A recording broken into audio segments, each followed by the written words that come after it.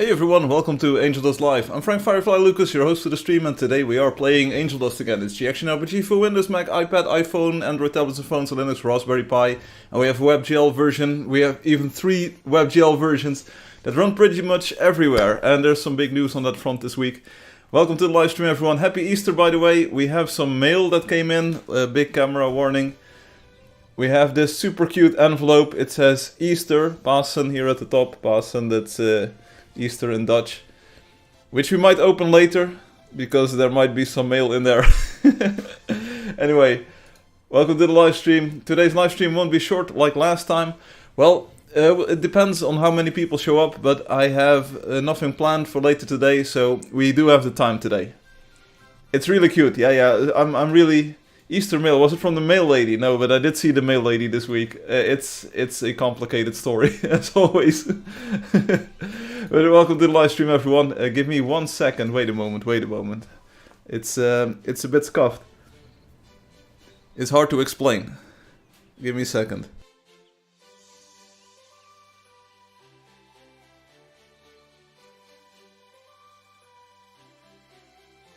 Yeah, so it's very windy outside today here in the Netherlands, and I went for a walk just this morning, and I think some dust went into my eyes. I didn't really notice any problems with it, but when I started streaming and the lights were on, it was like, ooh, my eyes were just like a little bit teary.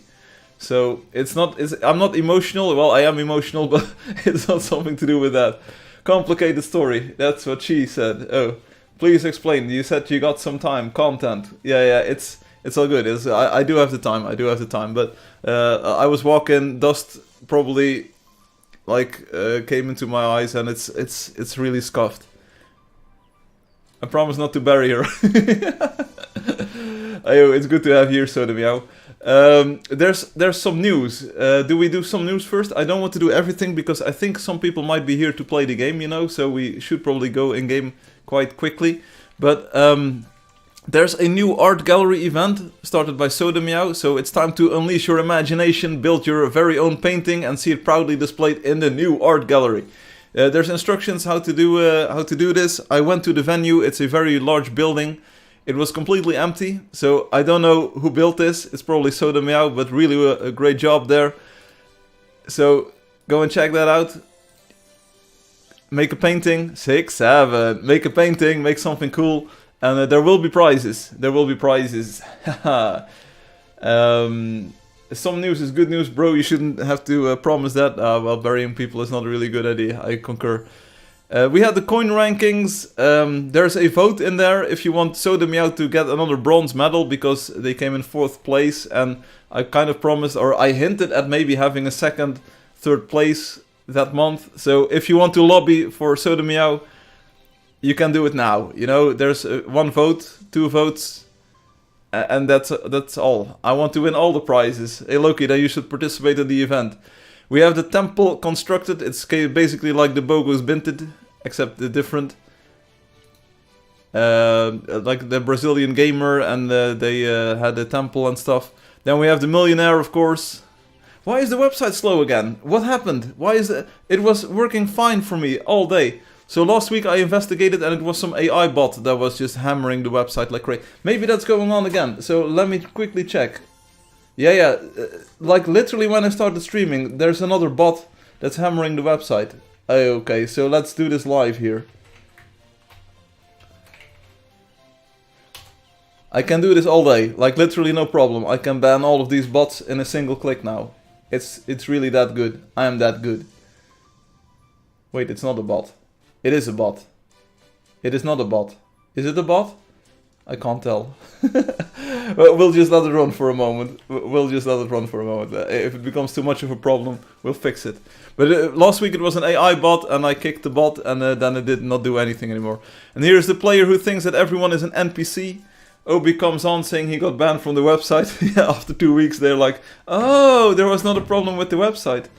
Bots and Angeldust, yeah, there's like those AI bots. Last week it was Mark Zuckerberg who sent a lot of bots my way. No, there is something going on here. This must be a bot or something.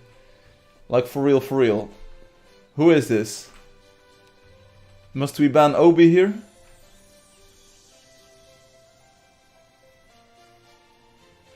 Yeah, here's the thing. It is trying to act like it's not a bot, but it is a bot though, isn't it? It must be. It's this one. Ooh, you're getting banned. You're getting banned from everywhere. Ayo. I'm not sure if doing it right now is a good idea though. Here's the weird thing though. It looks slightly like legitimate traffic, except you can tell by the user agent, like, it's all scuffed. It's a bot. For real, for real. But it's just hammering from so many different IP addresses. Are we being DDoSed? Firefly just banning people. That's what I do. So that's what this topic is about. If someone annoys you, just ignore them. Oh, we have Microsoft on the phone. I have to take this. Give me a second. Give me a second, bro.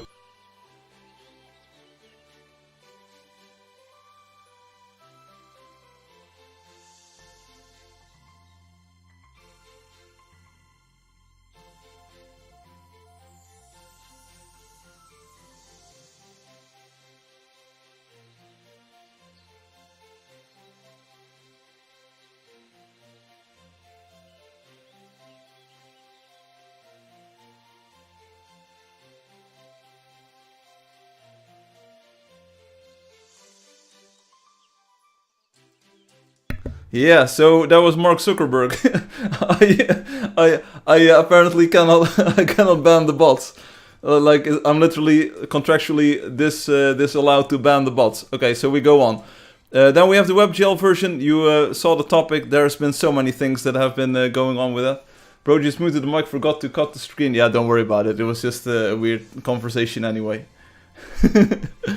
It will be badly lip-synced to Firefly next week. Why is the website so slow? Like, literally when I started streaming, who is doing this? Like, who is the bot? Like, I will start banning the bots now. Like, it's not fun. It's not fun. Please, do not do this. Here we go. IP tables. Ban them all. Yep. If you suddenly cannot access the website anymore, I'm sorry. You look too much like a bot. It is what it is. Boom. You are gone. Who's next? Okay. No worries. And like instantly the website starts loading. You were gone. And then let's see. Wait, it's not me, right? I'm not banning myself, am I? Okay, that's a few gone already. It was a sales call if you want printer ink. I don't even have a printer with ink. I have a laser printer. What? Let's see, this one, boom, you're gone.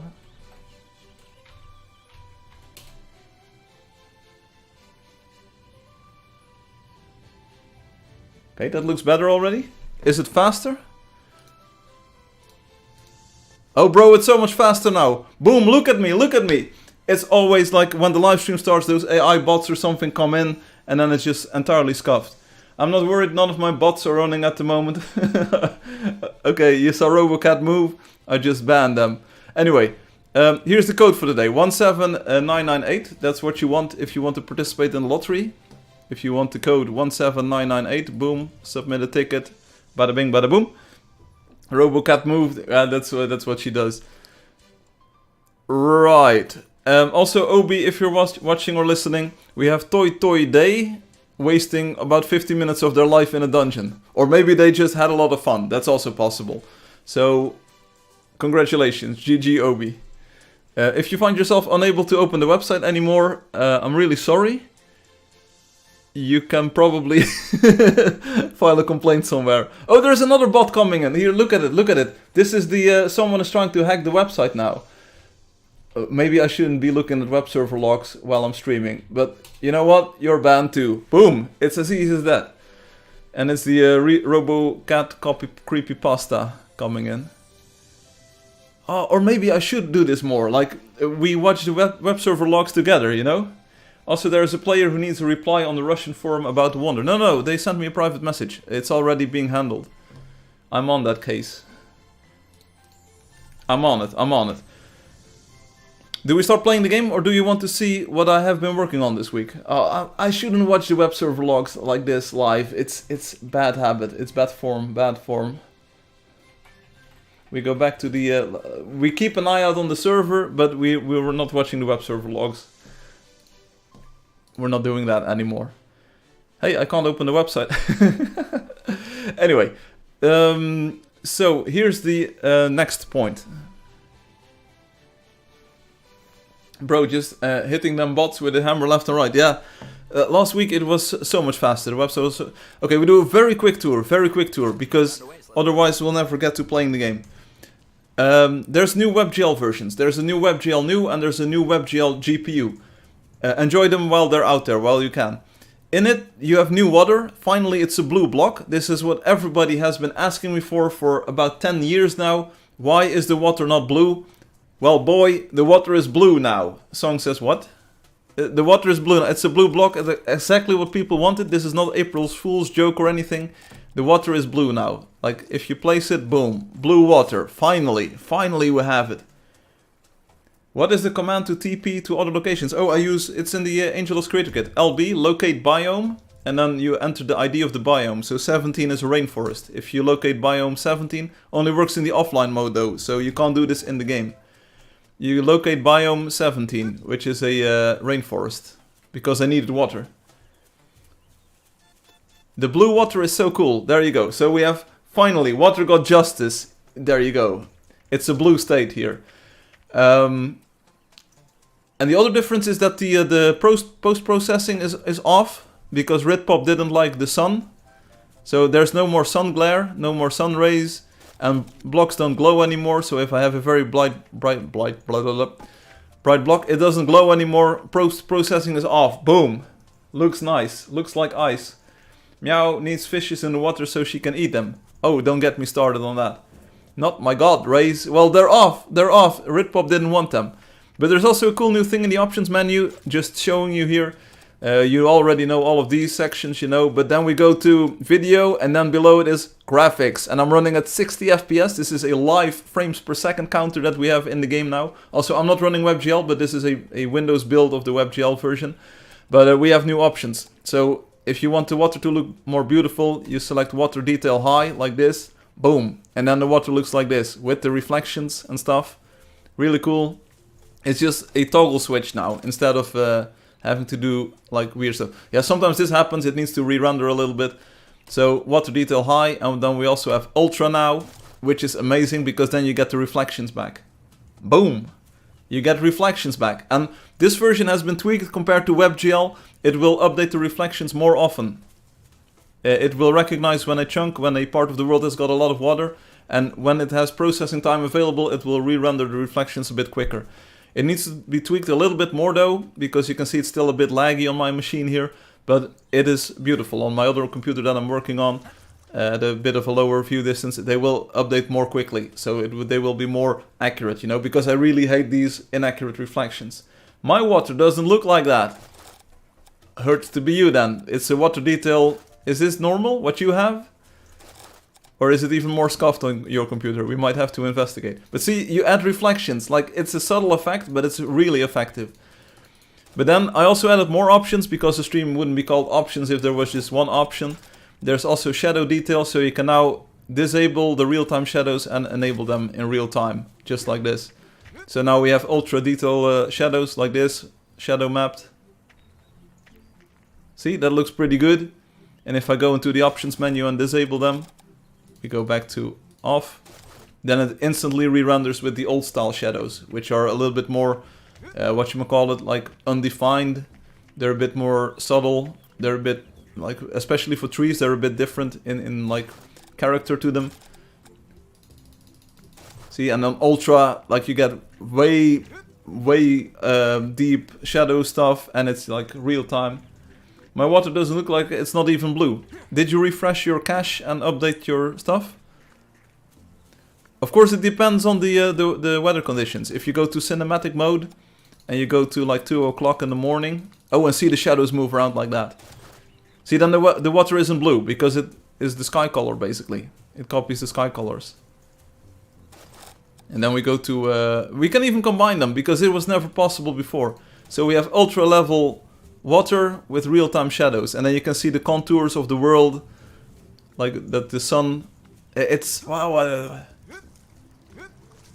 Whoa, it's pretty good. It's the first week. It's the first time in Angeldust history that we have a version where you have both the new water and the new shadows combined. But that's not all. Look at the sun. Look at the sun over here. If I go into the options and I enable the post-processing, because it's just an option now. Normal is no post-processing. If I go to high, then we suddenly get the sun rays back like this. They're tweaked a little bit. They're more, they're smoother in shading, so you don't notice the banding as much. They're also a bit more spread out in a way, so they affect the larger area of the screen. And I think it just looks amazing like this. I hope it comes true on the live stream. I hope you can see that it looks pretty, pretty good. If we disable the cinematic time here for a moment, we're now at evening. That is the water I have. Ah, what? Huh? Anyway, it looks pretty good. I'm pretty happy with the look of this. See, the sun rays are different than before. They're more... I think they're richer in quality.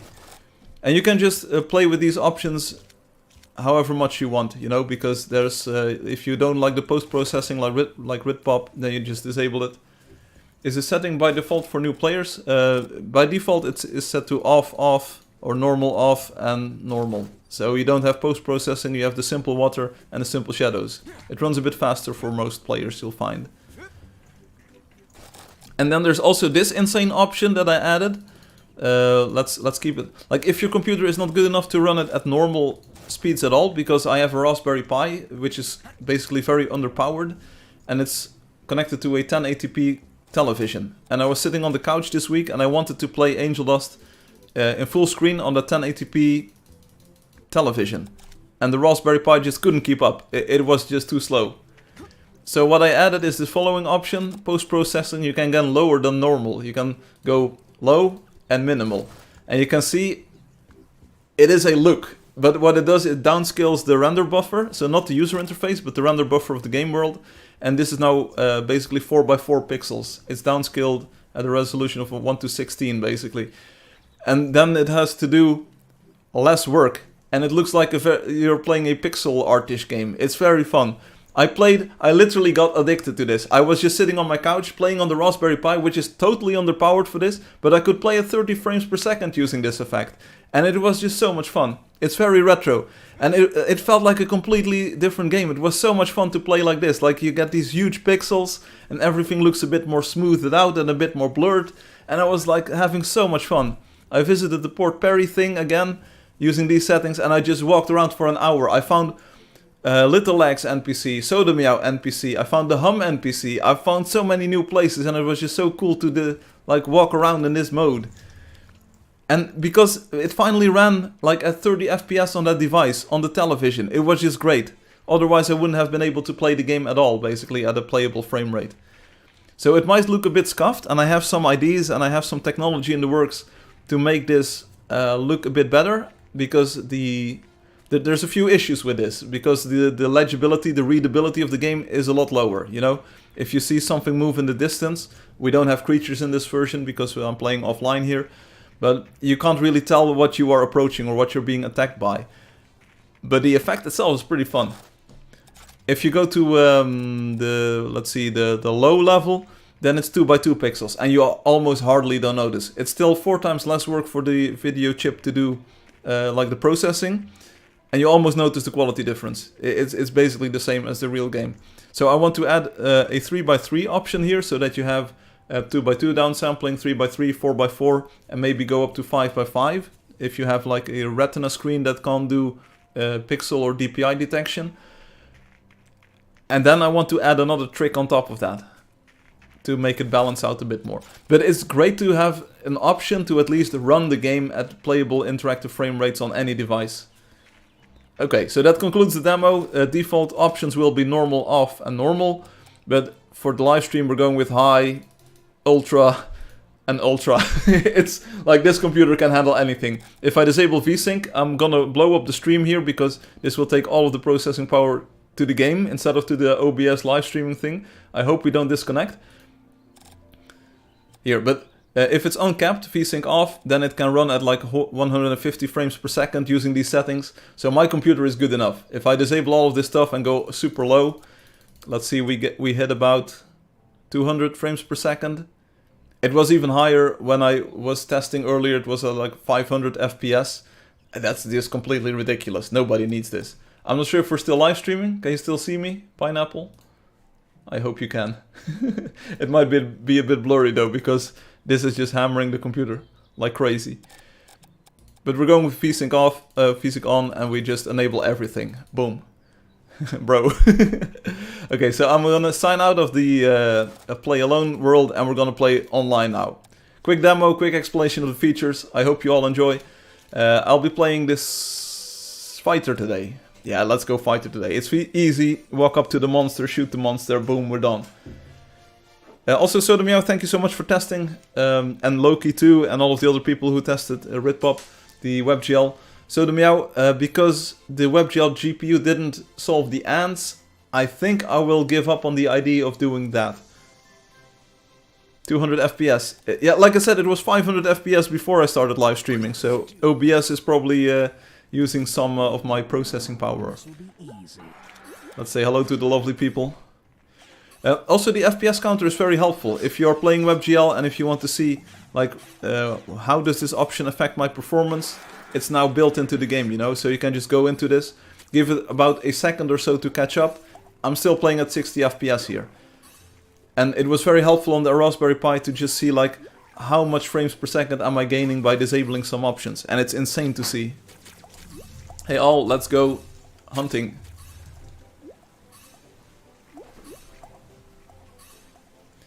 Also, like, so I'm probably giving up on the WebGL GPU version, which isn't giving up on all of the GPU rendering, but it's the sprite rendering on the GPU. That's apparently too buggy. It's also not in this version, so we are probably going to have to live with some of the flickering going on that we saw in earlier builds and basically in the production version of the game at the moment. That's probably going to be what we're living with. Other than that, there will be a lot of cool stuff. I will raise an ant farm, don't worry about it. Let's go, and follow me. I'm going to open the telecharger. Oh, wait, don't forget my horse, otherwise I will say like I forgot my horse. Let's go, play together. I'm picking up the game controller. You all know this works on every system. I'm playing in third person here. Absolute insane graphics quality here. I hope you all enjoy. Did we set the post-processing to high? Let's see, do we have sun rays? Yeah, we have sun rays like that. I also lowered the glow amount. So, for instance, the golden dragon that Loki is flying on is way less overbright than it was before. So let me know if you like that change. It's a bit more vibrant, it's a bit more saturated in look. And I think you can tell some of the colors apart a bit better. The bloom is a lot less on the GPU. Yes, indeed. For instance, this lantern too, like it is different in character. Again, it's toned down a little bit because Ritpop said it was too much, and maybe it was. Look at those shadows, look at the crazy lighting stuff that I have going on here. Look at it, like, you can tell that the sun is on the left side, because all the shadows are coming in from the left to the right. It just looks amazing.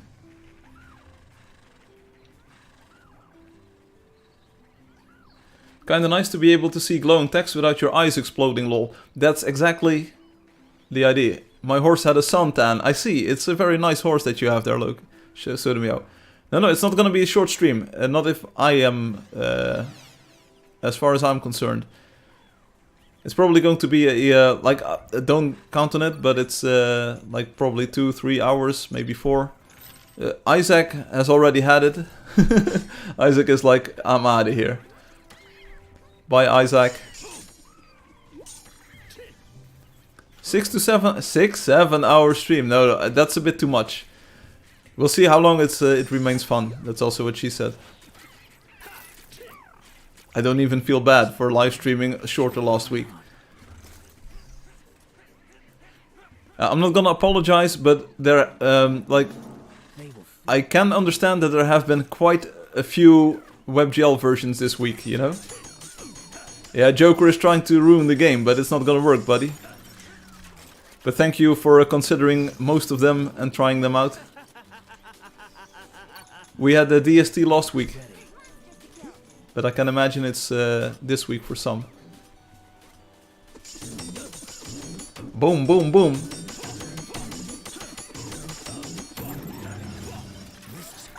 FPS check, FPS check. Graphics, 60 FPS, we're still doing it. I can imagine that the ultra quality shadows are a bit too much. Hey, ADD, I'm happy. ADD, ADHD. I'm glad to see you in the game. Look at you, you look great. Joker is also gone. They found out they couldn't troll here.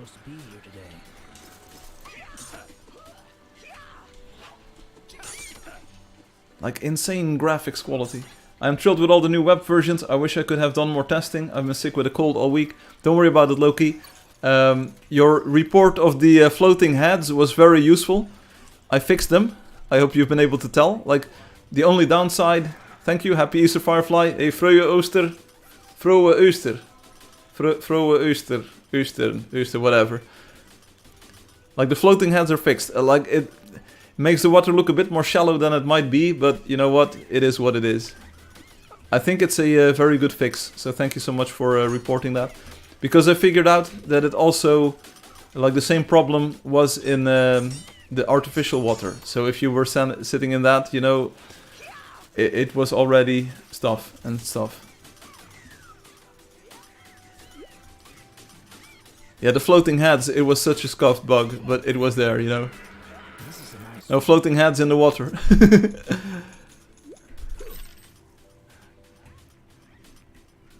Hey, I'm really happy that I had this week. It was a good week. Maybe you were able to tell. That's why I was able to do so much this week. I had a lot of time available. I have finally had a bit of rest in my life. And I was able to do a lot of work on the game. And merging all of these features together, that's just the best feeling ever. Because Obi and others had said like, wow, you have all kinds of cool stuff. And then after a month or so, it's all gone and you start on something else, you know, what's up with that? Why is it so scuffed? Why can't you just make a version and stick with it? And I said, hey, it's all still there, you know, I just have to merge it all together. And that's what I did. And things are looking great. Is what I think, at least. I think this is the best looking version of Angeldust in a long time. There's a few things that I might like to add to this, like the WebGL GPU has got the full sprite glow on it when you hit a creature or when it heals or when a player gets hurt. Maybe I want to copy that. Also again, like the 1 megabyte savings when loading the game might be great. Alexi says, I'm glad that you got the idea to make graphics tab in settings. I was saying about it in the past.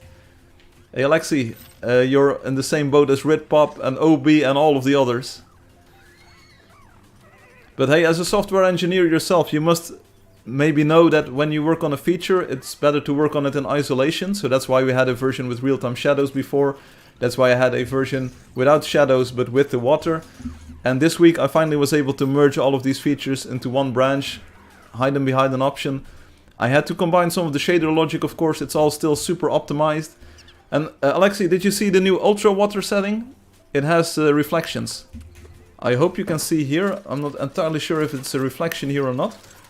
Look on the right side of the screen. There's like water over there. And my version has got more interactive shadow or reflections too. Like this is at high, so it doesn't do reflections. And when I put it at ultra, it reflects the grass. It's a subtle effect here, but it's really great in Port Perry, for instance, where you see the boats reflect in the water. And the version that I'm playing has got a new tweak that updates the reflections more often than the rest of the game world. I even had to enter Angeldust to check it. It's basically the old reflection effect that we have in Angeldust 3, but it's applied as a post-processing environment mapping step combination thingamajig. So instead of reflecting the world, it says, oh hey, I know that there's a world reflection here, and I will use that color. I think it looks really amazing. It makes the water and the world feel really solid. I'm playing with ultra quality graphics, shadows stuff, and here, there's an FPS counter built in too now, 60 FPS. If I uncap it, it shoots up to like, boom, 112 FPS. It's good enough for me, but I will have to enable VSync, otherwise OBS will start lagging. So this is the coolest looking version of Angeldust so far. Is the Artemis making the moon pass by today? Oh, I haven't really looked at it. I think they had 100,000 miles to go still. Like yesterday evening it was 200,000. And oh, also the bloom. Alexei, the bloom is changed in character. It's more subtle now. The banding is gone a little bit. This place doesn't look too friendly. Yeah, there's a bit of that sprite flickering, see? But we can't fix it, because then Soda Meow's computer will show ants. Also the glow is less, so the glowing golden creatures, see, they're much closer in tint and in color than they are like they are in Angeldust. Previously the glow would be very strong and Ritpop said like, I don't like it. But you can even disable it. Like if you go to the post-processing disabled, boom, like this. Oh, whoops. Then everything is basically Angeldust colored. Also, why does it feel like the game is insanely laggy now? It says 60 FPS, but to me it feels like we're like juddering along. We'll just have to wait and see. Bloom was like my sick eye, all over bloomed. There you go. Sometimes when you have something new, you know, people tend to overdo it, and maybe I overdid it a little bit. But we're getting closer to something that's good. It's all work, of course, to get that new Angeldust thing started. By your command. I wonder if we can see it if the sky is clear. I think that the rocket itself might be a bit too small to see with the naked eye, but I'm not an astronaut.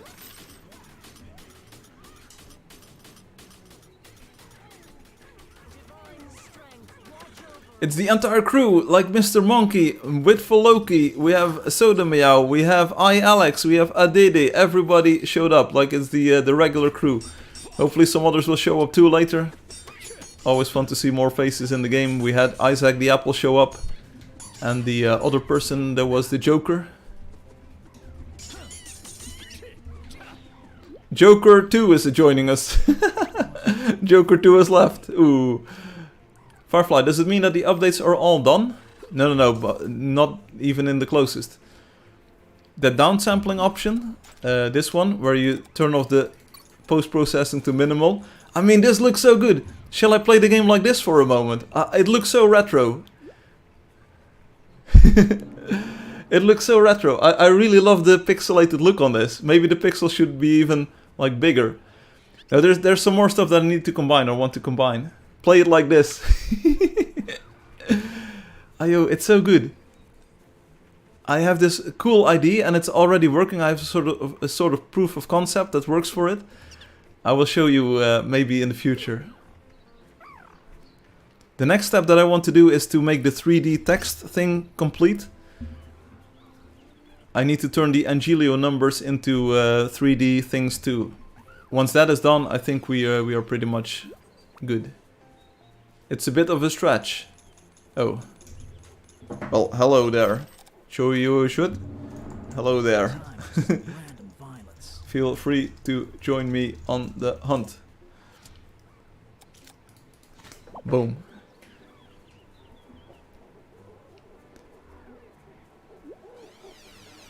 Hello Mirax. It looks so old school. It's very retro looking. The idea for this, basically, I got by chance, because I was playing on the Raspberry Pi. I thought, like, why can't I play this at 30 FPS at the minimum, you know, when full screen? And then I realized it's just trying to push too many pixels to the screen. So what if we just, like, blatantly reduce the number of pixels that it has to calculate? And all of a sudden it runs at, like, 60 or 30 FPS. Firefly, did you ever play Sims 1, 2 or 3? No, but I know a lot of people who did play that. It's so weird, it's like my version is so high-tech. Hey GG, Adede. Adede. Because I was playing Sims 4 when I was when I was a child.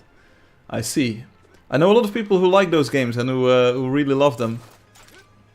I never really had those.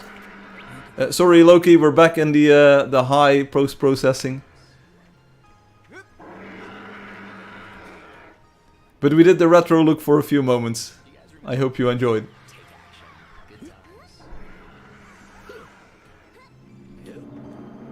This place must be purified. This place must be purified. Let's see, it's slightly dark, isn't it? Maybe we should have a talk with Ritpop about that the game is too dark. I did thank you, Mr. Firefly. Oh, there you go. You're welcome. Somehow it feels like the game isn't like super buttery smooth at this super ultra quality level. So maybe we go shadow detail normal. Yeah, that feels better to me. The most favorite thing in The Sims 1 was building houses, Alexi says. I can imagine. And it had different sort of gameplay things. You could build your stuff, but you could also like play around with the dudes and make them have like a job and a relation and stuff like that.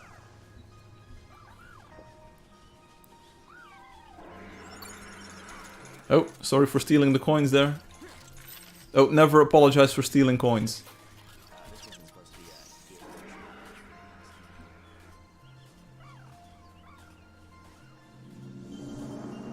See if you can dodge this.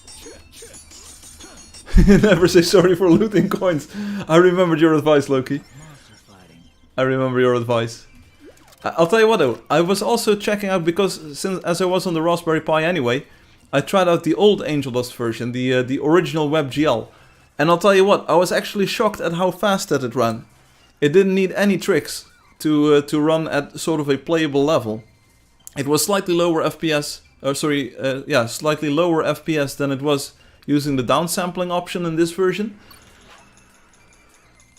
So there might be some wisdom in trying to recreate old Angeldust in new Angeldust. Because it's just way easier on the GPU.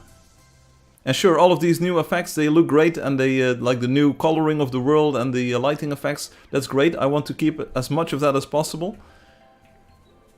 Mr. Monkey is lagging. Maybe you should try the downsampling option. No, a lag can happen. Lag can happen. It's not something on my end at the moment. There are no AI bots scraping the website. I can only watch the stream or play. Then you'll have to decide what you want to do. You're welcome to do either one or both, or even none. You know, there's no need to do anything. Let's merge the new version and the old version to have old new Angeldust. That's exactly what I intend to do. But I also know that you shouldn't optimize things before you are done, basically.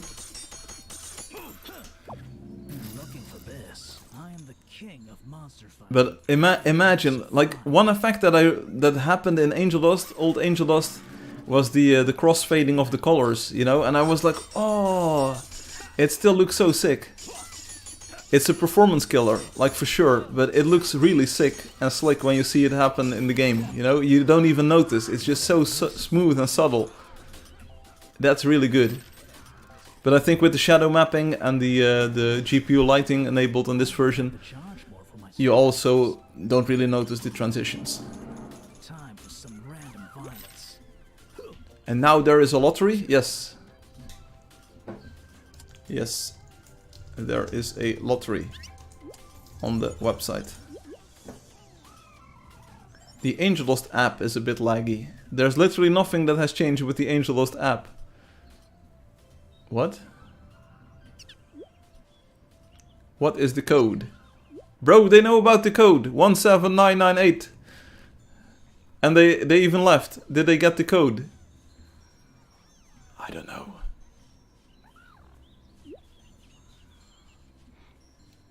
That's a nice copy pasta, Loki. You're just a bit too late. Ayo. And my brain is already working overtime and how we can copy the old Angeldust performance into new Angeldust while keeping some of the great visuals.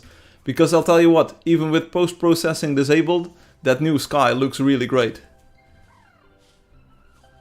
I mean, that's just... It makes or breaks the look, basically.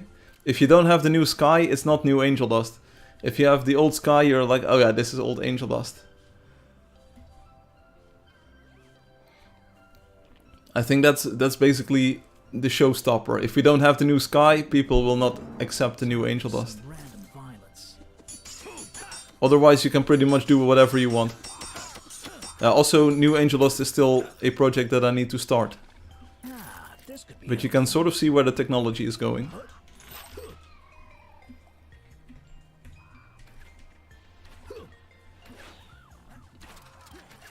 I love that haze in the distance there. Soon I will become. Really rich fog to the left of the screen. Hope you can see it on the live stream.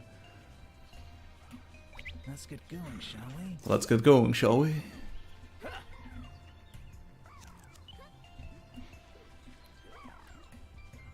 Also, Sodomio, thank you so much for being patient with all of the versions that have ants in them.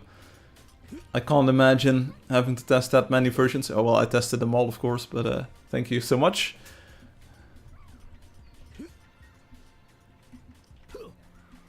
We might take a look at your screenshots in a bit. There has been some activity in that WebGL topic, and might be good to highlight it. This is what I like about the shadow mapping. Look at the shadow of my horse there, down in the valley. It's slightly right of my character. Like, that's really cool. That's what Alexi always wanted. Let's see them dodge my attack. What? Dodge my attack? Oh, there's a cat over here. For those who are inclined to kill a cat.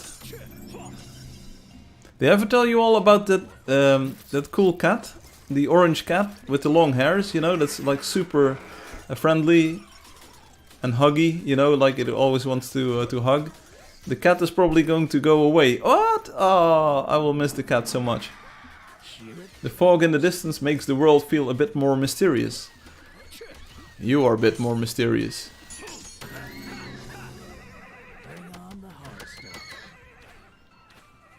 Not the orange cat, it is. I can't help it. The cat will probably, like, people are moving. I don't know where it's going. I don't write code. Yeah, well, that's your problem then. People are telling me I'm an NPC. Please help me. What?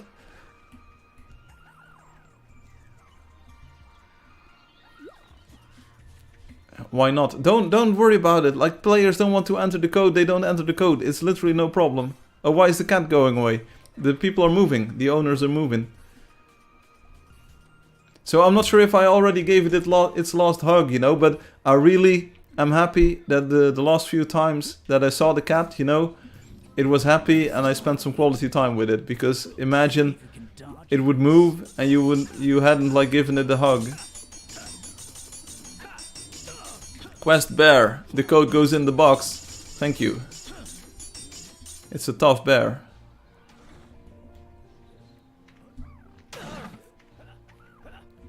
People, gather round. Soda, do you want the quest bear?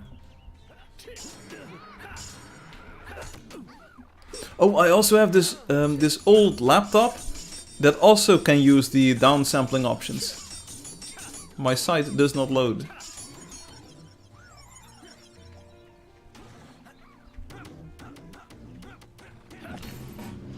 Boom. 1 out of 10.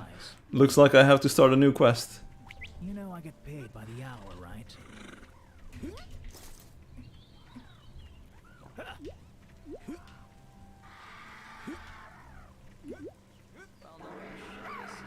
1 out of 10, see ya again. That reminds me of that Fast and Furious song.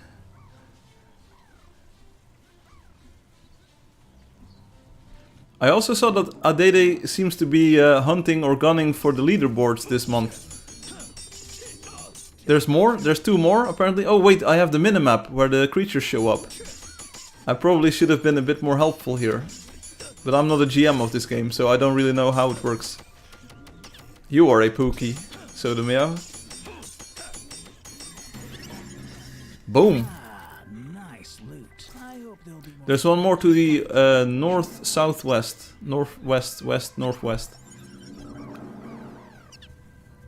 Everybody's joining in for the dungeon or whatever. There's also a snake over here, people. Snake, snake! It's a snake! This is cannibalism going on. There's a snack killing a snake. This could be helpful.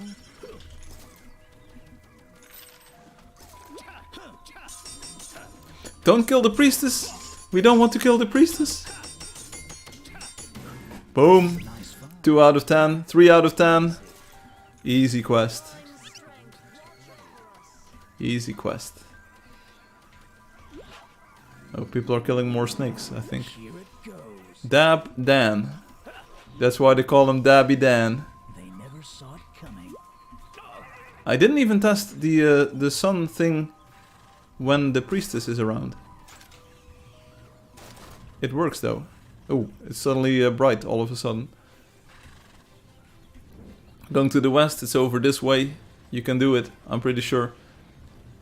Adede or Mirax, do you want dungeon? Look at it, we can even see the cyanogy. Who wants it? That's what she said. Mirax, do you want the dungeon?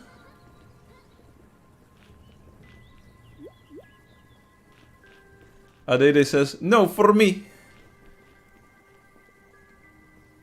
Gotta be quick then. I will do my cinematic mode commentary track. Here, I'm in cinematic. I will go to the top of the staircase and I will see who does the dungeon. Okay, we're sort of, kind of, in the dungeon. Is this the main lock, the first lock? OG lock. Oh, if you're sitting, you can't use the cinematic mode. Wait a second. I have to stand up, otherwise it's scuffed. Might be a bug I have to fix eventually. Look at that Cyanogy 8. That looks pretty fun in that new style. I don't think we've ever seen it like this. So, did you have any music practice? Oh boy, did I have any music practice. Yes. Yesterday evening we practiced for the Italy thing. And the entire Friday was music practice. And I'll tell you what, the entire... tomorrow is also the entire day of music practice. Is it Joker who's in? It's not Adede, I can tell you that. And it's also not the other one, it's not the Mirax. This is the Joker. The Joker. Tomorrow we'll probably practice from 10 AM to 4 PM. It's like 6 hours of practice. With everyone. Lock is open. Come on, go ahead, buddy. You can do it. Go into the dungeon. Ooh, the flickering on the sprites is really apparent today. I wish we could fix it, but we can't.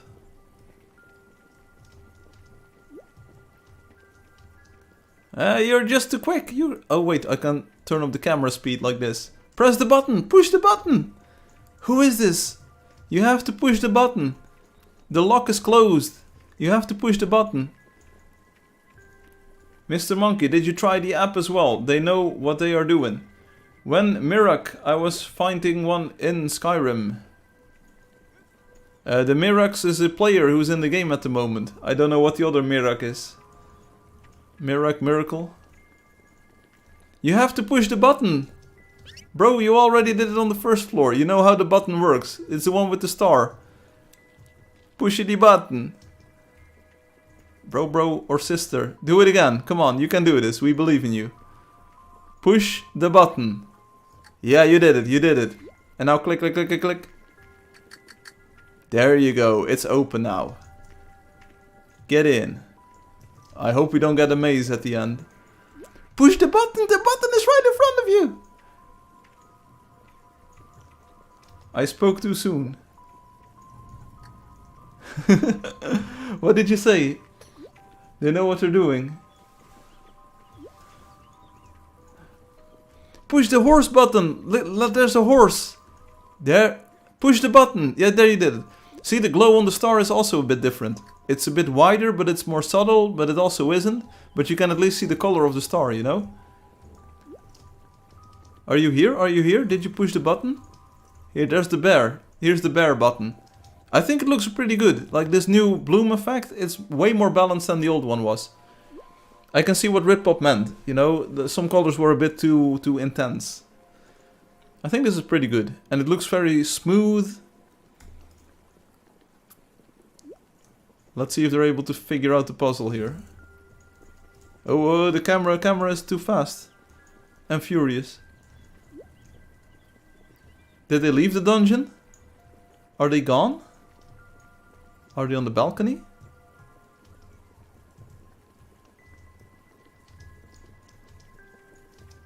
I don't see them anymore. Oh, they're here.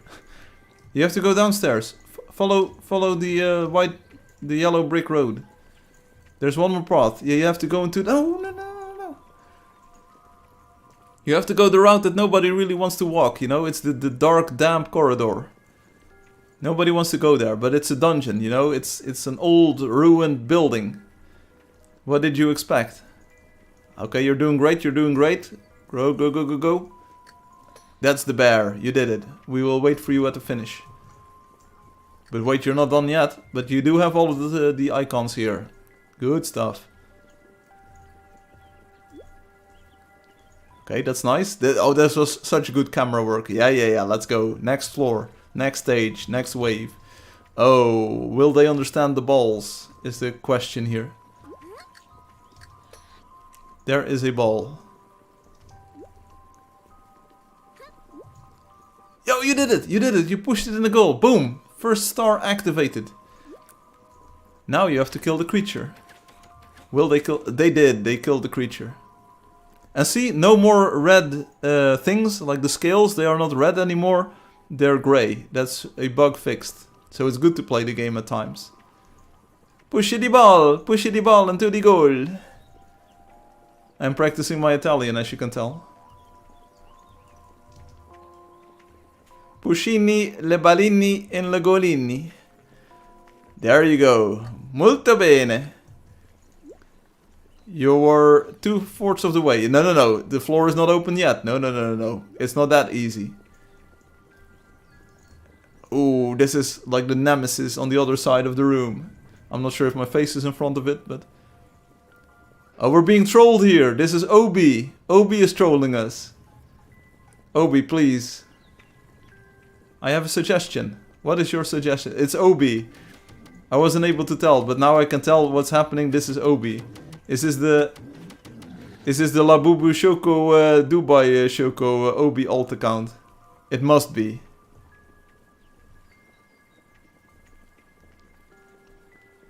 Like that one move that was the signature Obi move. No newbie knows how to do that, and it was Obi. Mirak is another dragonborn who gone crazy on Solstein, Solstein, the island between Skyrim and Morrowind, because of a Daedric Prince of Elder Knowledge, Hermes Mora. Oh, this is too dank. Yeah, it must be Obi. They got the ball stuck in the wall. It is Obi. Like, yeah, Obi, nice troll there, buddy. You intentionally ruined your own dungeon. Like, the ball isn't going to respawn. It's GG. It's over. It's just over. Yes. It is stuck. GG. We're done.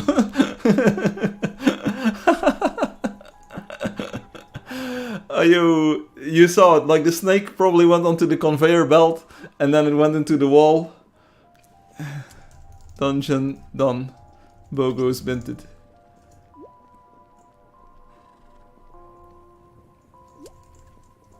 Your mother? Let's go. We have to go, like, for real.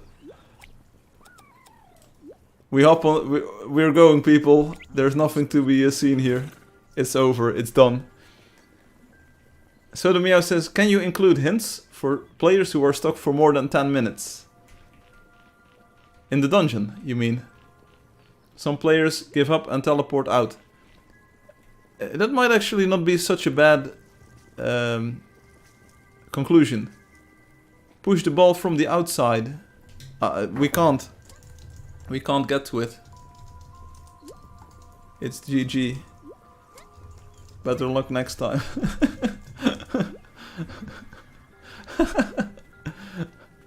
You shouldn't have pushed the snake onto the conveyor belt. And you clearly already know the game a lot, so it's GG.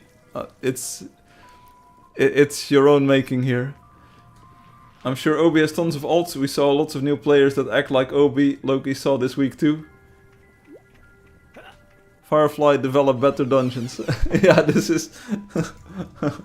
I will. It is Obi. Like the way that they talk, it is Obi. We can already tell. Do you also have a list of players that was in a dungeon for more than 30 minutes? Yeah, you can already see this on the website. If you go to the speedrun leaderboard, there's a lot of those new time players who only do one dungeon, and then you can just sort by the speedrun time and look at the longest times, you know? Let me open it here. Players, speedrun, and then you just go to the final page. Here. That Witch Whatever's 33 minutes. Adrian 34 minutes. Drillcom 36 minutes. Shirin 41 minutes. Bunchar 37 minutes. Beidro 91 minutes. New PB today 47 minutes. Toy Toy. You know, so it isn't perfect because it doesn't show all of the longest runs, because if I add a new leaderboard thing for the longest run, people are just going to idle there for the longest time, you know, then it loses its meaning. Do you also have a list of players that was in a dungeon for more than 30 minutes? I mean like a pivot. What?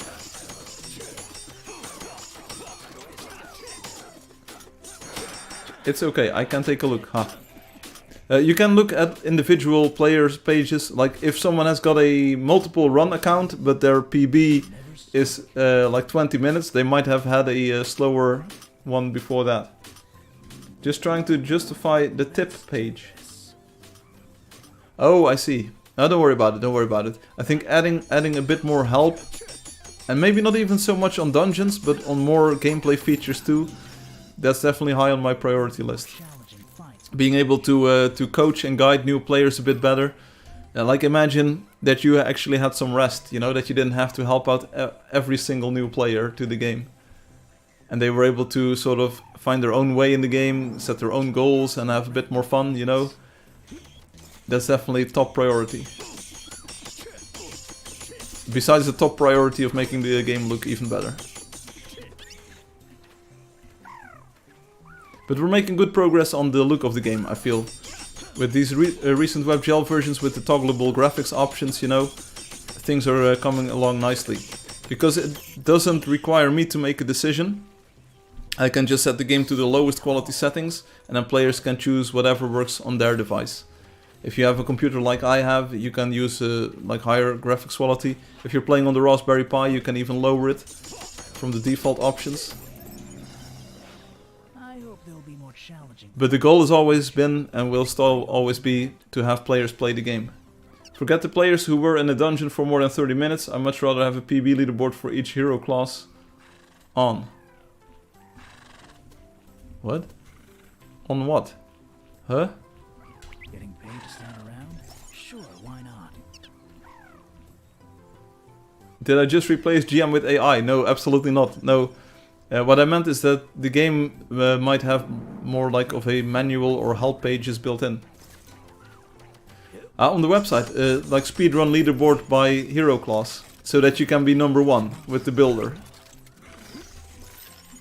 And to encourage more competition between people. Say like, I can at least get a fast time using fighter. Yes, oh I see, I see. So fastest builder time, fastest hero time, fighter time, fastest scout time, sorceress time. I still have the query lined up for the speedrun world record leaderboard too, or the progression at least, so that you can see like, hey, Firefly had the first world record, you know, and then it was Obi maybe, and then it was Hum, and so on and so forth. I want to be #1 with the builder, so also so the fighter can finally get some love on the PB leaderboard. Aha, I see.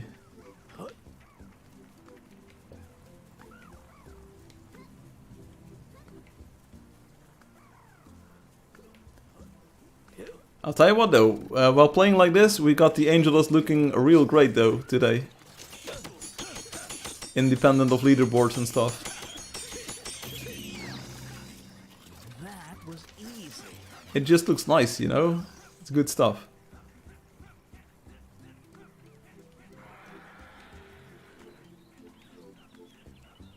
Loki, what are you doing? What are you doing over there?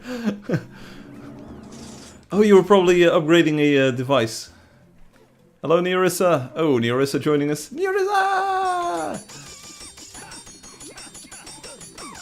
Get over here. Hey, Nearissa, let's spam the hello button. That's a warm welcome if I ever saw one. I just don't know where to add it, Loki. It could go on the About page, maybe. Like, that's where I would like to add the world record leaderboard. But I'm not sure if it should be a separate page on the main leaderboard page thing, because that might be a bit much. Or is there... Wait, now you got me thinking. Is there room?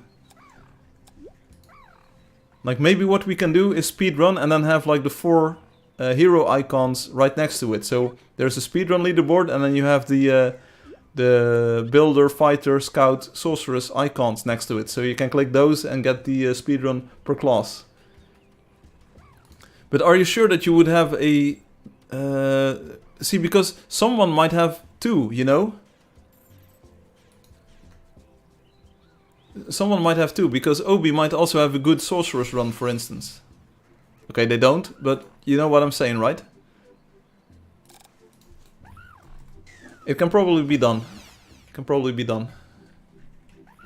I do know that it was a bit of a kerfuffle to make the speedrun leaderboard work at all. And you also won't be able to drill down and see only the sorceress runs, for instance. Hum has the best sorceress run. Ah, I see. So maybe the idea isn't that crazy. It might even be a fun idea to have some more competition in that area. Although I feel that dungeons, like speedrunning, people aren't really going for it anymore at the moment. But that's maybe also because the people who are in the community right now, they like building and playing together more than they do like the dungeon speedrunning focus thing. It was really insane that we got Derpy come into the game after years though, set a world record and then leave again. That's crazy to me. And I also remember that livestream where Obi had the chance to get a world record attempt and then they didn't. I'm sorry to remind you. Not going for it, I've been searching for the perfect PB dungeon and I can't find any. Oh, I'm sorry. What if it's like the cat though? What if you already had the best dungeon you're ever going to get in your life? Don't think about it, don't at me. Mirax is back. Is it Alexi? Nah, it can't be Alexi.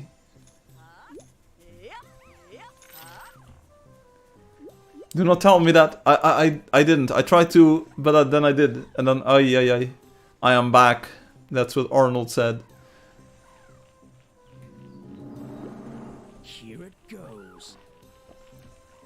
The shadows look pretty good. I always been sort of a doubter, like do the shadows look good, but it is a vibe, especially with the new water. I can't imagine the idea of always being third place and never getting any better. Especially not if you know that you have a better PB in the test dungeon. Like, you have the potential. You just have to do it. I hope there'll be more challenges. I'm trying to distribute the gold here. My current alt account has a pretty sus nickname. Ah, I know which one that is. It's the one that flattened the entire anarchy zone and then you try to blame me for not doing good moderation there. I think I'm sort of familiar with that one. I have the best PB on the test dungeon, all I need to find is the same dungeon in the real game world. And keep up on your skills and then not succumb to the pressure, because the pressure can be insane. Remember when Obi... I will not talk about it again. But I do remember though. That was a good warm-up. Who's next? Not sure if I said it in plain public already, but happy Easter everyone. I think I said it in German, maybe in Dutch. Vrolijk Pasen, zalig Pasen, fijne Pasen. Anto has left. Is that the new Linux distribution? Heart beating like crazy, eyes going blurry from the pressure. Yeah. My hands are shaking, but I'm still making PBs. And like, imagine you're derpy though. You come back to this game, there's dungeons been added to this crazy game that you played a few years ago. You train for it and then boom, speedrun record. Ah, I see, Alexi. I see. I think I know that one. Sweet home. Just look at the water. It looks insanely good. It looks insanely good. And you can tell that it's swamp water because it's green when you look down. You know, it's wow. No, it's not wow. It's Angeldust, but you get what and then. I think this is the favorite water that we've ever had so far. My favorite sort of water shading. Especially combined with the real-time shadows and stuff. The better bloom, the environment mapping. It really helped him since he had the practice dungeon to improve his skills on. Yeah, I can imagine. You see this in lots of speedrun communities.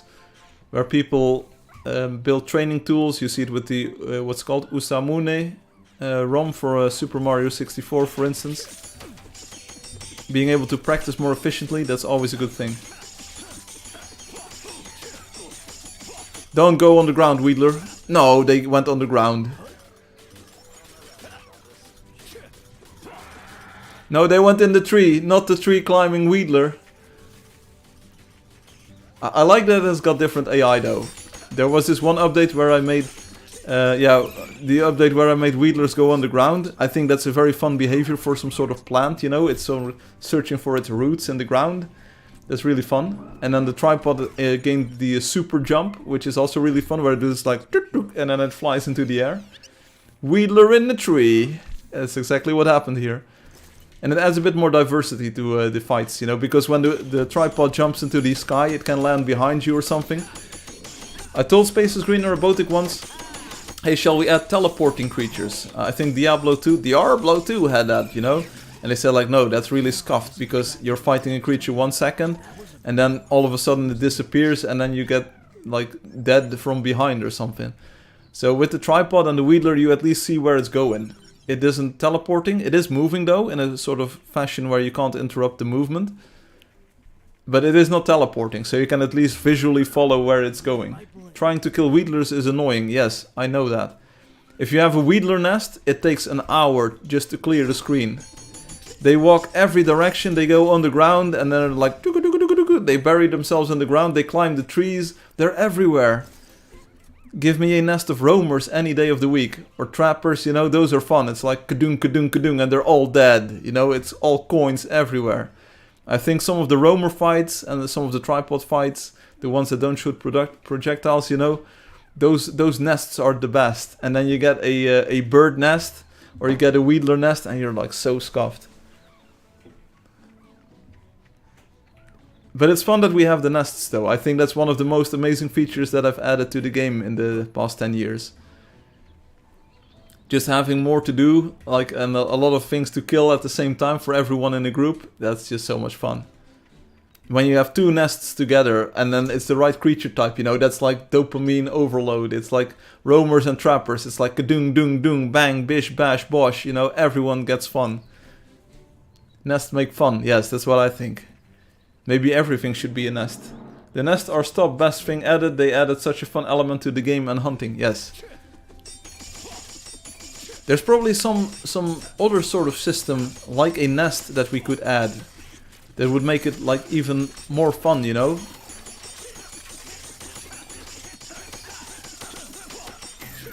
It shouldn't be too hard to come up with an idea like that, but I just never thought about it. But imagine you had some sort of system where you had multiple nests in succession. Like you kill one entire nest, and then you open the chest, and boom! Out pop another 12 creatures, you know, and the chest gets bigger. And then you open another chest and like boom, even more creatures pop out. Like how cool would that be?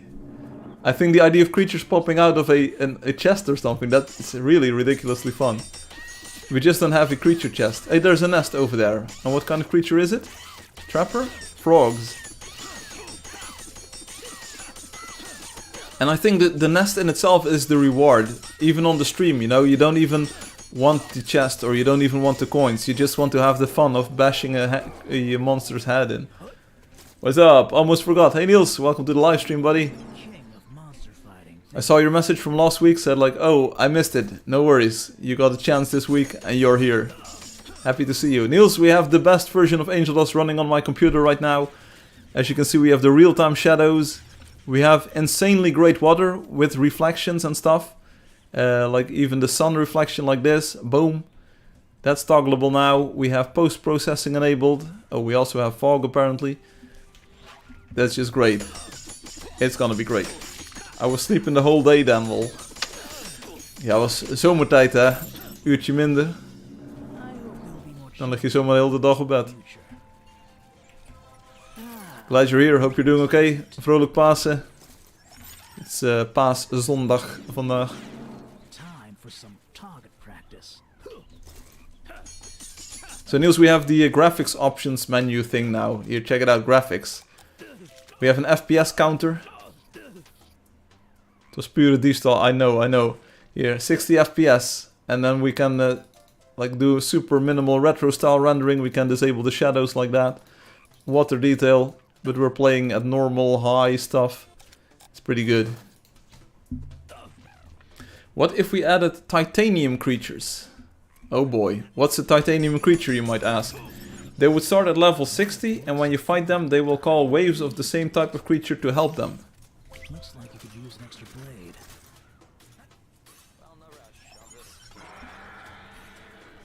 What? What? What? Can it go unlimited too? What's unlimited? 2 unlimited, break it, break it. We have shadow detail ultra.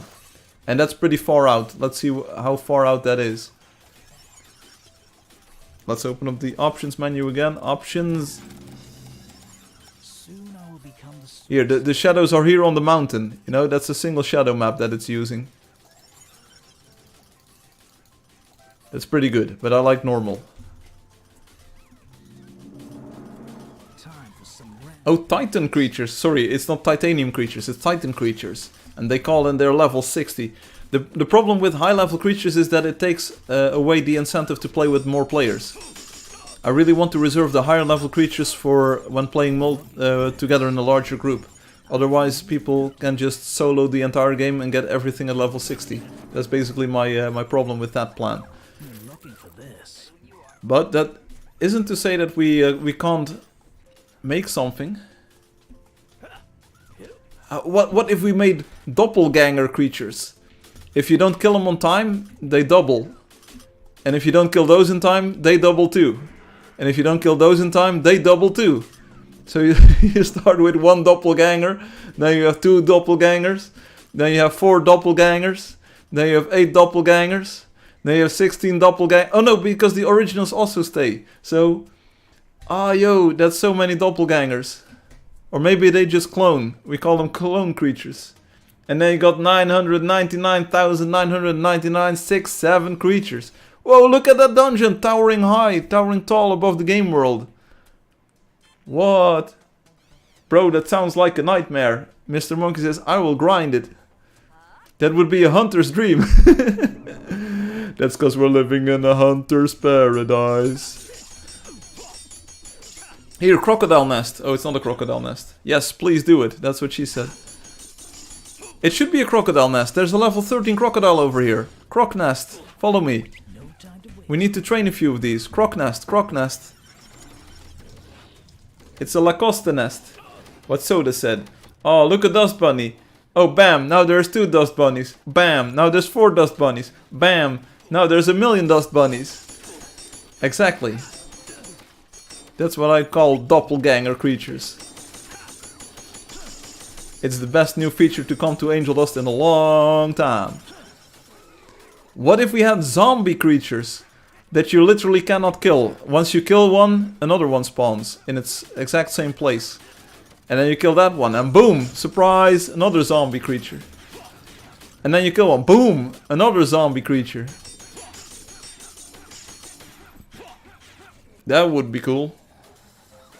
Alexi says, this week I had to have all my dog's teeth removed. Due to age-related issues. They started to fester and almost caused conjunctivitis. That sounds bad. What are dog teeth? Is that a mistranslation maybe? Is it like your canines, I think they're called. Like these corner teeth or whatever. You have incisors, I think. The flat ones in the front that you use to cut things up. And then the canines are maybe more for shredding. And then you also have like the molars, or what are they called? And they are for grinding. Dog's teeth. Oh! Ah, the teeth in your dog. It's a literal dog. Literally a dog. Okay, I didn't understand, Alexi. Thank you for the explanation. I thought because canines... that's a word for teeth, right? His dog's teeth. Thank you, Captain Windows Hobos. I didn't see you, but thank you for showing up. Canine teeth. Let's... canines. I'm pretty sure... canine tooth. Oh, misclick of the day. Misclick of the canines. Teeth, human. Yeah, canines, teeth, human. There we go. There you go. It's literally the ones that I pointed to. Like on the sides. The ones that you use to cut things up, you know? Or like to grip things.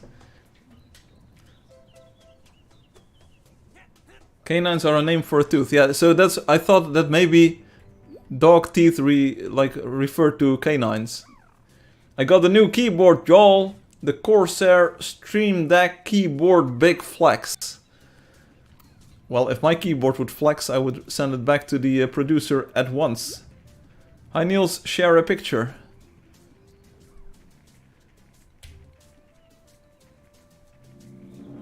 Hey Captain Windows Hobos, did you see all of the new graphics options that we have in the game? This is the first engine that has post-processing. Normal mapping for the water, shadow mapping for the shadows, and you can instantly dis or enable these things. It's very fun. And we have an FPS counter in the game now. I mean, look at this water. That's some great water. It's even got real-time reflections, sort of. Mike Cute is here. Is that a Stream Deck and a keyboard built into one? That's the thing that I was wondering. But I think Stream Deck, it's... yeah, it could probably be something like that. Having extra keys for OBS or something. You should just get a Mac keyboard. Like the one that I have has got, what is it? It's got 19 function keys at the top row. You know, I use those for my OBS. Here, look at it. Like I can, boom, bam. I can switch between scenes just using my keyboard. I don't know why people would want the Stream Deck. You know, I have got 20 keys at my disposal on my same keyboard. I love my Stream Deck. What does it do? Can we see your live stream? Captain Windows? Why didn't we ever watch your live stream? Wait. Now I'm going to enter your password and player name, of course. Here we go. Twitch.tv/Captain Windows. Let's take a look at some of their... What's your schedule? What's your videos like? I see no videos. I use it for macros and productivity. Oh. Well, I use my keyboard for macros and productivity. Bro was showing off, lol. Because it has way more things. The software is really good. Okay. Yeah, what kind of features? That's a good question, Sodomiao. It was the same thing I was wondering. You should be a streamer, Sodomiao. What kind of features does it have, Niels? Sell us on this. Firefly, can you please also move texture quality in graphics category of setting? It will be logically more correct to be there.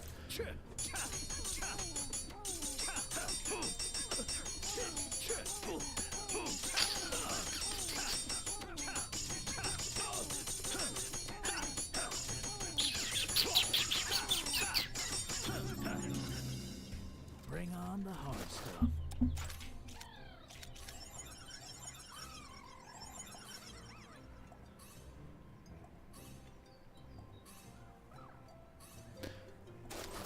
I need to think on this, because then basically can move everything except the full screen option to the graphics settings thing, because it's more of a runtime thing. But I don't want, like, the reason I introduced a graphics subsection is because I didn't want to have like 8 or 9 options under a single header. I was just thinking about it. And here's the thing, in the WebGL version you don't even have any of those fancy video settings. So that's where I moved the view distancing to under graphics. I also want to add the FPS counter to old Angeldust, and then it will be under video. So it isn't like super consistent because everything has got like custom things for everything. But I think having an FPS counter in old Angeldust is also helpful for players that say like, hey, my game is laggy, you know. You can instantly see if any of the changes is going to affect your performance negatively. It's so awesome, I have to share it. I see, Niels, but you still haven't told us what kind of features are like killer apps for you.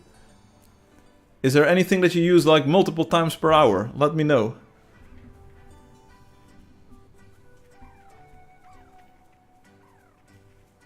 Game looks good, game looks good. And there's really one more graphic setting that I want to add. And it's literally a graphic setting, it's not a video setting. It's got to do with post-processing. I have a profile for old school RuneScape, has all kinds of shortcuts and live tracking. Okay, okay then. Well, I hope you enjoy, Niels. It's fun. It's been a long time since I got excited about something in my life. The last time was last week, when I got a Liri Lee Lari La.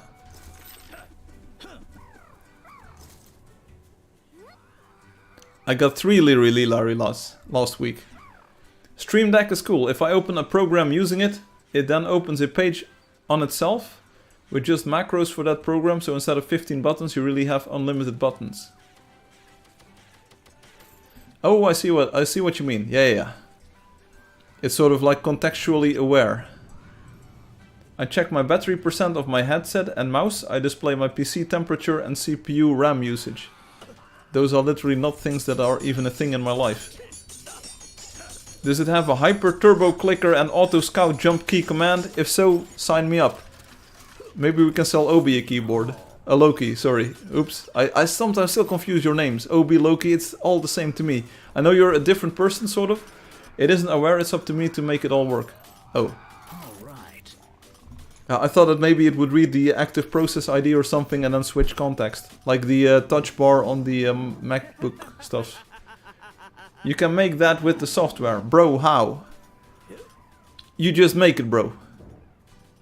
Quest. Yeah, there's a lot of quest creatures here. Let's see them. At least one. It's only level 1 though, so we need to be very careful with the bear. We can barely touch it. Loki is Obi, I knew it. And that's why we saw a lot of ults with Obi behavior in the game this week. You are totally busted, Loki. I like that word.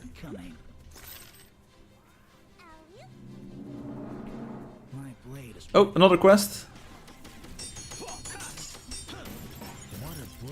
Loki the Whitful, humble bragging with the legendary wand here. Like, bro, how did you even get that one? Where did you find it?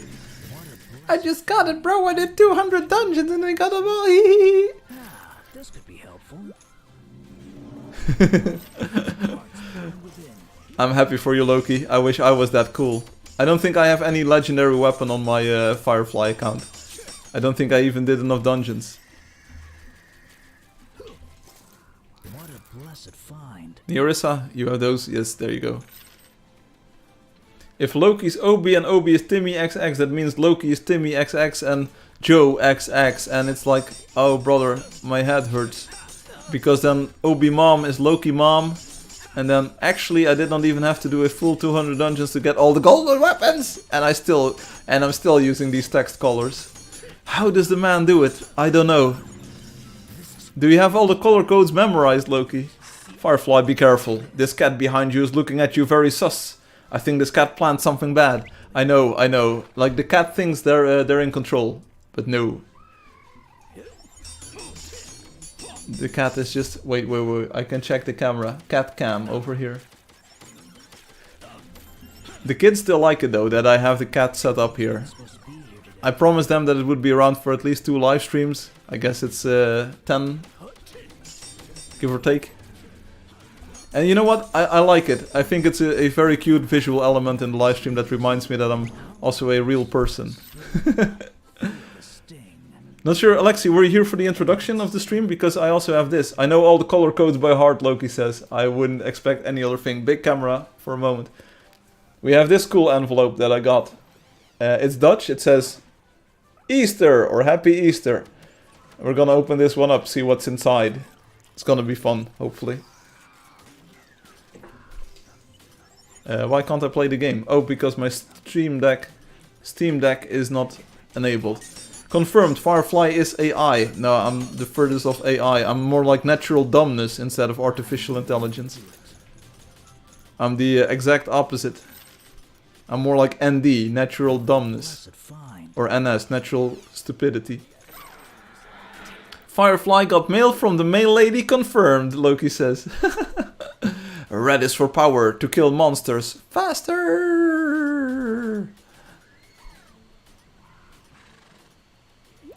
Without the intense glow, the game definitely looks more like Angeldust though.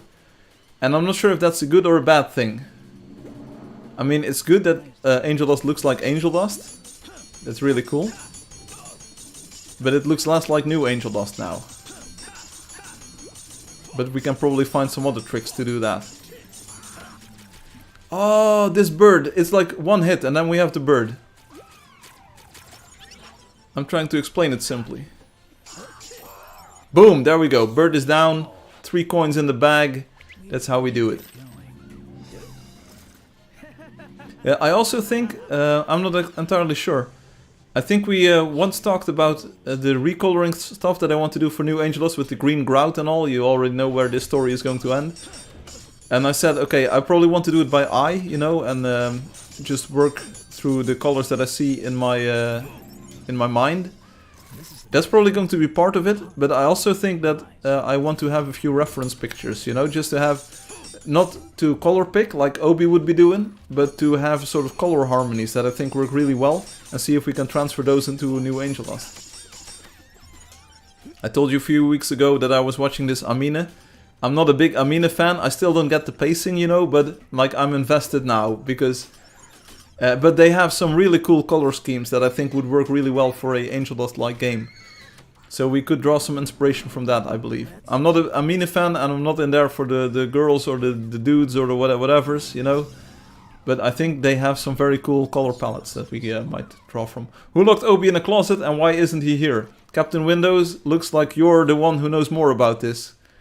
The first one to ask is probably the one who knows the most about it. Ritpop, normally I would agree with the natural dumbness, but this week you proved you have some artificial intelligence on you, Ritpop says. Ritpop, welcome to the livestream, buddy. Great work on the options editions, thank you so much. I had a good moment this week. Not all Aminas are good, some are great though, Neil says.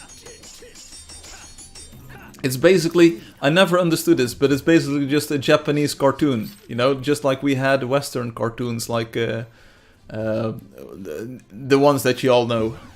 Obi is gone this stream. Hopefully this means no Joe XX. We'll see, we'll see. Also, happy Easter, Ritpop. Ritpop, did you see that I also implemented your genius ID that you once had? We have blue water now, which is really great. I don't have to show you because you already know this, you know. But we have blue blocks water, which is really good. I like this way more than the old water style rendering. Right, Ritpop, right when you told me like, hey, does the water need to look like this? I was already working on this version of the water. I already knew that it was like bad because the reflections... Hey, we have Buncha, who had the slowest PB ever. Join us here. Really great. So I already knew the water looked bad and I wanted to fix it. So it's now blue, you know, with a bit of foam on top of it. It uses the same texture as the higher levels. So it's really multi-adaptable here. And then we, of course, already had the high water level. But then you once said... you said like, can you add reflections back, you know? And I was like, oh yeah, of course we can. It's subtle here, but in like Port Perry, it's amazing. And I even tweaked this version of the game that I'm playing right here. This is not WebGL that I'm playing. I'm playing a Windows build of sort of WebGL-ish combined versions. It updates the water more often than the rest of the game world, so that the reflections keep up being more accurate. And it's really great. It's really great, because especially in Port Perry, sunset is most visible, I think. Yeah, sure, the sun reflects using a different path and the environment map, you know, but now it adds the world reflections on top of it. I think it's really great. I think it's a very nice visual effect. Oh yeah, we have quest bears here. And also hello Bunchar. Say hello. TP fast. I need TP. Firefly is killing it, thank you so much. Do new dungeons appear from time to time? What does that even mean? Here we go. I give it some testing. Also, the new bloom Ritpop I think is better. Like the bloom itself, like the glow effect on it. See, way less banding on it. Previously it was way more noticeable, the bands between intensity levels. I think this is way smoother now. It might be a bit intense still in the sky, so maybe that requires a bit tweak. But also I think if you're looking at the sun, daytime, you know, when there's clouds around, it is a bit like that. Neil says this is a downgrade. Quest Bears was my punk band in high school. That sounds really good. Quest Bears. Who you gonna call? You progress with visuals very well, Alexi says. Thank you. There's one more thing that I'm working on that you haven't seen yet. Which is... I'm a little bit anxious to talk and introduce that, but it will be part of New Angeldust most likely. I hope it will be well received, but I'm not entirely sure. No, this is the fat loot everyone was telling me about. Something I noticed since you added shadows back is that it lost some colorfulness. Can you paraphrase that? Can you use different words to explain it? Captain Windows says, I don't know what it is, but I hate it. Hi everyone, it's been a long time since we last met. Hey Bunchar. I look at the gourd is angry. Okay. This is Hey Bunchar, welcome back.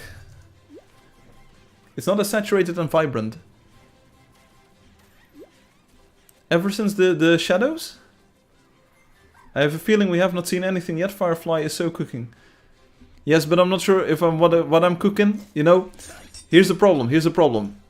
And this is sort of a disclaimer before New Angeldust, like I start working on that. Here it goes. What I want to make, or what I think looks great, or what I think is to my liking,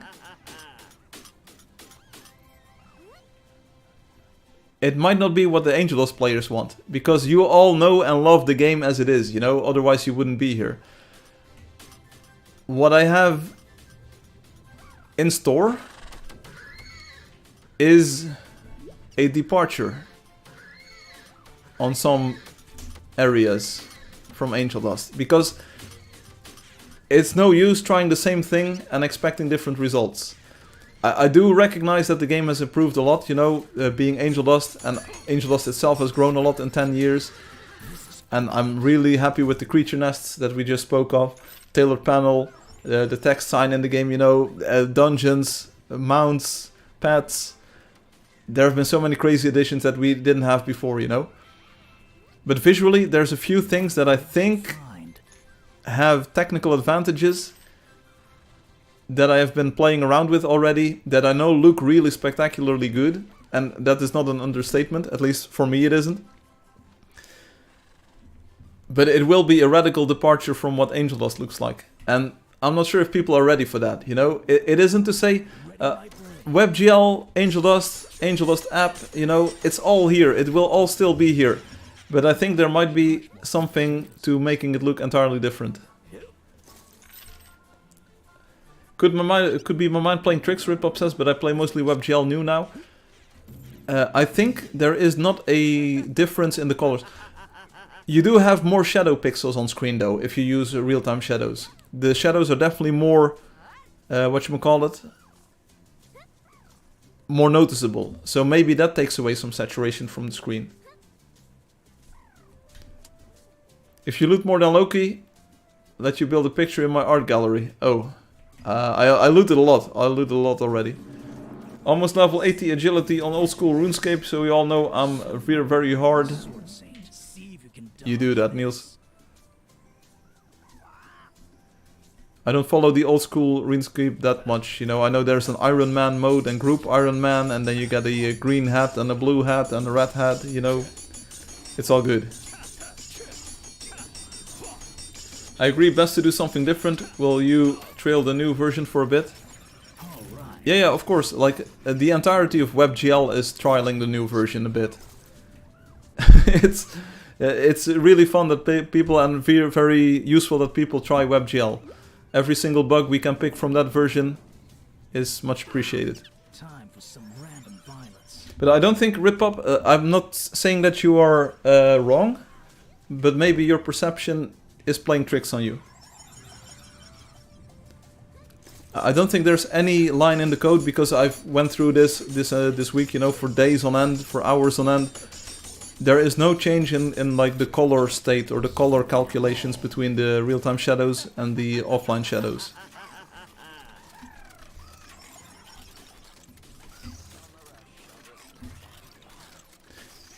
What do you think of different shades for different blocks? Simple stuff like subsurface scattering on leaves.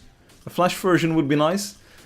I'm not sure if Flash is ever going to make a comeback, Niels. I think any system that can play Flash these days is already using HTML5, WebGL and WebAssembly to emulate Flash. So I think having a native WebAssembly plus HTML5 WebGL version is much more preferable than having a Flash version. Different shades for different blocks. Oh, Rip-Up, I also tried out water with subsurface shadowing. So not scattering, but subsurface shadowing. Let's do some hunting. It is hard to pull off in Angeldust using the render engine we have, because the water is moving up and down, so the subsurface position also shifts around a little bit, and the shading doesn't look that much better than when doing only one sample. It is a fun thing. It is a fun thing. And it is definitely the effect that you wanted. You see, you get like a color fringe on the shadow boundary on water. But it's something I have to revisit in the future, maybe. It would probably become a two-pass water shading then.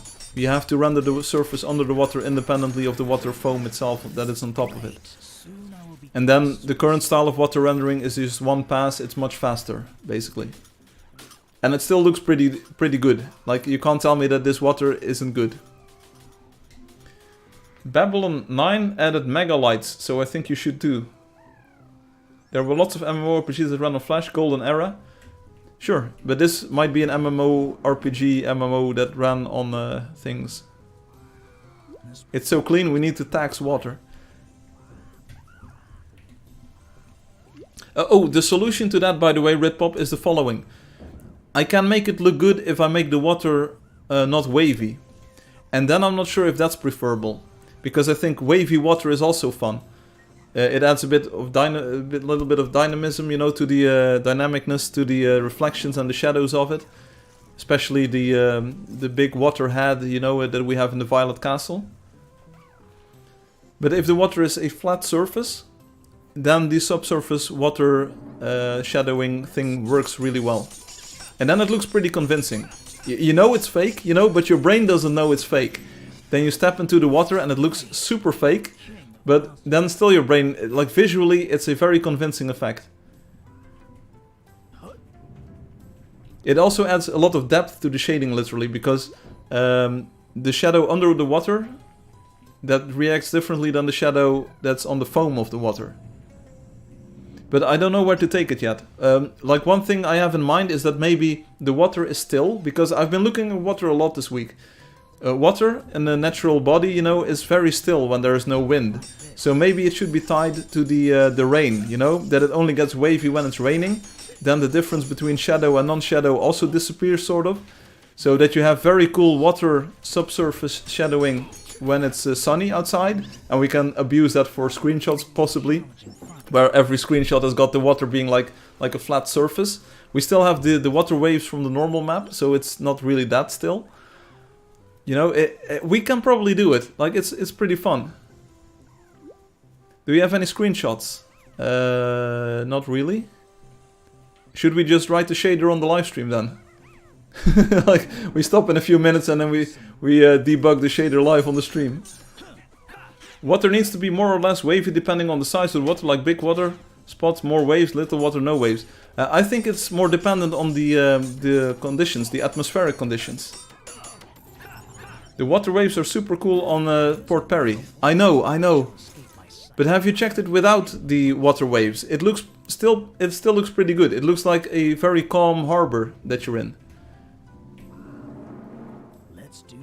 But again, it's very hard because the pixel position is physically moving, and that's the problem. We switched midway through Angeldust Live to Dev Live. Yes, it's Angeldust Dev Hour.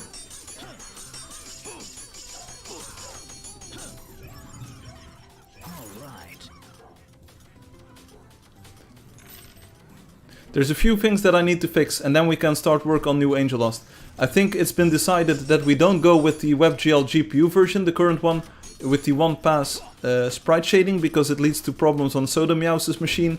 And we know that the sprite rendering in WebGL New has been solid for years now. It's the same rendering as in Angeldust itself. Sure, it adds 1 megabyte of data, like sprite data, to the binary.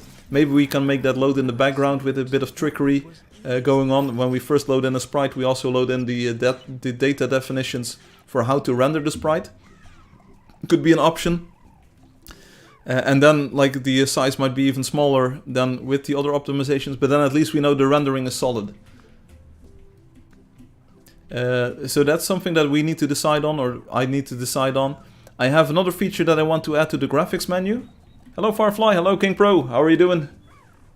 Do I know you? In reality, yeah, but for art reasons, players making big water features like rivers or lake will want waves. Player doing a bathtub or small garden pond will not want waves, or maybe new common water wave does. Yeah. I think the water waves are great. I think the water looks great. The subsurface rendering that Britpop suggested is a fun idea. It's just not workable at the moment. Maybe that's the conclusion then. Because I don't really know how to deproject. Because what you have to do is to...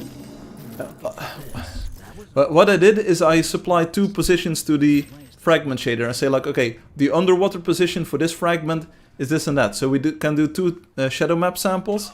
And it's all very efficient. It's all very well doable.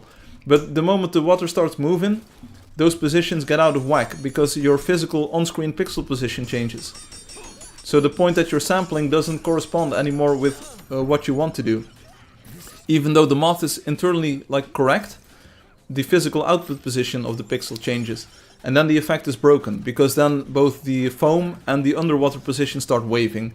And that looks really scuffed. Then this is better. And I think this water is also already perfectly serviceable.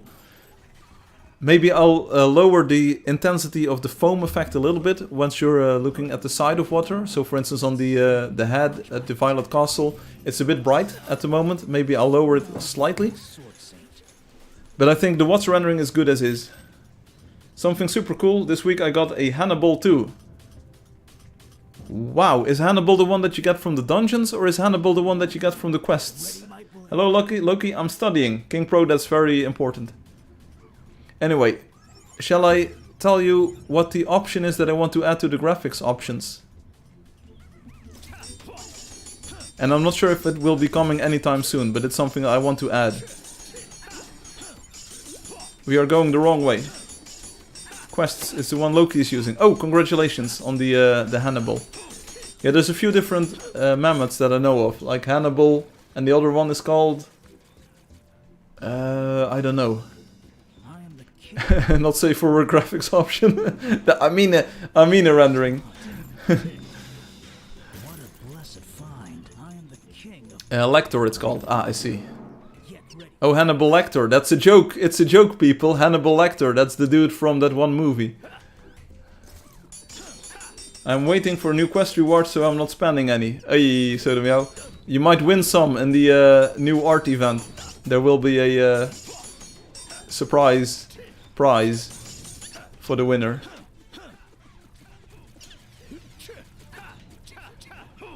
Firefly figuring out his own joke, lol. Good bit. I will eat your liver with some farva beans. He does the teeth thing, right? I'm not sure if I can do it. I never practice it. Because otherwise people might think you're the real Hannibal Lecter. Anyway, what were we talking about? Oh yeah, so... one graphics option that I might want to add is instead of just a post-processing quality, maybe a post-processing effect. And I'm not sure if it's going to be super cheesy or something, so I need to trial with it, and I'll need to see if it works in other post-processing styles too. But what I would like is maybe like you see this on Instagram, you know, they're called filters and stuff, so that you can do a bit of color grading or maybe color changing in the engine itself, so you don't have to install something like Reshade, because we know where the boundary is between game world and user interface, so we can do the shading in the game world and keep the user interface absolutely clean. But maybe something like a color filter, you know, color grading, that might be fun. But I'm not sure if it's too much, you know, because then Angeldust will not look like Angeldust at all anymore. You would not believe your eyes if 10 million fireflies. Yeah. Thank you, Niels. It reminds me of the Loki the Witful Fireflies, Owl City, Super City. Oh, so, again, people, what I did, Ritpop, not sure if you saw this. Yeah, you have seen this. Post-processing minimal. It looks so cool, you know. It looks like some old school game that you installed on your parents' DOS computer, you know. It looks so pixely. It's like I'm playing like an old school RPG game, you know, like the Daggerfall. It feels so good, like big pixels, and it runs so fast, and it's just so much fun. And again, we know where the boundary is, so the user interface is still absolutely pixel sharp, you know, but it looks like an old school retro RPG. Burn this version to a Nintendo Entertainment System ROM card. It looks worse in my machine. It feels so retro, I love it, Loki says. Yeah, it might be because you have a lower resolution, Ritpop. This is running at 1080p, and then the pixels are 4x4, so you get an effective resolution of 540? Nah, 460? 6.7, but whatever. But the pixels might be a bit too big if it's on a lower resolution. So I want to add a 3x3 downscale and a 5x5 downscale too. And then I also have another trick up my sleeve that I want to try out. If it stays long enough, I try to use it for a mini game thing I wanted to make. So far it's a very vital option for me to run the game smoothly on the Raspberry Pi, full screen on the 1080p TV. And I spent an hour in this version, like with the super big pixels. I sat on the couch, like much farther away than you would sit from a computer monitor, of course. And it was just so much fun. I had a blast playing on the Raspberry Pi. It was solid. I was at Port Perry, and I found so many cool spots and NPCs and things. At least I think they were NPCs. And it was so cool just to be able to play on the Raspberry. I was talking on voice chat on some game, and someone asked how long I played the game. So I said about 6-7 games, and the kid went really crazy. It's cool, but I would not play with it unless performance was really bad. Years. Oh, I see. 6-7 years. But that's what it is, Ritpop. On my computer machine, on the Raspberry Pi, it runs at like 8 or 9 frames per second if I don't have this option enabled. If I have post-processing high. Then it rises to about 12 or so frames per second with post-processing disabled. So with the one-on-one pixels, but without the bloom and the sun rays. And then at this level, you know, with the big pixels, it's 30 FPS. Or very close to it, 28 FPS. And that's very well playable. While otherwise it's a slideshow and the audio starts stuttering. And I was just sitting on the couch playing the game like this, and I was having such a good time. It's such a vibe, this downscaled version. Because if the alternative is not being able to play the game, you know, the pixels, the sprites look so good. I mean, look at that horse. It's almost as if it's a pixel art drawn version of the horse. Like the lines are solid and stuff. It's because of the new sprite rendering, I suppose. Because otherwise sprites will look very blurry if you use the old Angeldust process for it. But since we have those shaders that can do cartoon style rendering, it's so much better. But it's literally the difference between like 8 or 9 FPS and 28 FPS, and it plays so much better. I have played this game on my TV before. Yeah, it's such a vibe.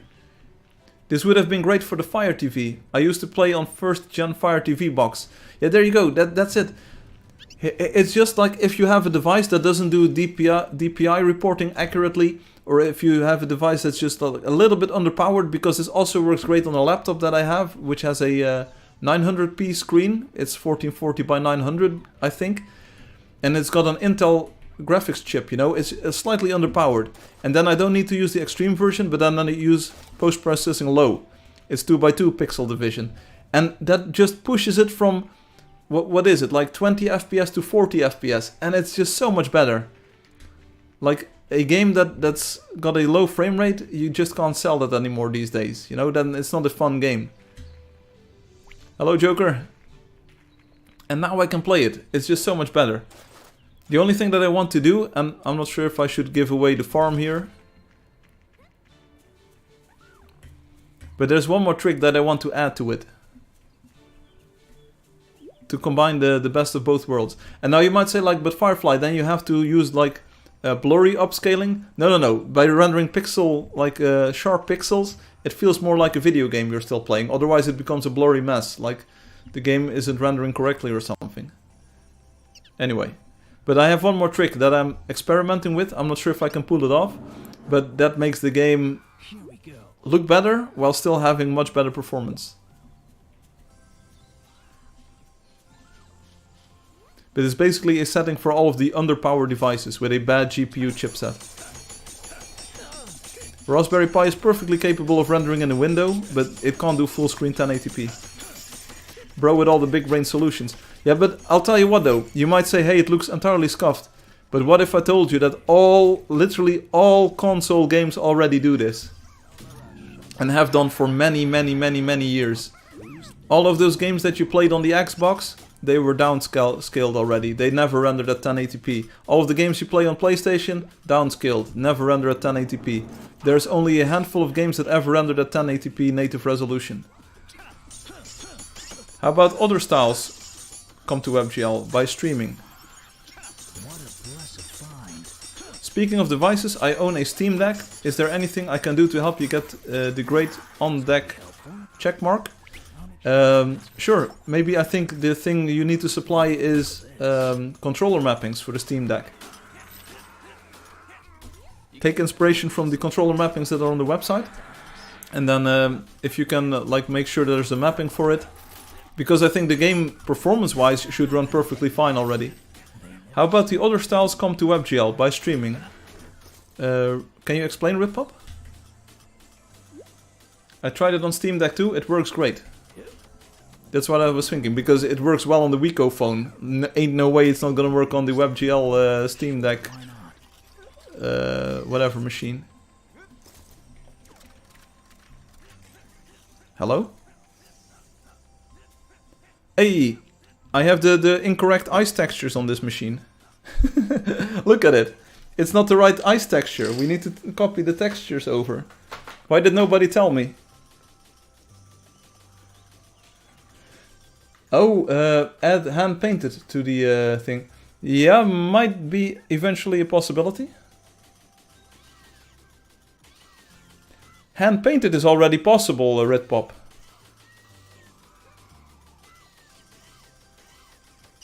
Because, here's the secret. It downloads textures on the fly already anyway. So, hand paint, the 3D visual style is a bit too much. That's not gonna work well performance-wise, because the 3D models are way too graphically intense and too big and stuff for WebGL to load over the thing. But the game world textures should be possible. The engine should already be able to fetch those textures, you know? And you don't download those anyway if you're not playing in hand-painted.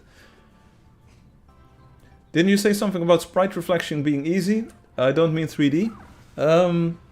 Not sure yet. Not sure yet. Yeah, sprite reflection might have been easier in the version that doesn't work on Sodameow's device. So, blame Sodameow. No, don't blame Sodameow. It's, if the one-pass sprite rendering would have worked, we could have used that for sprite reflections potentially.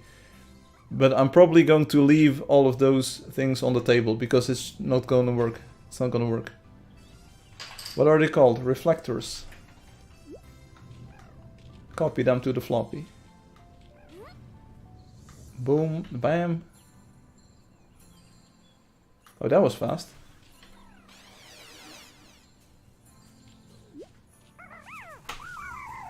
Okay, I have to copy over the files. We have to go into incognito mode for a moment. Where are they? Click, click, boom, boom. Reflectors.emi. I can't remove the stick just yet. Cartoon, game world. Replace. But I also don't want people to think that the game isn't anything it isn't. So that's why I removed hand painted from the WebGL at the moment. Oh, wait, we back, and check it out, We're going to load in the new ice texture. Options.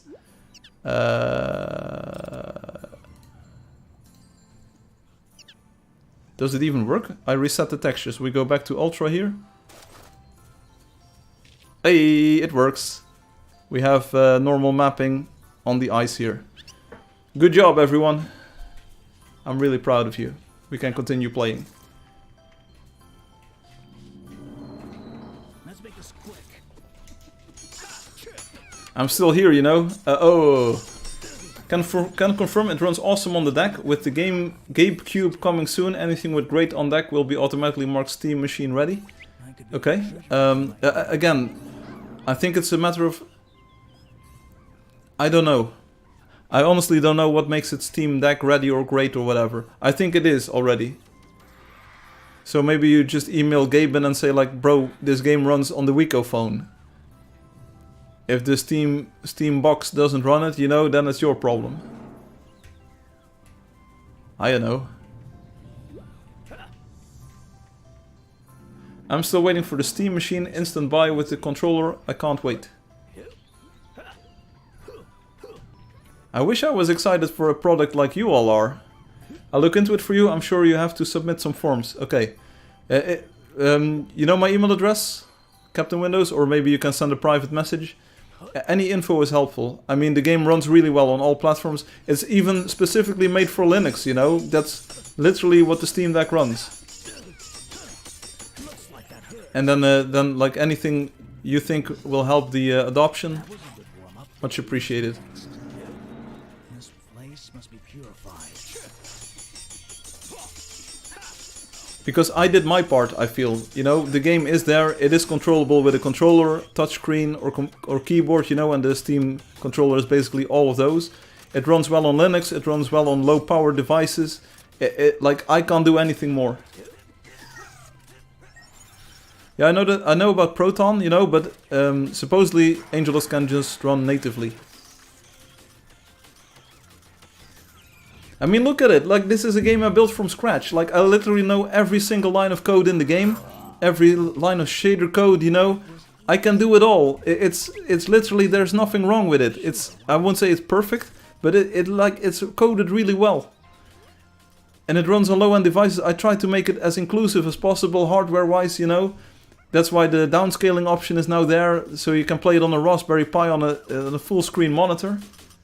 It does it all. Yes. I mean, the game would still even run on my iPhone 3GS if Apple would let me. There's literally no reason it doesn't run there, and I think it could even run new Angeldust. But Tim, Apple won't let me.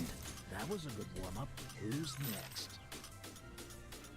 Alexi says, it can be run on Steam Dock.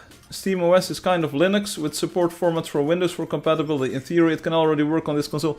Alexi, brother, the game is native on Linux. It has Linux binaries. I think some players that we are seeing today are even playing on Linux natively at all. You know, there is no support for there's no need for Proton. It can run natively on Linux. Bro is woke now. It's not woke. It's letting. It's Loki don't. Loki don't. Loki don't. Loki says, Firefly, I know every line of code. Also, Firefly, you can farm the priestess for infinite coins. Nothing stops it. Brother, yeah, once I look into it, I understand and I have all of the lines of code. Alexi's like, I know Firefly, that's why I was trolling. Sweet home. All right. That was a good warm-up. Who's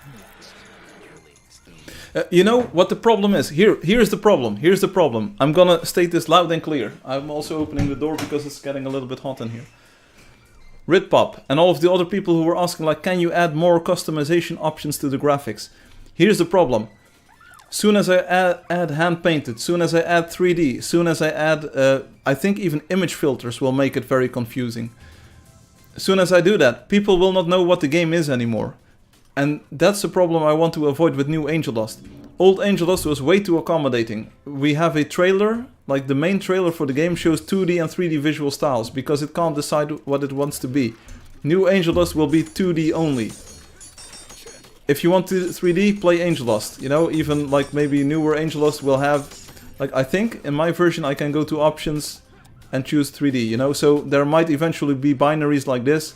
3D visual style, all of the post-processing effects, all of the cool graphics options that you saw and that you love from the new version, you know. Maybe there will be binaries like that. Oh, this is a dead roamer, by the way. Don't mind that it doesn't look dead. It's just gonna disappear.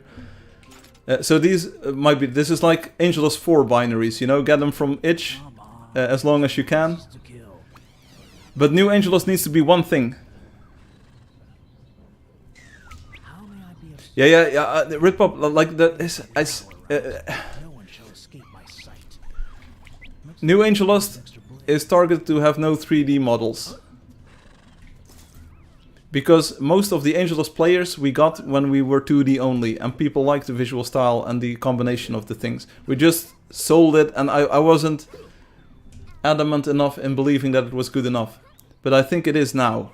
For years I've been playing in cartoon visual style only on the live stream too, because I just like it more than the 3D visual style. But there will be a set of binaries eventually with all of this, like the version I'm running currently today, this, you know, there's no reason why players shouldn't have access to it. If they want Angeldust with like Angeldust styles, 3D visual styles, but with all of the effects in there, we give it to them.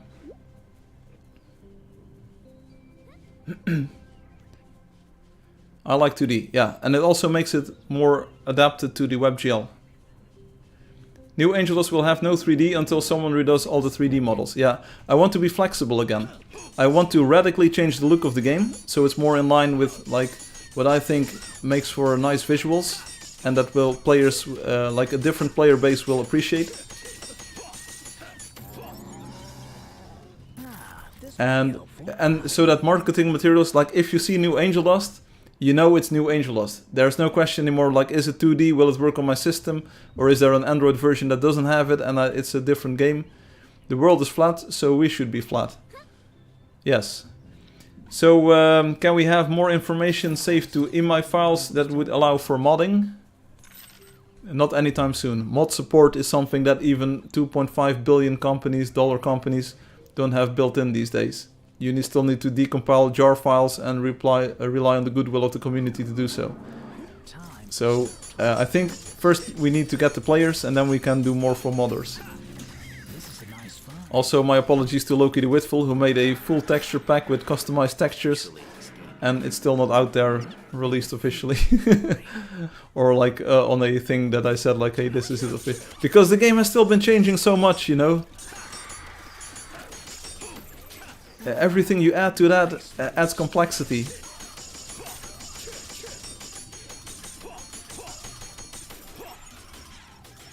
But I'm pretty sure that once I show new Angeldust, or at least my plan for new Angeldust, 90% of the people here will say like, okay, I'm out. You know, I'm leaving. I'm not playing new Angeldust.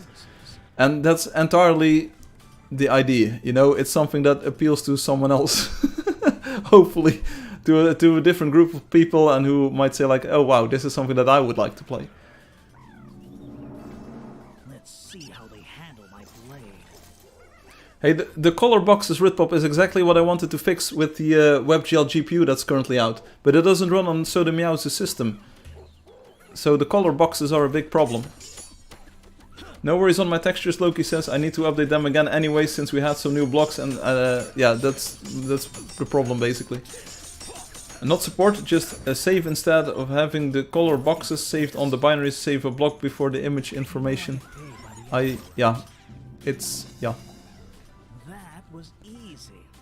If Soda Meow didn't have ANDs, we probably would have IMI files and binary. That's literally the 1 megabyte that gets removed from the binary. You know, it's the color boxes. And a bit more. Hey King Pro, they were on YouTube a few moments ago, and now they're in-game. That's good to see.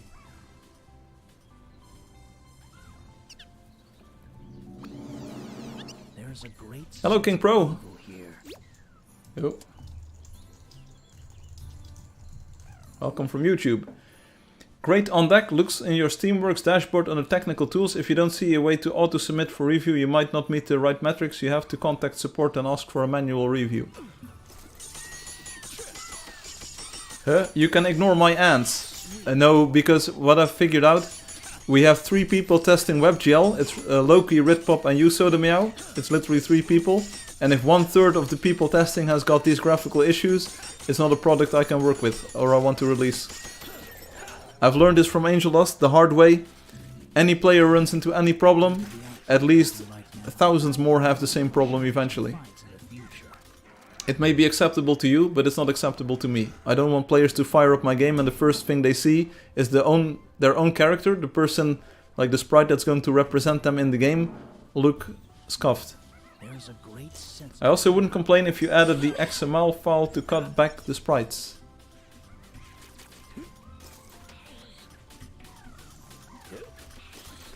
Firefly shouldn't ignore that. Maybe it's my PC, it's old. Yeah, so Angeldust is a game that's made to run on old devices, so everyone can play. They see the game, they want the game, they play the game. That's my philosophy. I don't want to sacrifice that. Sure, new Angeldust might have like a slightly higher system requirements, but once you're able to fire up the game, it should at least be playable. That's why the downscaling option is now there. You see it on the Raspberry Pi, you play it on the Raspberry Pi. Maybe Sodameow has got real ants in the monitor. We haven't checked for that, but then they wouldn't show up on a screenshot, right?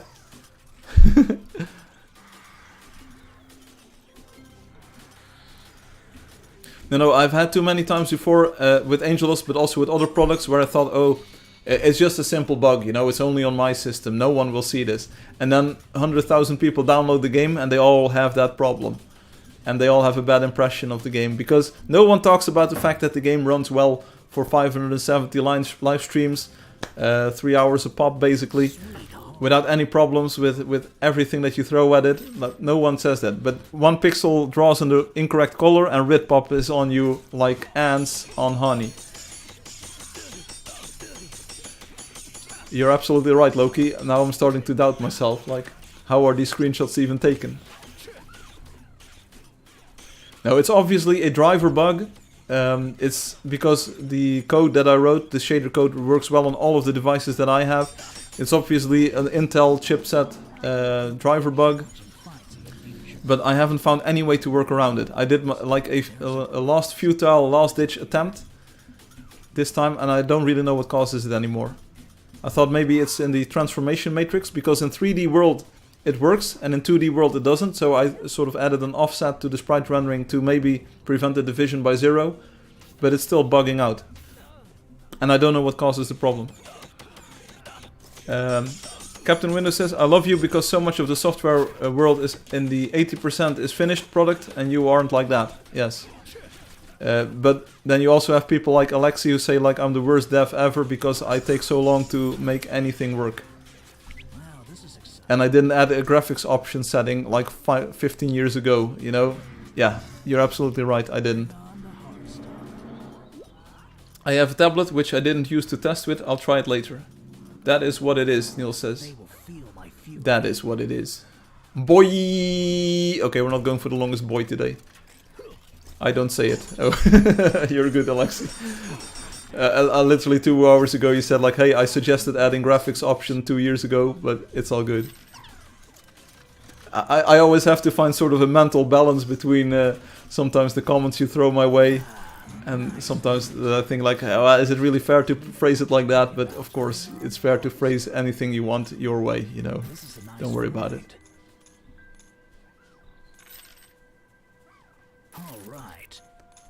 To the person who said, will there be new dungeons? There is another new dungeon, right here, right now. See you later, Niels. Have fun with the game. Niels, did you see the new Super Galaxy movie, Mario? Is it any good? I kind of liked the first Mario, a Mario movie or whatever it was called. But apparently there's a new Mario movie. Not planning to go either. Oh. Because I know that the game you refer to is a Nintendo game, so I thought maybe you were like... It's for children even more than the first. Oh. I did actually play Super Mario Galaxy, got pretty far, but then I got stuck on the final boss fight. Nothing will beat the 1980s. So your name's Mario Mario? Yes. What's your name? Mario. No, but what's your last name? Mario. That's why the live I know that one. It's I should probably watch it sometime. I play the Pokemon games and any Nintendo exclusive game. Okay. That's great. But you just don't like the movie. I'm gonna do a cinematic mode caster thing again. It's Caster's Curse. Let's see if we can demolish another dungeon. Not that infested. Wait, why can you see the Cyanergy? Why not? It's on the outside of the dungeon, brother.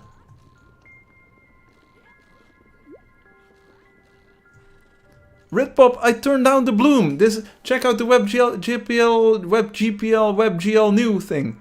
GPU, WebGL GPU. That reduces the... I literally told you there's 2 different versions now. You have to test both of them. You can't just blame this on me. This is on you, brother. Here, WebGL version, page 32. Here, this is WebGL new, and this is WebGL GPU. And it literally says this version is not WebGL new as posted above. This is a new one. And in this one, I tried to lower the intensity of the glow at the high post-processing, so it's hopefully more to Ritpop's liking. This is literally what I made for you. Made post-processing glow smoother so it shows less banding. Attempt to fix Sodomio's ants. That didn't work. I did. What? Tested Cyanergy and Treasure are still really hard to see the textures. Brother, I'm seeing them right here, right now. What are you complaining about? It's literally that version.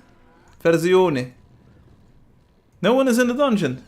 There's 2 versions. There's 3 even if you count the regular one. I really love her sprite rendering. This is the reason why the downsampling looks so good. Because I made the sprites look like super sharp.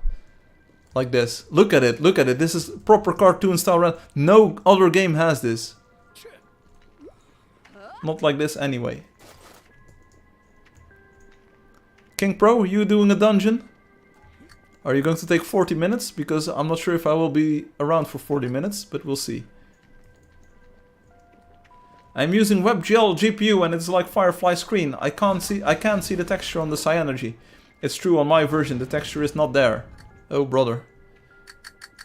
Oh, I also got your bug once this week, Sodomia, where a texture didn't load and the dude became black. Okay, that came out wrong, that's what she said, but no, like a few frames of the fighter didn't load. And then it just looked like a black box. It happens, bro. Oh, looks like someone fell down. I was sort of expecting them to come up to the exit. But looks like we're in the dungeon for a bit longer. The live action Mario movie is so bad, Captain Windows says. Oh, brother. Also, did I hear correctly that Twitch is removing their rule that you can't show chat from other services? I think that was one of the most insane decisions they ever made. So I would applaud them for removing that limitation. Because I was about to report some streamers who were playing other games in which you have chat that you can't interact with. I thought that violated their own rule. Their top streamers violated that rule like every single live stream. I had a video of the black box, but I couldn't upload it. No worries. I can confirm now. No. Once you made the wrong decision, you're in the hole of shame. King Pro, you have to fall down. You have to do it. You're in the box of shame for everyone to see here. Oh, and then you're sprinting out of here. So, fortunately, I didn't do too much work on the ant version just yet, Sodomia, because I had a few cool ideas, like if you kill the creature, it would fall over like this or something. That would be possible if the ants didn't show up on your screen. But since the ants do show up, I can't really do any sort of like sprite animations like that. Or make them twirl around maybe and then fall down. But it's not too bad of a problem. You know, we'll have to work around it for a bit.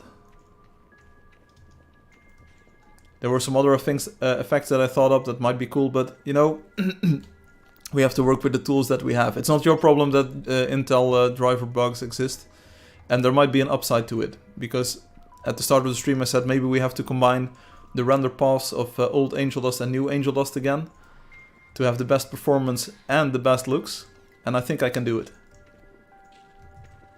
It was a crazy idea I got yesterday. Okay, we do semi-ball skip here. Never mind, we don't do ball skip here.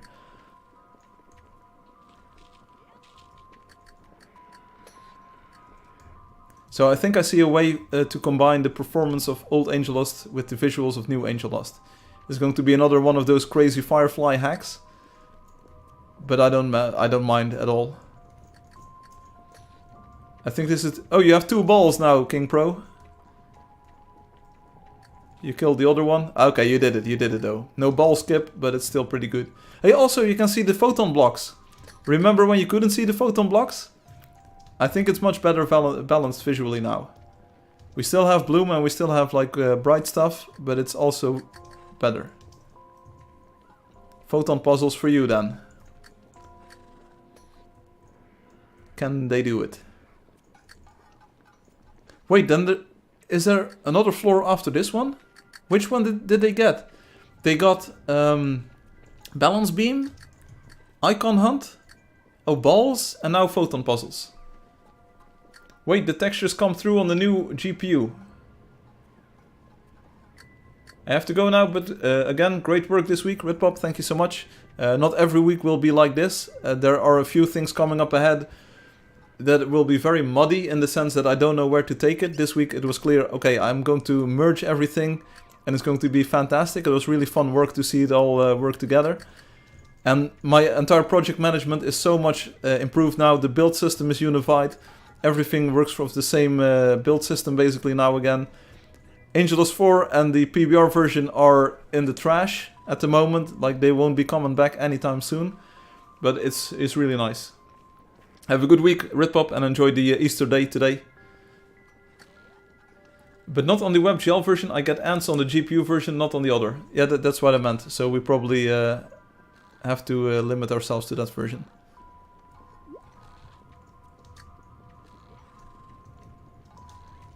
I think the next most important thing is the 3D name tags and stuff. Not that the other weeks were bad. No, but sometimes Alexi can come in and say like, bro, what changed? What is new? And there's usually nothing new, you know. It's all behind the scenes work. Also, I didn't just have a lot of time the past months or so. Yeah, everything is falling into place. It was a great feeling. We always had these cool features. And again, new Angeldust is going to be so insanely good if you are open to the idea that Angeldust could look completely different.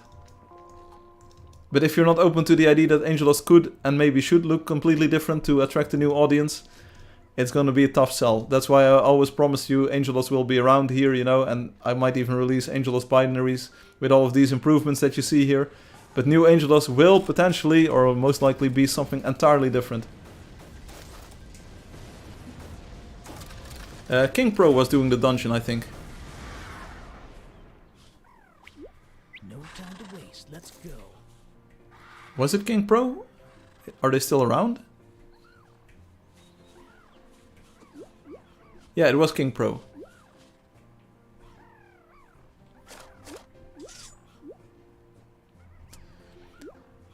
You guys don't we whiz. Yeah, it do be like that.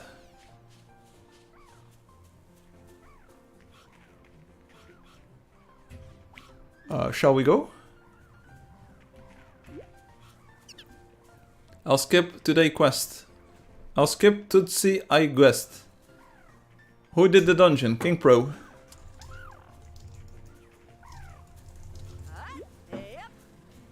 Good game.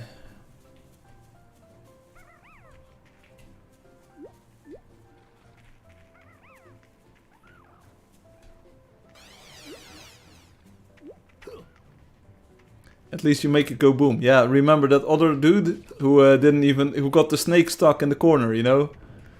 You don't get the snake stuck in the corner. Firefly, can you promote the competition? I tried to do it. I announced it at the start of the stream. I can do it in a bit again. I can also add a post maybe saying like there will be prizes. I don't know what the prizes are though. Anyone have any idea? It's been a while since we did a build competition. And it's also for a good cause, you know, we want to populate the new art museum.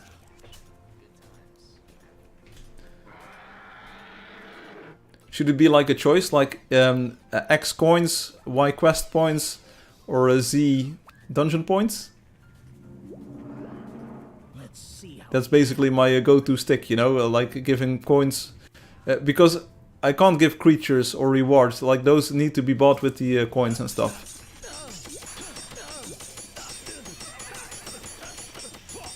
They need to hear a prize from you. Why are there so many snakes? I need to switch to the DPS here, otherwise I'll be dead in a heartbeat. See, that's what I'm talking about. This is the fun Angeldust, you know? You get a nest of fun creatures.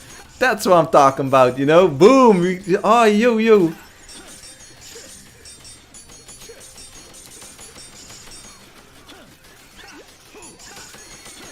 Oh, sorry, horse. We didn't really want to specifically target you, but it happened. Bam, bam. Loki no points. That's why they call him Loki no points. What is the essence of the game? Hey, we just have fun and play together. You can explore, hunt, build.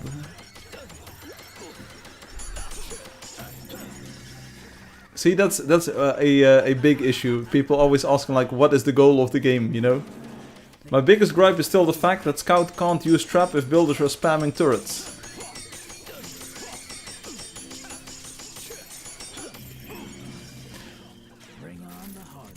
My biggest gripe is that builders can't spam turrets when scouts are spamming web traps. Bogo's minted. Why can't I build here?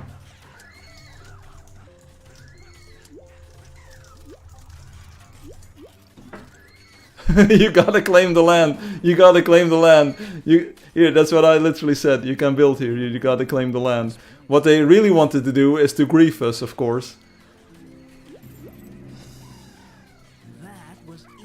It literally says if you use your shovel on the land, how to claim. It's another Obi alt in Russian. Hey, Talking Plants, happy Easter. Welcome to the live stream.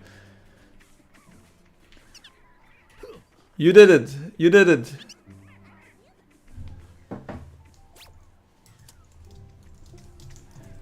Okay, and now the next question. I give it 10 seconds before they say, how can I unclaim?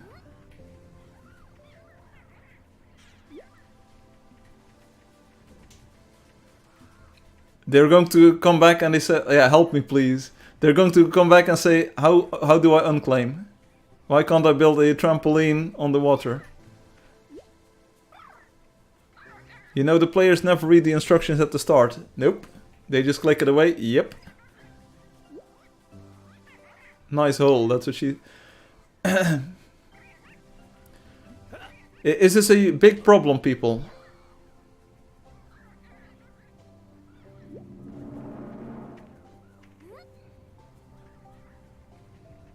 When they are battling a creature, they will click it away. Yeah, but they will never show up when you're battling a creature. I clicked the instructions. I have this crazy new idea. Hear me out, hear me out, hear me out, hear me out. What? What if we changed the device mechanics? What? And this is gonna be crazy, hear me out. Hear me out, this is gonna be crazy. What if...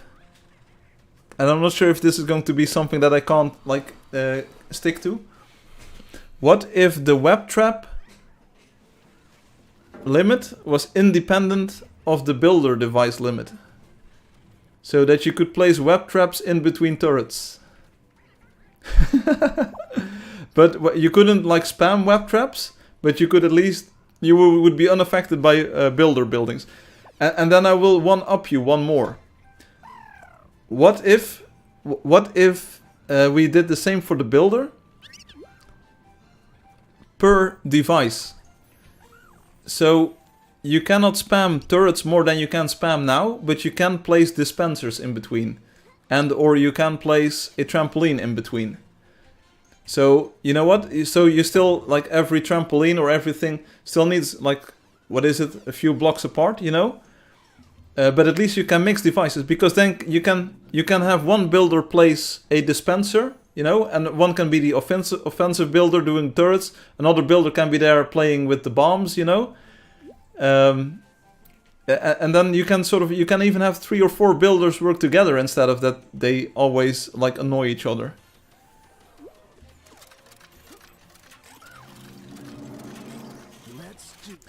Loki demonstrating it here.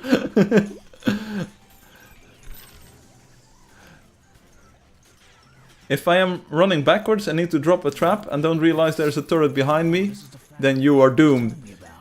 If you want to place a bomb, you know, and there's turrets around, you should be able to place a bomb.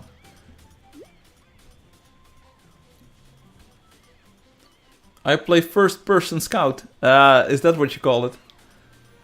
Loki says, okay, that is a good idea.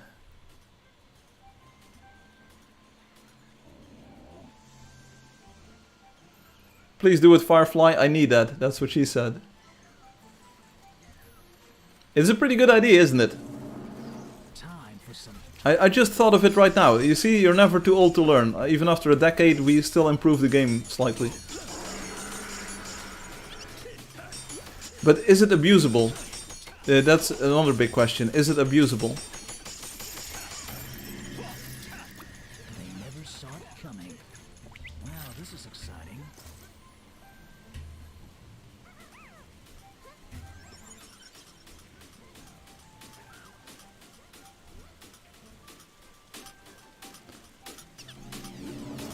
I need to think about it a bit more, but it might be something that might work. Yeah, so Loki says having the scout and the builders at least not affecting each other, that would be great, yes. This could be helpful. But then I'm thinking, like, why not allow builders to be a bit more creative in their placement of devices too? I think if you were able to combine turrets and a bomb, you know, that like, what's the harm in that? Especially if we get bigger live streams again with bigger groups, you know, it would be fun that builders can work together. Done right, with the scout builder combo, it might be builder set a circle of turrets, trap in the middle, then bomb. There you go. Maybe just give it to me and Loki first as a GM power. And then you could be the power team. So the Meow, the speed running bombing team. That's really look at the graphics, look at the graphics. Don't believe Ritpop saying that the game doesn't look good. Of course, I'm totally misrepresenting what they said, but that's what I do, baby. Now, here's what I'm thinking. Like on a technical front, Quest Bear. Oh yeah, over here. On a technical front, I'm thinking about how can I make this or implement this ridiculously easy. The only thing that I would run into with my most simple implementation is that you would be able to place a normal turret right next to a critical turret. And I'm thinking, is that abusable? And then I'm thinking, okay, so, hey, GG me. If you manage to get that many critical turrets in a single area, you know, then you deserve it. Oh, and then they would dismantle anyway. Then they would dismantle anyway, because they're a different type. And then they see each other. How often do you get crit turrets? With a fist, you get one. And you can upgrade devices using the hammer. But then the check would also apply, like, if you then upgrade the turret, that's already too close to a another critical turret, then it would despawn, basically. So I think the code internally is well fit for it. It only introduces an aspect that wasn't there before, where you can place a normal turret too close to a critical turret, and then when you upgrade the normal turret, it despawns, because then the two critical turrets see each other, and then they say like, oh bro, that's not cool. Firefly, Hades is here. I saw them come online, but are they here? Oh, hey, hi Hades. Smile.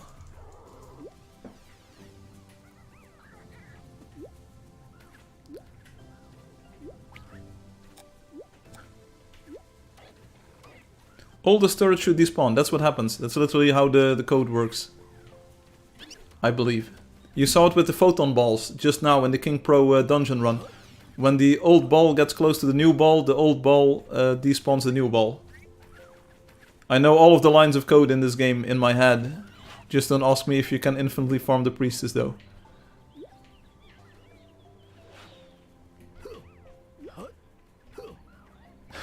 Hello Hades. Hi Firefly, they said. Hey, see, this live stream is already going on for 2.5 hours and we're not even done yet. So, is that the idea? Because I think I can have that up and running, well, maybe not tomorrow, because tomorrow is a bit of a musical day for me, but should the device limit hold for device types and not for devices in general? I think I can easily code that. I think it's easily implementable. We can just trial run it, see if it's any fun, if there are any exploits. And, you know, on the other hand, you know, let the people have fun. If it promotes people playing the builder, why don't we do that? If it promotes people playing the scout, why don't we do that, you know? It can feel very limiting playing the builder, especially if you're in a team of 2 or 3 builders, you know? Give everyone a type of building to place. Being able to heal during a battle, you know, that's very useful. If people spam dispensers to heal creatures, yeah, that's probably going to be the biggest problem. But they can already do that, and I never see builders spam dispensers to heal the creatures. Here we go. And that's literally in the terms of use, I believe. Like, you don't heal creatures too much.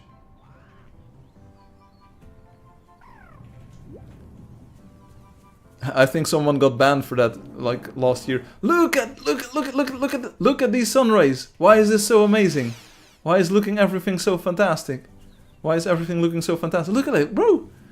Look at that glow. You don't see the banning. It's just boom. The sun is there. What? Oh, yo. I sit on the ground and then boom. Oh wow, bro, that looks so good. And no one has been healing since the ban thing happened. Can we have the power to take away dispensers?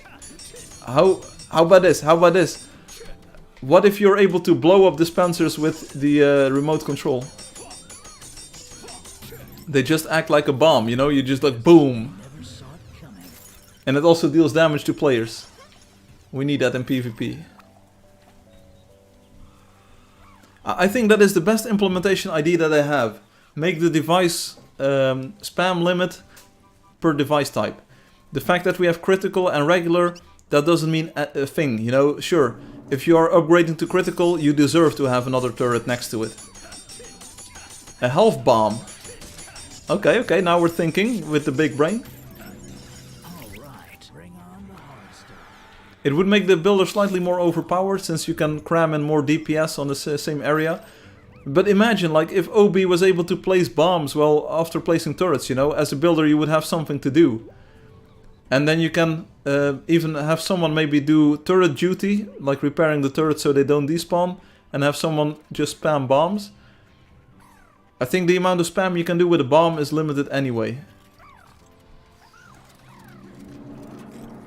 Can we have some air shield in here, or maybe some light blade? I will DPS this down. Hello again, Isaac. We meet again.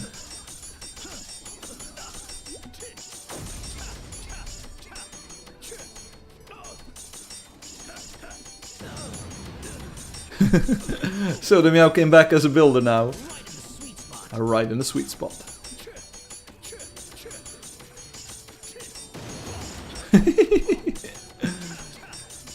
I'm not sure who this Anbadalat is. Have the health dispenser blow up as health orbs in all directions. That would be fun. Now, that was just a bit of a trolley suggestion, because I want the dispenser to be a reliable healing tool. I don't want you to be able to detonate it with a bomb. I don't think detonator does checks on the owner, right? So you can detonate someone else's bomb. Or can you? You tell me, Loki, Obi. That would be too unpredictable. You don't blow up a dispenser with your remote. You can blow up bulldozers, you can blow up bombs, but you can't blow up a dispenser. That's weird. There's some sort of nest over here, to the southwest. Hello, Isaac. Take him out. If it's birds, we're out of here. If it's not birds, we can take a look. Adede, are you able to get through this tree line? There are so many trees here, I can't even see the forest.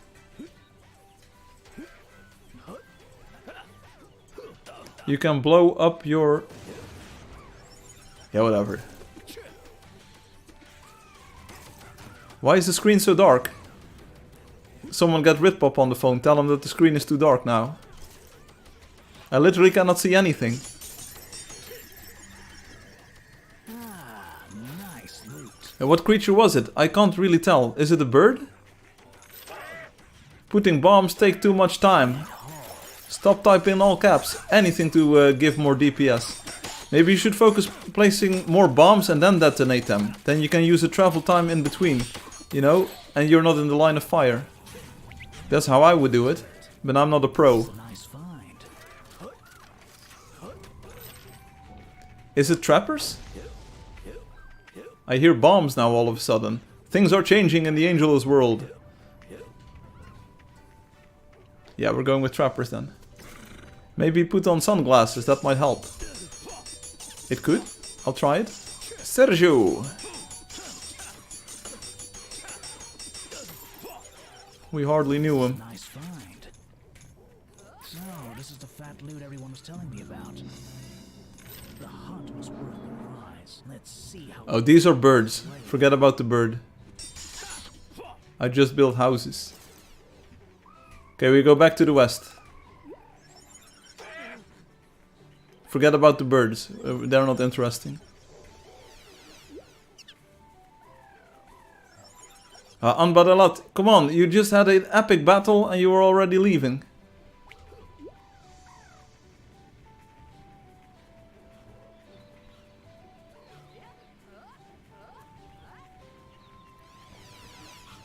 Whoa, someone built a mountain over here, out of a molehill.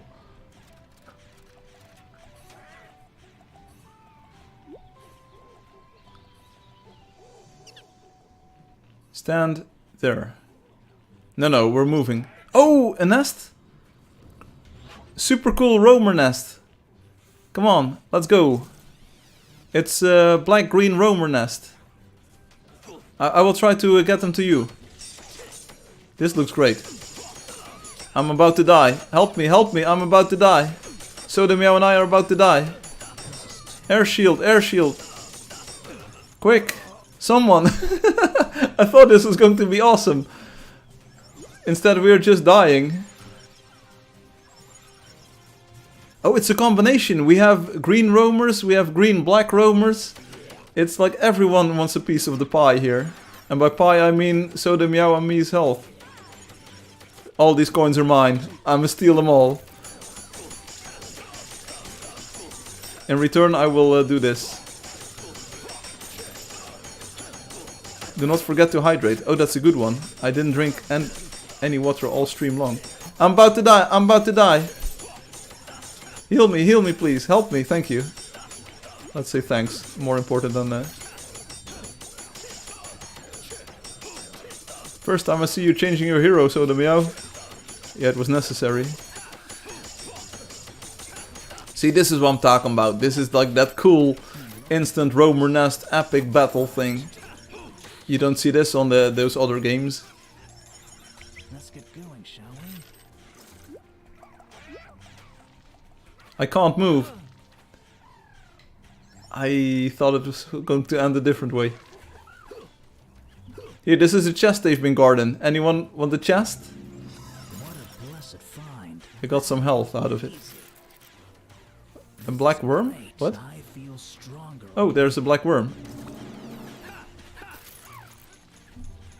Do we DPS it? Looks like we have no choice. Target practice. King Pro, I'm with you. The roamer has ants. What?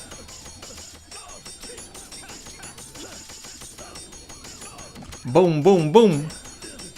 I just rolled over bubble wrap. Thought my chair was breaking. Oh, no, happy Easter everyone. I'm off to get ready. Go fam. Oh, we'll see you later, Captain Windows. I'm not sure if you typed that message a long time ago, but have a good Easter dinner. Lunch, breakfast thing.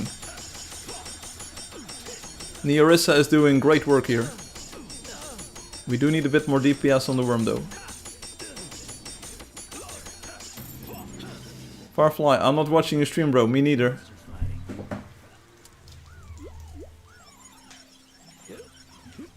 I'll make sure no one gets hurt. No worries, mate. Here to the west I saw a few bears and wheatlers. The wheatlers we leave. I will drink some water, by the way. Good call by Loki. Hey, let's hunt for 20 more minutes or so. And then we can look at the card. Envelope card thing.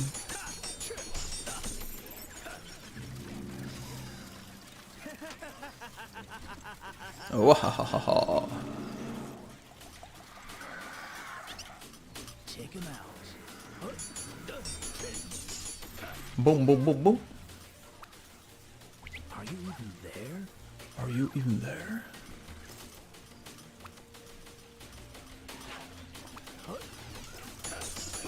It's a level 19 roamer. That means that there should be a roamer nest around here somewhere. And I mean a different roamer nest than the one we already saw. Oh no, it's one of those roamers. Nice loot. Here we go. Firefly, do you like my flash bunny? I have no idea what that means. Can't believe it. That was easy. Lead on. Oh, let's say hi to Henny F. You're not going to like this.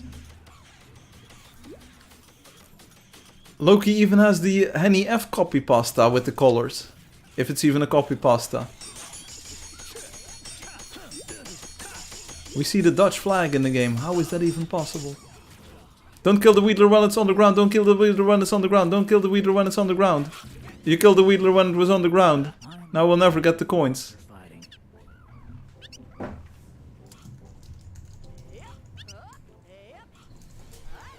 Rip these coins.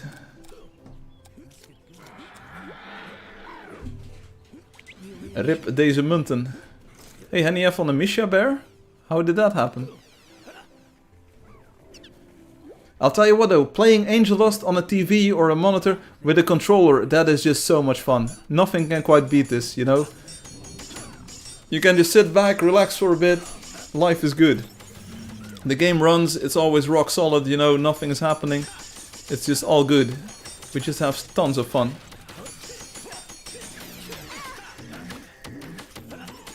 Am I still playing in low processors? I don't know. I think it's at high. Let's make this quick. This is great. Game is great, game is fun. Sweet haul. Bring on the hard stuff. Bring on the hard stuff. Just look at everything. It is just amazingly nice. People see this, they want to play it. I'm pretty sure. Easy. Ooh, it looks like a network warning symbol. This could probably be a meme. Check it out on the right side of the screen.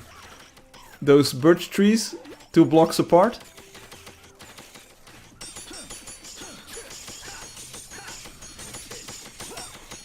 It almost felt like the network warning symbol. White bars. Stand around? Sure, why not? No, lottery is still the same. Come on, there's monsters. Come on, there's monsters to kill. That was a good warm-up. Who's next? Crimson hearts burn within. Choo choo bam bam. Birch tree bars, it's literally what it is. Blessed find. They never saw it coming. Insane.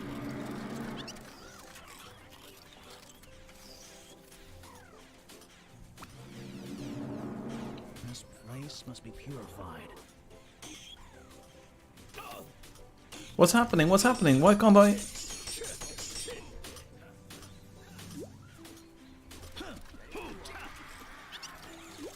It was only a bit of lag, yes. Can you imagine the crystal spike tree bars? That's bad. You don't want those. Soon I will become the sword saint.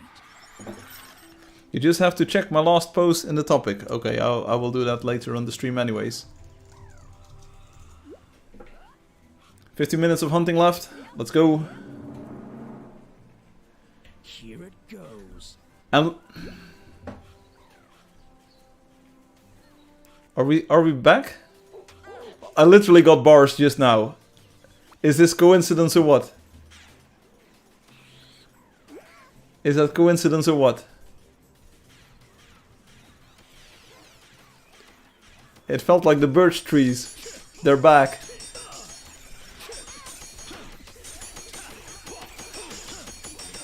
This is finally a version of Angeldust I'm really proud of showing again, because it took so much work to combine the water shaders and the normal mapping and all of the stuff, and then tweak it for the reflection so it's even better. But it's a really nice version. It runs really well, it's well optimized, and the flexibility of the new graphics options menu, that's great. So yeah, I think Sotomeo said things are starting to fall into place, indeed. Now the next stop is the 3D name tags thing. Once that is like fully up and running and working, then we're golden. Because I think I've played the game a lot with the 2D tags, like for 10 years of course. But the more that I play that 3D version of it, the more I feel that the 2D tags are really intrusive. Sure, it's nice to be able to see things through walls and stuff, but sometimes you just want to appreciate the beauty of a wonder and not go into cinematic mode, you know. And then the name tags, especially for NPCs in Port Perry and places, you know, it can be very distracting. So I think those 3D name tags, it was such a great moment when we were in the the personality test in Loki's place, and then people hid behind the column and their name disappeared. Wow, how cool was that? It adds a lot of like volume to the rendering. I don't yet know really how to do the Angelio numbers in 3D. But I think the first version will just make them shoot out of the creature or something in random directions. Or maybe mostly up, you know. Because I think up is a very logical direction, now that we do everything above the sprite. Also because the front of a sprite can be sort of hard to determine. We are going up, up, up. This is our moment. We're going up, up, up. Yeah, so... This is a nice find. 6-9. Hello, Wendy Simple. I had kind of wanted to do a shout out earlier in the stream. Like, I think half an hour ago I was thinking, hey, should I just randomly call out Wendy Simple, see if they're on the stream? But welcome. The 3D name text is so good. How would you know, Loki? Most people said it's absolutely scuffed, and I don't think you've been able to test it yourself just yet. This could be helpful. Sweet. But I think it looks a lot cleaner. But 2D also has its advantages, so if possible I will try to make it maybe another menu option. I guess, I'm here. Well, hello Wendy Simple, happy Easter! And Wendy, you might have seen the things that were happening on the forum left and right. Lots of new WebGL versions. The big improvement here is that if you go into the options menu, we have a new graphics settings section. It shows us the FPS, so right now it's 60 FPS. If I disable the FPS cap, VSync off, we shoot up to 160, 150 frames per second, which is nice. But you can also enable or disable the new shadows, like we go back to old style shadows like this. Water detail can be normal map reflecting and stuff. And the post-processing, you can even go with a super pixely look, which I absolutely love. But it might be a bit much for some people, but this is so that you can play it on very low-end devices. At least the game will start up and you will have a playable frame rate. The interface is still absolutely sharp, you know, that's not a problem. But the game world like this is just super retro styled. Loki says, just watching it is so good, and the idea of not seeing random NPC names through the floor is really appealing to me. I understand. Talking plants in the game? Oh yeah, hey, talking plants. Hi, talking plants. There was a big L in there, but it's not any indication. Looking for this. I do have an idea to improve this a bit more though, to have both the fast rendering speed as well as like maybe better, sharper visuals.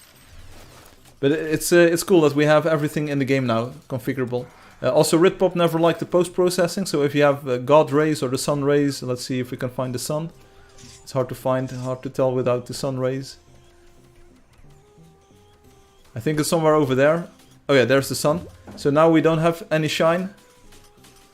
And if we enable post-processing high, we do get the shine. The shine is also more subtle, it's more smooth, and glow on other things is also a bit reduced. I like playing with this, high, normal, ultra. That works pretty well in my system. No one shall escape my sight. Not sure if you saw the new water rendering yet, with the reflections in there. That looks really cool. I want to do a demo of that at Port Perry in a few moments. We hunt for about 10 more minutes, and then we do a very quick graphics demo at Port Perry.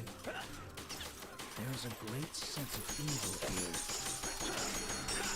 Just because we can. Shadow settings, yes. Challenging fights in the future. I finally figured, and it's really weird that it took me this long. 2 weeks ago I realized, hey, we can actually make these features into menu options. It can actually be switched in real time. As soon as we know that we have newer WebGL, you know, we can do these tricks dynamically. Because I also realized doing one single graphics trick decision per frame is very cheap. Rendering 200 million or 2 million pixels per frame, we can do that, so we can do one if statement per frame easily. I also made the engine much more flexible in the way it handles shaders, so it feels like everything is good now. This is the basis for new Angeldust. Now, soon I will become the Sword Saint. Is anyone with me? Firefly, soda meow. What is up? Question, can we have a new biome? Is it a meme or is it an actual question? A sea or ocean? I never added seas or oceans to Angeldust because those are not fun when you're on low render distance. And it is also kind of literally impossible to change the world at the moment. Creating a sea is crazy. Elkie did it. Hey, meow! Hello, Soda Meow. Ocean islands. I've never been a big fan of these because it's like super impossible to make it work on low-end devices. Sea biome is like what I'm not sure if I ever talked about it. Did I ever talk about this? It's fun now because your water is awesome. I see, I see.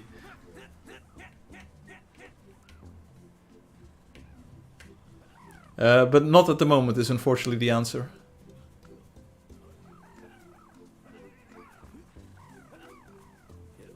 Is Ritpop onto something? Like, is my game looking too desaturated? Am I wrong? Maybe it is because we have like thicker fog or something? Like if you look at it, Loki? Loki, if you look at it, does the game look off to you? Like color-wise? Let's make this quick. I really can't tell. I never saw it coming. It was in April 1st, a picture with my first Pirate Sprite art, yes. There I made an island biome, that would look really fun. And I know people want it, because like other games are really popular and they have the ocean and island biomes and stuff. But I'll tell you what, try running those games on your device.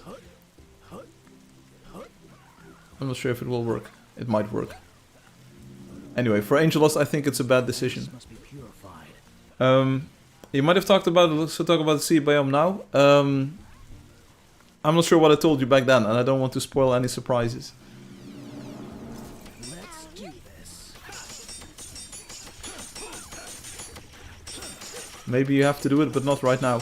I think, especially if you go to some place like Port Perry, if you're at lower render distances, there are times where you only see water, and I don't think that's fun.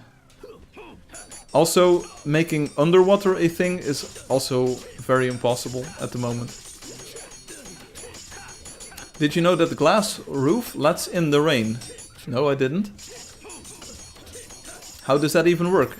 It sounds like it's impossible. I do not believe you. Or maybe I do believe... All right.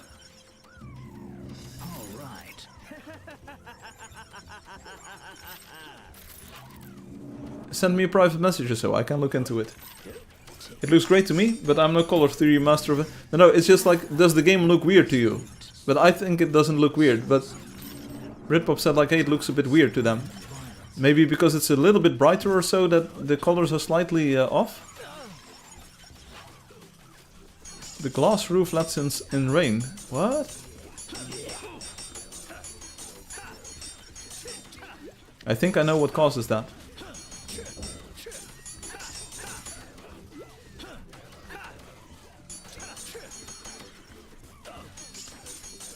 There's probably a reason why it is that way. Oh, but look at the game, looks great. The game looks amazing. Look at it. Look at the sun rays and the stuff. Bro, this feels so good. I'm taking a screenshot here. Boom. Right in the middle of the action. I'm just doing it. Desert, sunset, you know. Yeah, I like the brightness too.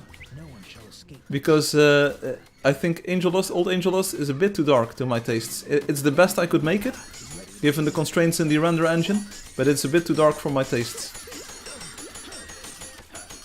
I always has a leaky roof in the Built Together Town gallery. Ooh, I could look into it. Those are good bugs. The shadows look good. Hey, Wendy Simple, you look good. I need to write these two down. Wendy Simple, we have a crazy gameplay idea for the builder.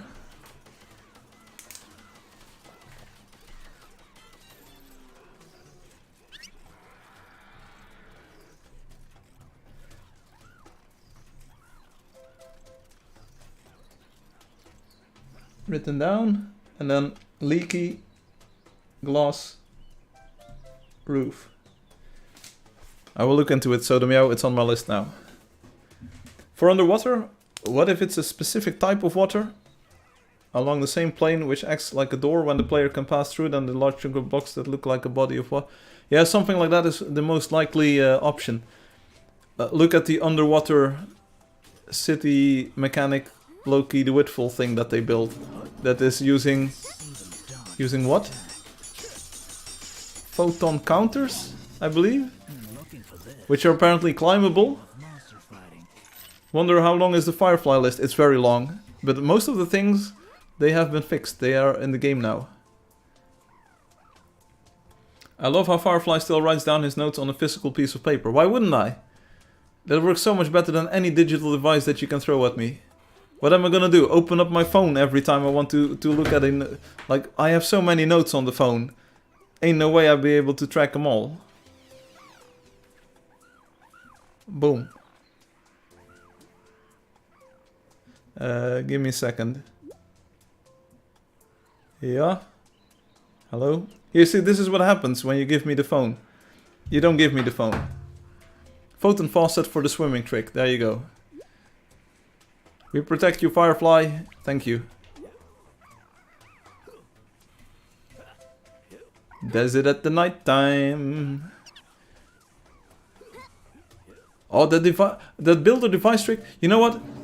Like, I'll readily admit, like, Alexia always says, like, Firefly, you are the worst game dev ever. You also have to imagine, this is my first video game, you know? You can't make it perfect first try. But I think that builder device limit lifting thing that I'm about to do, that might just be genius, you know? It might be fun as a builder to have a bit more agency. Might make the hero more popular with players.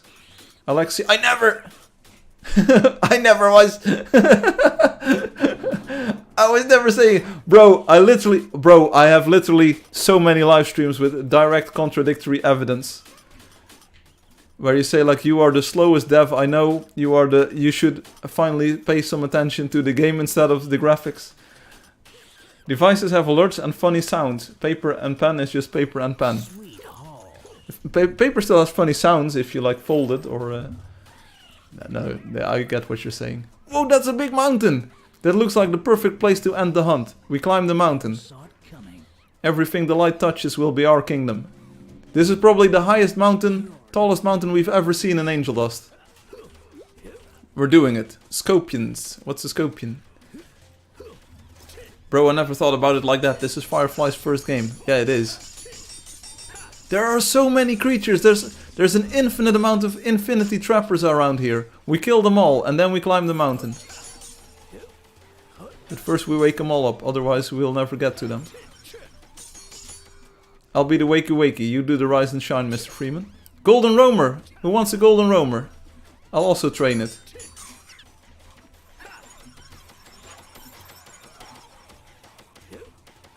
It's trying to get away. It's trying to get away. I will train it. I'll train. Come here, Golden Roamer. You're my bro. Just follow me. Is that shadow effect new? Yeah, this is real-time shadows talking plants. We have a new graphics menu option menu here. So you can go for old school shadow detail level, or you can go with shadow mapping. You can disable the post-processing and stuff. It's all dynamic now. It's really great. We'll go to Port Perry in a bit, and then you can see all of the options one more time. Here, this is shadow mapping, and it's configurable. So everything is now combined in the engine. All of the effects that I've been working on for the past months or years even, it's all together in a single version. And you can dynamically choose what effects you want, and instantly see how many FPS you get. Okay, climb the mountain. Then we end the hunt for today. Talking Plants was on the YouTube chatting. And you can test this yourself, yeah. Most of the options are available in the new WebGL version. Oh, that looks really good.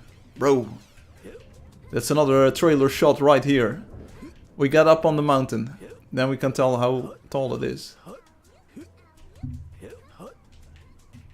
I think this is the highest spot, right? If we look around.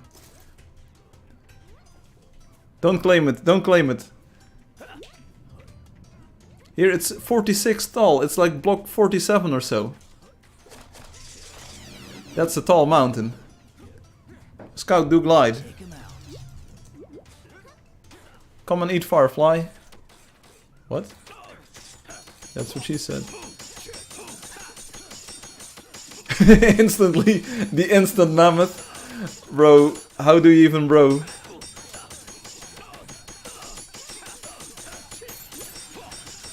King of the world! That's what I'm talking about. Ayo. The gold is probably going to fall down all the way down, you know? Look at it, look at it. You have to be crazy. You have to be crazy to get some of that gold. It's all the way down the mountain over there. Hey, thanks for hunting, everyone. And next week, more live stream.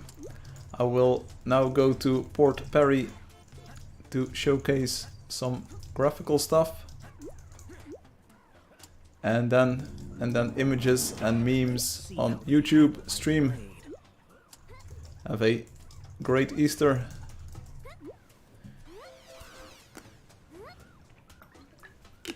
Talking Plants, you still there? We will go do a Port Perry graphics demo.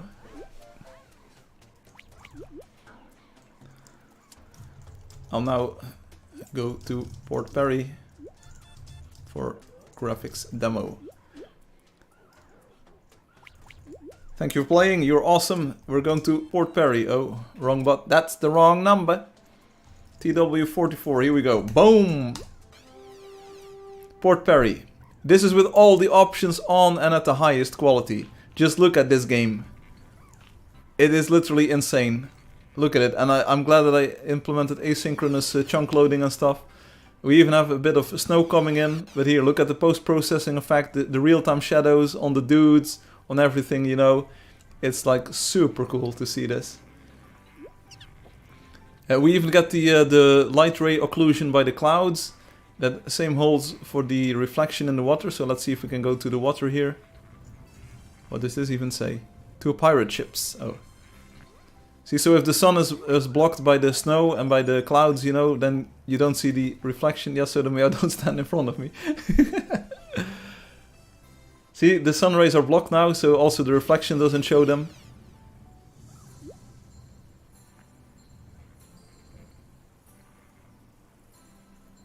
We should probably wait for the snow to settle down though. But we now also, look at this, we have reflections in the water. Here, see the ship reflect in the water? That's crazy. That's literally insane. Wait, I'm going to have to use cinematic mode here for a moment because I can't wait for the snow to go away. That is pretty cool. It is pretty cool. Here, look at the water reflection. You see the sun reflect in the water, and then the boat shadow blocks the sun reflection, which is a cool new effect.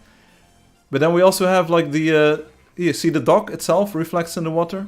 The mountains in the distance reflect in the water. And that's the new option. I will show you. Take a look at the right side of the screen here.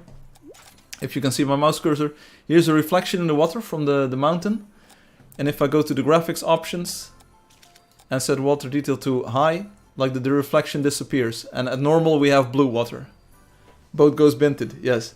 Here we also have blue water now, like pretty regular blue blocks like this. It also still pretty much looks fine, you know? It has to re-render some parts there.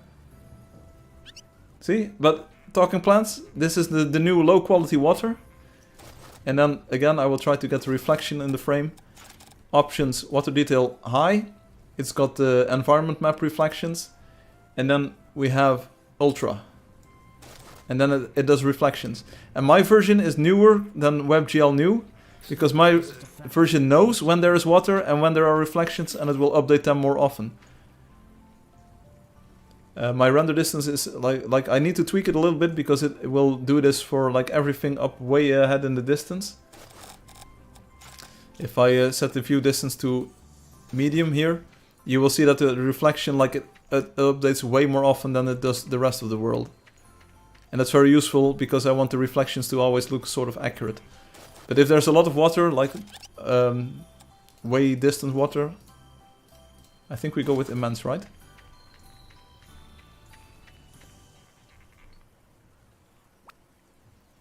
Now I see. This water looks more real. Yeah, it has a reflection. Again, if I put it here... Blue water still looks a bit sus. You look a little bit sus. Look at the area under the boat. If I go to options and then select water detail high, the reflection disappears. So that literally is the reflection in the water that you can now toggle on and off. I think it's a very crazy cool effect. And of course we have the shadow detail. Take a look at the pavement here on the right. The tree is casting a shadow there. If we turn the shadow detail all the way to off, it disappears. It doesn't have a lot of shadow detail in there. And you can basically see it in the entirety of the world. You see the shadows just change in style and in appearance. Off is also pretty good, you know. This is the Angeldust style shadows, which is really great, which is still very nice. And then we have post-processing talking plants, which is these sun rays. Like this is a very bright sun with nice sun rays. If I go to options and disable or set post-processing to normal, here, then the sun is just like an Angeldust, it's more of a globe. You still have reflections on the water though. Check this out, let me get to the water and then here. You still see it reflect in the water, the sun, that's nice. But if I enable post-processing while we have shadows or reflections, yeah, that looks magical, you know, that's fantasy. That's really cool, that's fantastic. Just look at that, those sun rays. Wow, that's really cool. And then you might say, hey, you still have like lower quality post-processing. Yes. If I show minimal, you can see it renders in a retro style. It's like big pixels, it looks like a retro video game. And this enables insanely much higher frames per second on low-end devices. I use this on my Raspberry Pi to play the game. I played for an hour, it was really addictive. Because it was like running at 30 FPS, where previously it was running at 8 or 9 FPS, which isn't really playable. And now it was playable on the Raspberry Pi, so that's really cool. It is a bit crunchy, you know, it's a bit pixely, but still, I take this any day of the week. If it's between the game being unplayable or playing like this, I'll play like this. Any second, any day of the week. Still looks really nice, and you can see the shadows also still, shadows will still work with it, the reflection work with it, so really great visual style. And especially the sprite rendering is very cool in this version. I mean, look at it, it looks like pixel art, because the shader is really tailored to making the sprites look good and have like chunky black lines on them, you know, that's really nice. That just looks so good, the sprites. I'm really proud of the effect that it gets. And yeah, you now have to you have now the option to choose which effects that you enable or disable. If I go into the VSync, I'm not sure if it's gonna make a difference. If we turn everything up to high and ultra, then we get in this scene 120 FPS, 18, yeah, let's say 120 FPS, give or take. And if I disable everything, boom, boom, boom, 160 FPS, give or take, 170 FPS. I think the computer needs to adjust a little bit. This might also kill the stream, but on some other devices the difference is even more pronounced. And especially if you use normal, this normal avoids using any back buffers and stuff. Anyway, what was I using? High, normal, ultra. That's my game. This is what I like. That's the way, I like it. And of course the build also helps a lot, you know. Port Parry is just a beautiful build to showcase the water effects like this and the shadows and the reflections. It is so crazy good. I mean, just look at this, man. It's insane. I never expected Angeldust to look like this. Looks so good. Of course, my go-to is the 2 o'clock or 2:30 in the morning cinematic mode like this. Maybe we do 2:30. Because I just like the sun effect on this. I mean, look at that. Look at that. That's crazy. Especially once you got the reflections in the water going with the real-time shadows on top.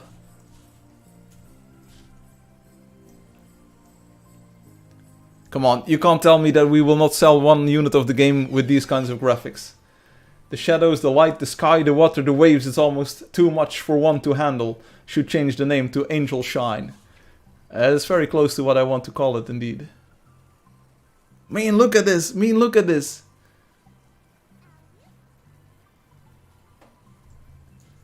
We'll sell a few units of the game based on this picture alone, you know. I'm just gonna add it to Steam and say people like the game looks like this. But also Elky, like, huge props for making the Port Parry wonder. Of course, other builds, like I feel my right analog stick here is moving a little bit. Other builds also look amazing. I mean, we can go to the Valesi. There is a dam here. Yeah, but Firefly is gone now, I'm sorry. Let's take a look at the Valesi. And maybe the shadow, sorry, reflection updates. The terms are sort of interchanged in my mind here, but maybe the reflection updates are a bit more noticeable here. We have to go to the other side. Can I break it? You can break anything. I'm convinced of that.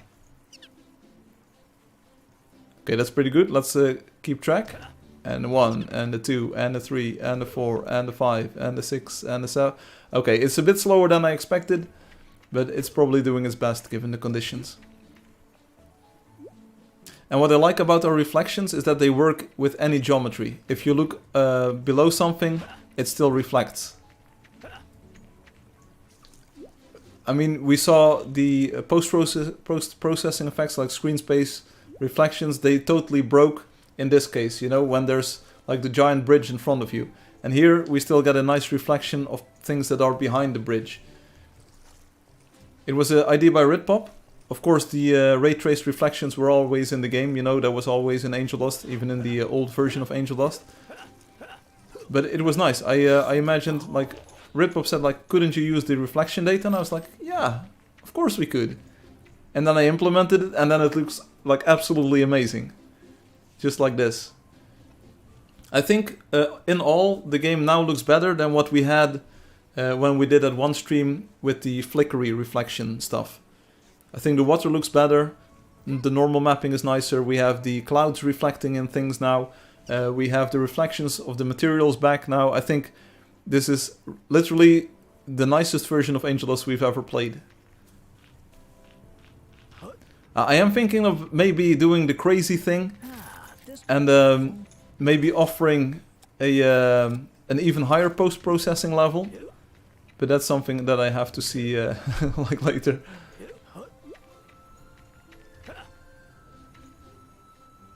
But I mean, look at it. It's pretty nice, isn't it? And of course, everything works in all of the modes. It's not like you're constrained to anything. If you go into Firefly cinematic mode, let's put the time back at like 14 o'clock in the midday, like that. I mean, that is still Angeldust. And now for this render distance, maybe we want to go to super quality. Let's see, ultra quality shadow detail. Yeah, we definitely need that in these shots. And we're just pumping out these frames like this. Look at it, boom, boom, boom. Look at the game go. Whoop, whoop, whoop. That's crazy, isn't it? It is crazy. These look picture perfect. Hey, Soda Meow, you look picture perfect.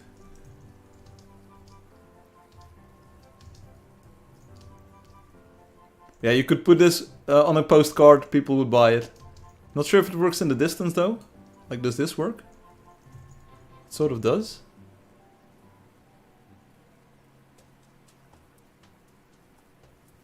That's pretty good. Can I move there? You can already go there. It's Valesi. You already know how to get there. TW2. It's super crazy. You're super crazy.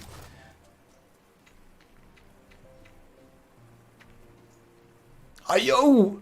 Someone get Ruan on the phone. Brother, ain't no way. This is just like too good. This is too good. Brother, there's also the other one at the Dragon Throat Valley. If the light hits just right, and I think we're about to hit the spot. If it hits about just right. Okay, it needs to be a little bit later in the day. When the sun is over to the right here, it is just insane. You can sit here at the river basically. And then you can just... Here, check this out, check this out. In a few moments, or maybe we do have to use the cinematic mode. What time is it? 1800 hours? Yeah, in a few moments. Ruan 4K, get on the phone.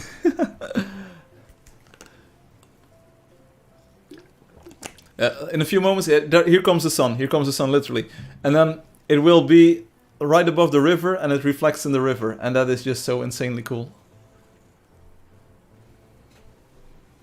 Firefly, you are already in cinematic time mode. What?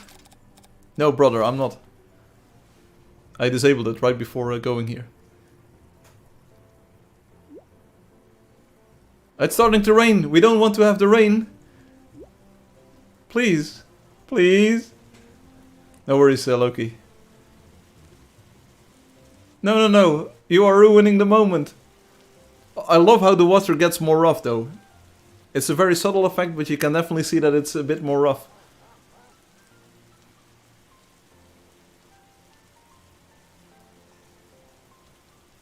Please, clear up.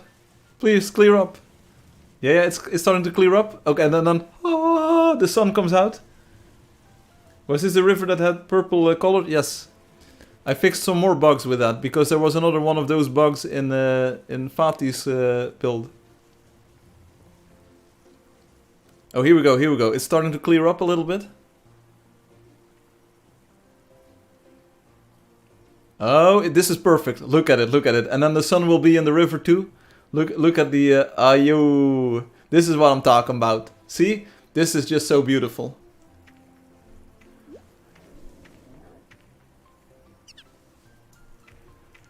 See, it's the perfect angle. You see the sun go down, the sun is reflecting in the river.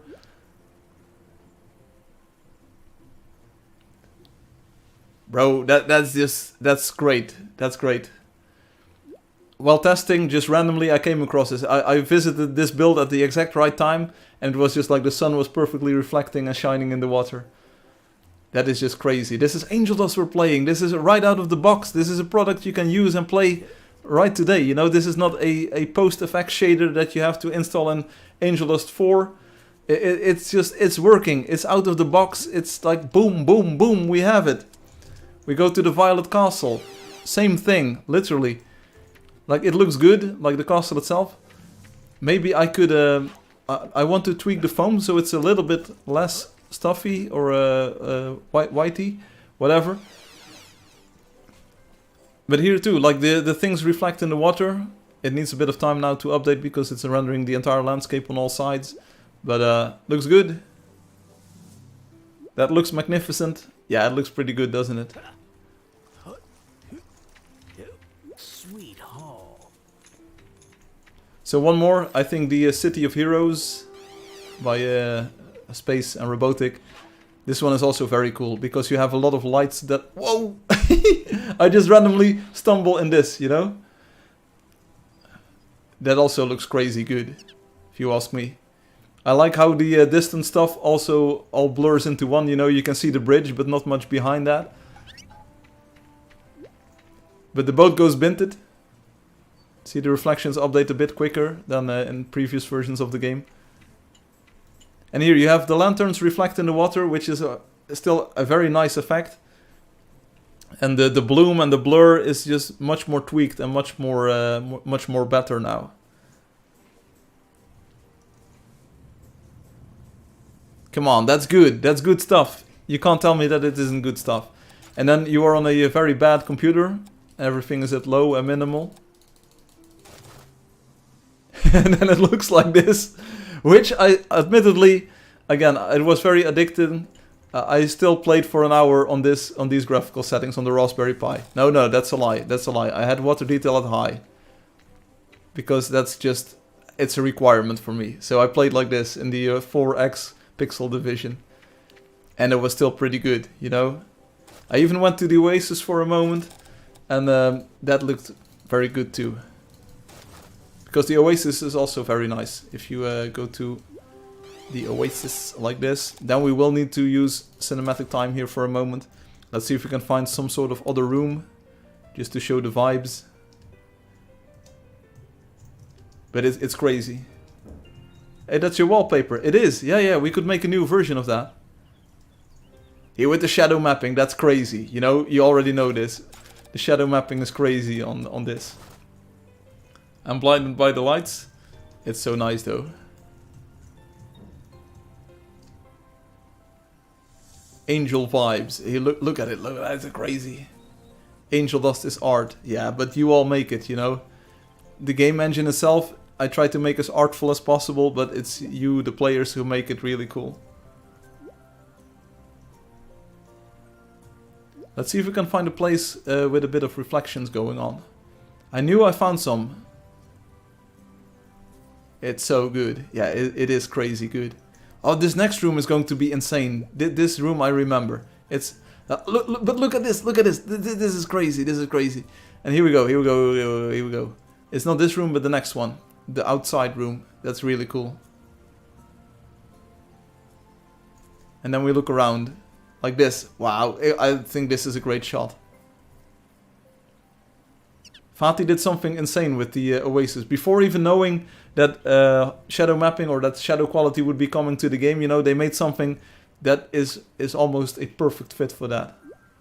Like, no matter the visual style that you're in. This is the cartoon, of course. We have hand painted too, which looks crazy realistic. And then we also have the old-fashioned. Oh, that doesn't work. No worries. We can also go to minimal. Oh, that also doesn't work. No worries. No worries. But again, like, if everything is disabled, it still looks like this. You know, that's almost the same. That is almost the same. I like how it like instantly re-renders everything in different visual styles and stuff. You don't even have to wait for anything. Can we do one more room? Something cool here.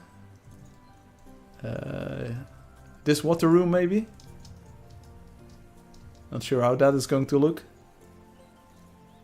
Again, it already looks perfectly serviceable, you know? There's nothing wrong with this. But then we go post-processing, shadow detail, water detail. And it's just a completely different experience. Cool floors. Is there an easy way to get those textures? What? It's a shame not all players will see it. As long as they can play. That's my most important objective. Make anyone who wants to play Angeldust play Angeldust. If they come for the nice graphics, That's great if they come for the fact that it's one of the only games that's playable on their device still, you know, an old Windows XP laptop or so. You know, they're welcome to play. We want everyone to play the game, no matter like what settings they use. I mean, just look at that. It's crazy. It's crazy. And now you might say, hey, Firefly, but that ultra water level that doesn't do anything. Again, pay close attention to the right side of the water here. I'm pretty sure if I disable ultra, yeah, see, it becomes slightly too bright basically for the scene. So I think ultra definitely is something nice. Great idea by Ritpop. Is there one more build that has water? It's basically a dumb question. Every build has got water. What's another one that looks pretty nice?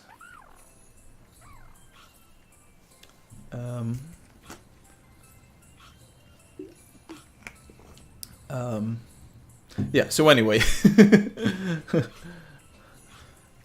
We can go to the City of Angels. It's one of the most recent, is the most recent wonder that's been added to the game. I'm pretty sure there's water around here somewhere. This is not really a tested part of the demo. Wasn't there a water treatment plant that had the rendering bugs earlier?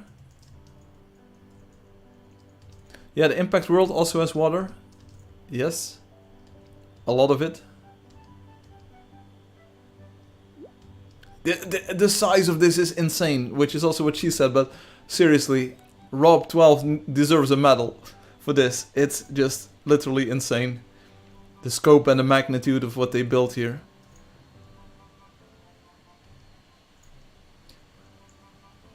There's not too much water though, like for real. Here's the water treatment plant. We very slowly go down the water. Mount the Theme is also another one, yes. So let's see if we can get some reflections going here. You expect some blue to pop up. Will blue pop up? It might take a while because it's rendering everything in the distance first. Reflections aren't that important. Oh, okay, it was very subtle. It did pop in.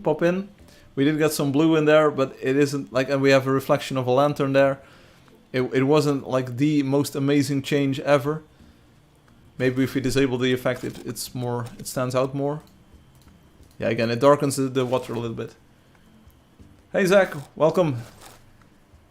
And then we can do one more. Let's do the Impact World, or...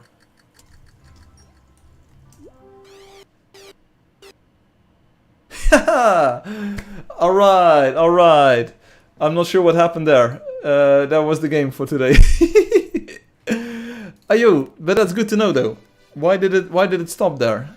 Did we just abuse the game too much? We managed to crash it. That's good, because that means that there's a bug in there that we can fix. Let's go in there without game replays for just a moment. And let's see if it always crashes on the Impact World. Ooh, that's good, that's good. Apparently it crashes on Impact World. And now we can deduce if it is because of the graphics settings. See, this is insane. Maybe this entire version is just bad. Let's do this.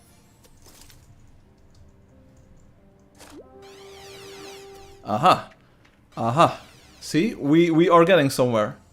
So the Meow says that happens to me too. So now we can see what it is. It's not the post-processing. It's not the ultra detail. So then the shadows are just... Strange. But we definitely have a scenario to test. Oh, maybe I was at Shadow Detail Ultra. Huh. It has to be something with loading in. Yeah, feels like it. But that's good. That's something that's testable. Because we had a crash on a stream a few weeks ago and I didn't really know what caused it. So if I can replicate this, it's very valuable.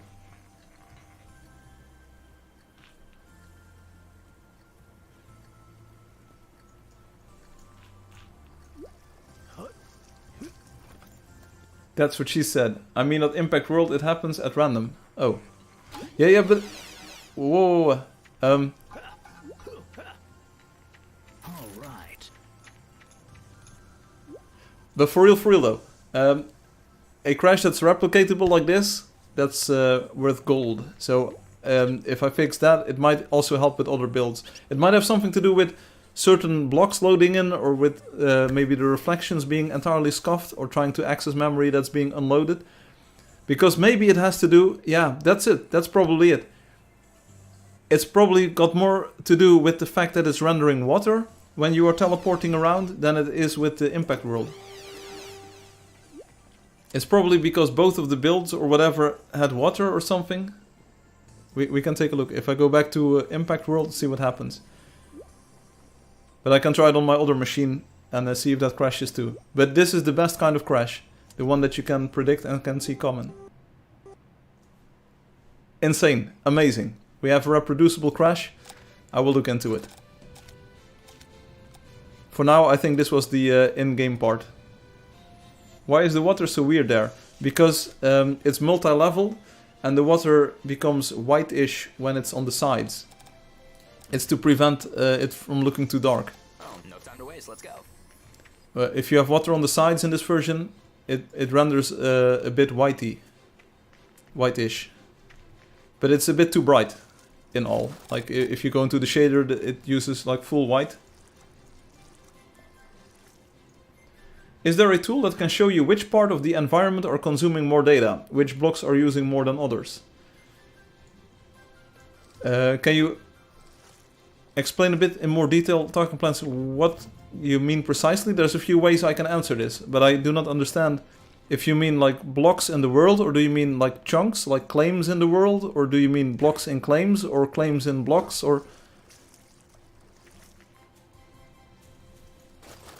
Here, I can show you on the internet. If I go into the shaders, you can't see this, which doesn't really matter. But the sides are a little bit white. And if I go into the shader and edit it, I think I want to go with the same shade that I use for the simple water, which is, let's see, I think it was like not full white, but a slightly off-white. Where is it? It's the sky reflection thing. Where is it? Okay, we use that. Okay, and then we also use that. It might look entirely scuffed, but hey, we're here for the demo, right?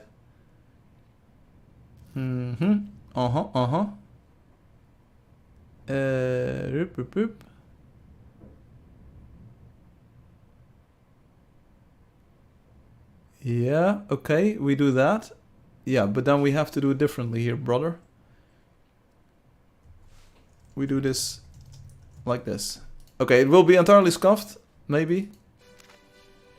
Here we are, back in the demo. I just added the shader file because I can. Time to waste, let's go.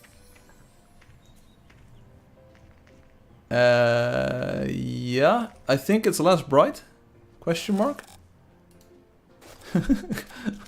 It's hard to tell. It's still pretty light, but I think it's... Am I even changing the correct thing here? What is bro even doing? Bro is on to nothing. Like a way to tally up the level of processing power each type of block is going to use before you enter the environment. No, that's not really something I can do. Is there a solution for overlapping water to look natural? I guess we have to test it. Yeah, so if I disable the effect, maybe the water rendering is now better than it was ever before. And we don't even need the effect anymore. So then I just remove the line entirely. Oh, no time to waste, let's go. Yeah, I'm definitely in the correct line here. See, now it renders as you would expect. Like the sides of the water block are now the same as the top part. Is this better? But this makes the Violet Castle head look a lot darker. Like, is this more what you want? Is basically the question. Compared to what it was before. I can probably even do an interactive demo here. I will go back to the way it was. And then if glfrag cohort.x is larger than have, then we do it, and otherwise we don't do it. I'm breaking all of the code here live on the stream, you know, just because you are the viewers.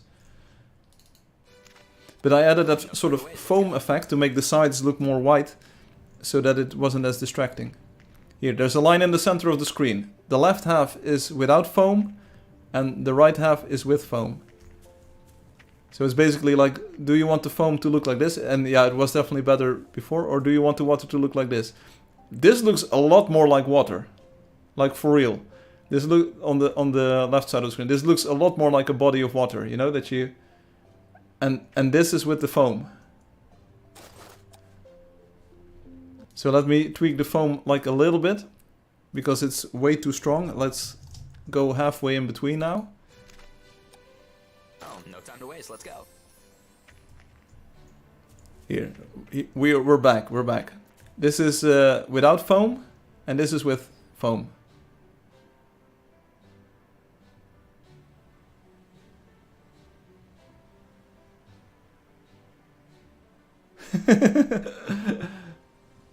It will really depend on the build. It's still too foamy, but it's a lot better already. And the problem in the Violet Castle is that there's a lot of lights on it as well. Maybe if you are surfing. Now, okay, so this is quarter foam. Oh, no time to waste. Let's Quarter foam. Here we go. This is the natural body of water on the left.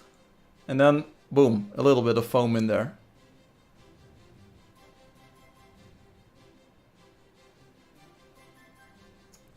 So tell me.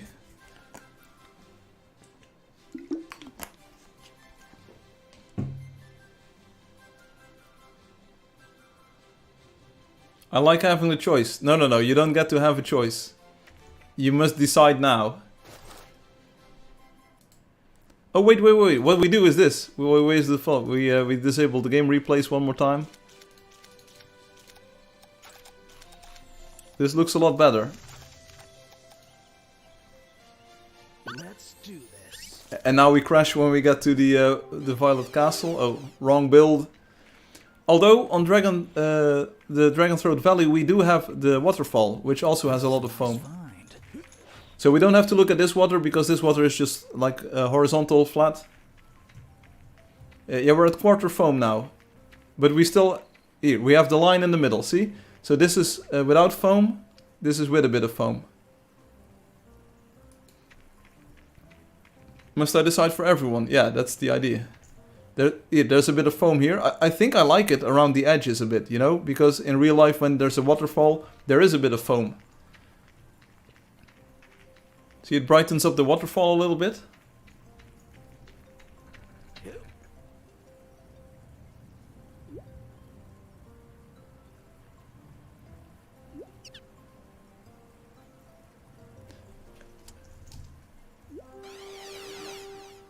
Quarter foam is better than no foam, okay.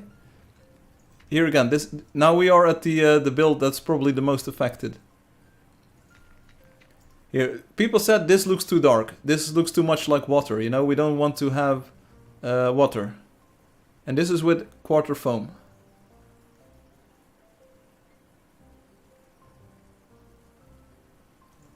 This is good, okay. There can be some valuable feedback. Left is way too dark. But it does look more like water, like for real. To my eye, it looks way more like water.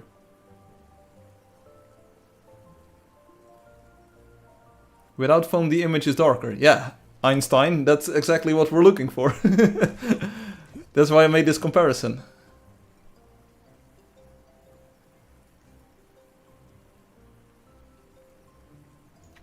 Also notice the quarter foam does a bit of tricks here on this water too, because it's not entirely flat. And then we can also visit the impact world. And then we crash. That was just for fun. So do we then... Do we even... an eighth? An eighth foam? Is that even better? Let's do this.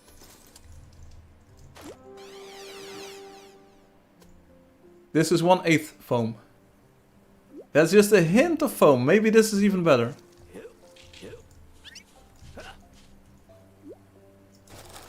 Probably want to go into cinematic for a moment. No foam, 8th foam. He just wanted to sign out. Yeah, that's literally the case.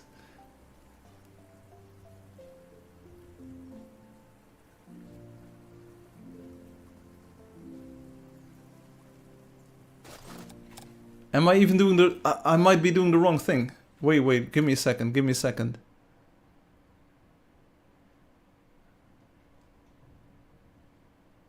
No, it is correct. It should be correct. It should be correct. Oh, no time to waste. Let's go. So again, this is just my testing body of water here. I think this looks best. You know, this looks best like water. This adds just a bit of foam.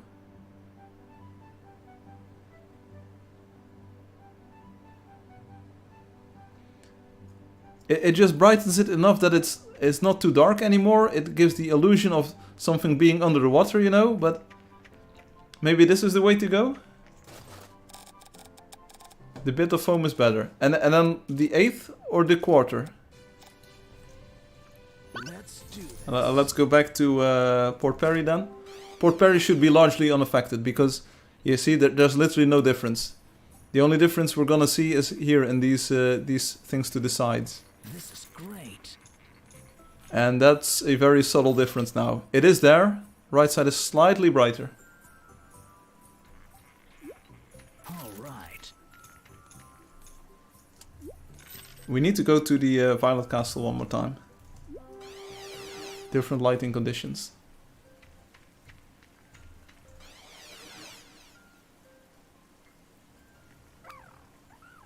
Well, welcome. This is going to be the entirety of the Angeldust, new Angeldust dev streams, you know? It's all going to be like this, and it's going to be even worse, because Obi might be there.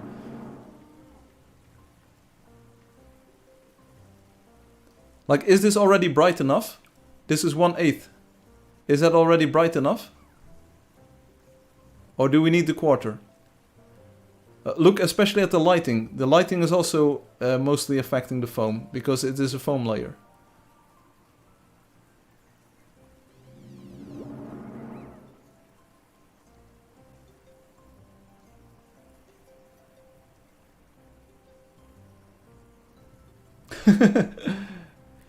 A bit of foam looks good, but how much foam I can't tell. No worries, no worries. Maybe the quarter is the way to go. An 8th, like going from full to an 8th is a very big tweak. Quarter is also a very big tweak, but it's at least a lot more subtle.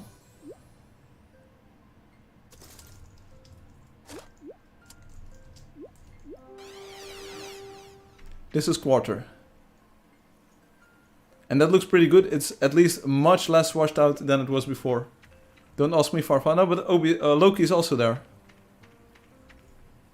This is quarter. I think this adds the right amount of volume. Here, this is perfect. This balances out the water nicely. Yeah, quarter the best. This is quarter. I think if you look at this, you know, it's nicely balanced with the overall image. While still having a bit of like that see-throughness that water has. Also called transparency sometimes. And then I think one is way too blown out. So let's compare. We're now going to do...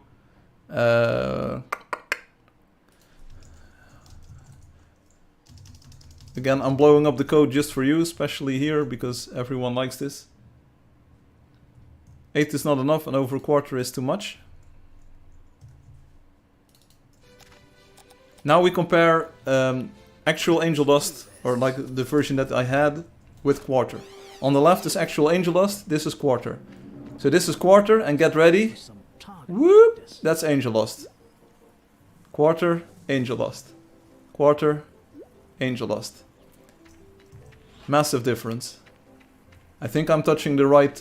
This is quarter, which looked nice and balanced and fair. And this here, the lighting just takes over too much. And that is probably even worse if we go into cinematic mode like this. This is quarter. Let's wait for the head to... Or is it always in the shadow? It's probably always in the shadow, right? No, it isn't. Angeldust. Big difference, big difference. Right is 100% better. Are you sure, Loki? Are you sure if you see these comparisons? Okay, good tweak then. If this is acceptable, if this looks nice, you know, and this is the original version that I had. Pay close attention to this water too, though. I'm sure, Loki says.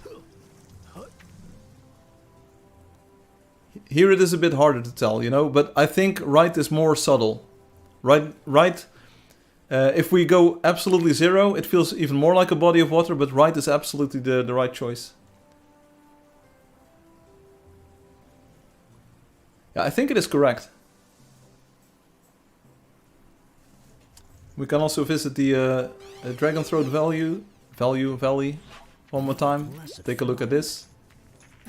Here, in Angeldust you can see the thing, like, very clearly. There's no doubt about it that there's an effect on that.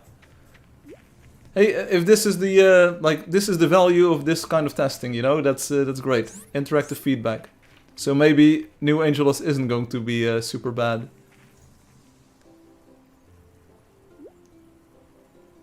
Yeah, now you can't unsee it. I'm not sure if I did it absolutely correctly, but this feels like very strong compared to what I think it should be, but I like this better, like where it's more subtle. And then probably also on the waterfall. I mean, that's just too bright.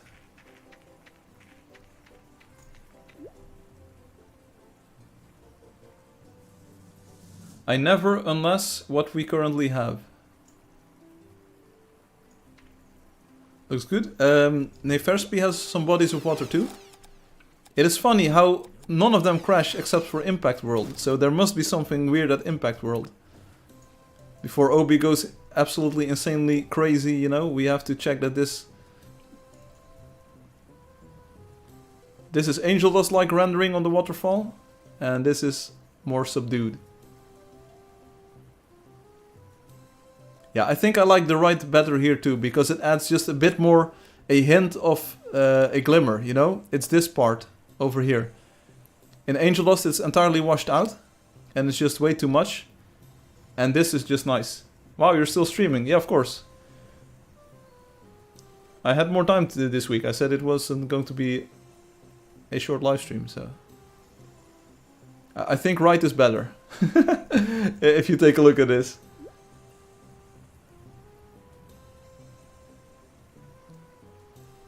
No worries, welcome Obi to the live stream.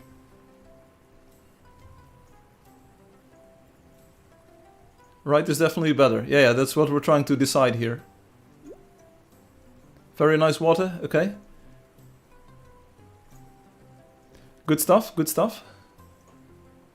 Obi left or right? I think Obi just told us their preference already.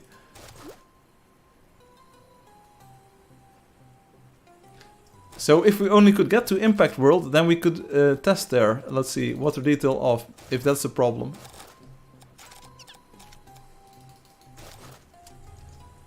Impact World. Nope, nope. Oh, no, this was gonna work either.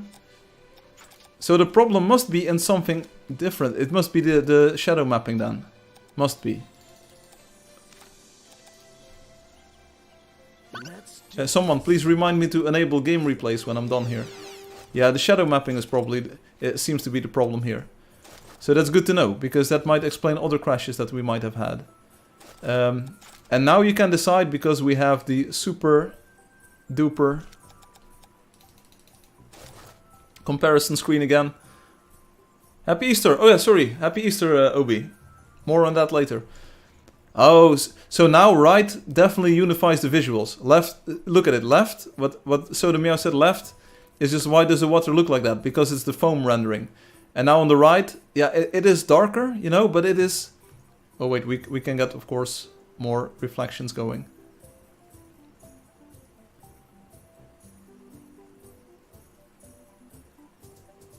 Left looks like worms, yes.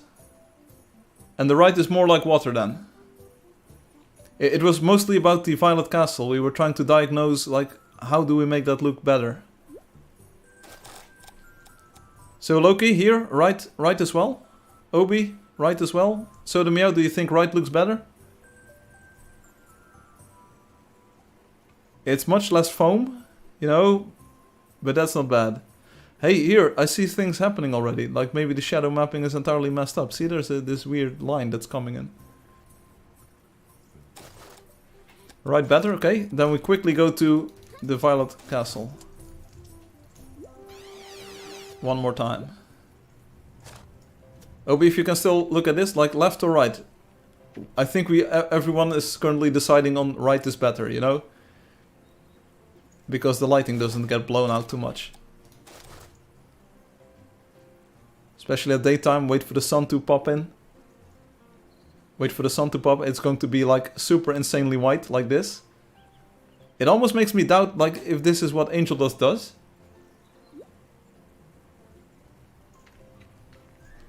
Yeah, but this is what left looks like if it's daytime and it's way too blown out.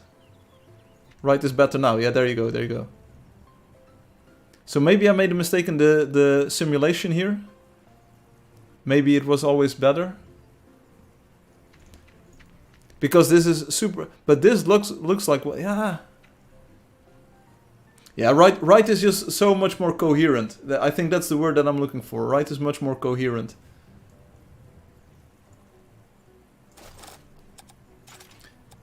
It worked for some...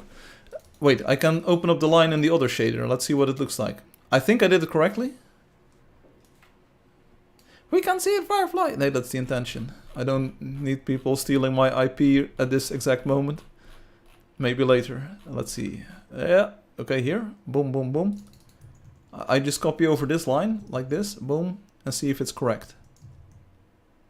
Yeah, and it is absolutely correct. So that is indeed how WebGL new or whatever you are playing renders it. So that's way too bright. Then we visit one more build with water, Psychedelia. Psychedelia has fountains, and that might also just look a bit better. Here we go. This is the WebGL new version of rendering thingamajig, and then we move over. Oh, so much better! Now it looks like water. Come on, how is it so scuffed? Look at it, this looks like weird glowy milk or something. And this looks like water. Yo! Can we agree? Right better? Okay, it flows upwards, you know, that's like a small problem, but other than that, 100%. There you go. Yeah, that makes it, this makes it more visually interesting. You see the texture move around and about. Add the left as a new block called different water. Yeah, maybe later. Then it probably also makes a difference here.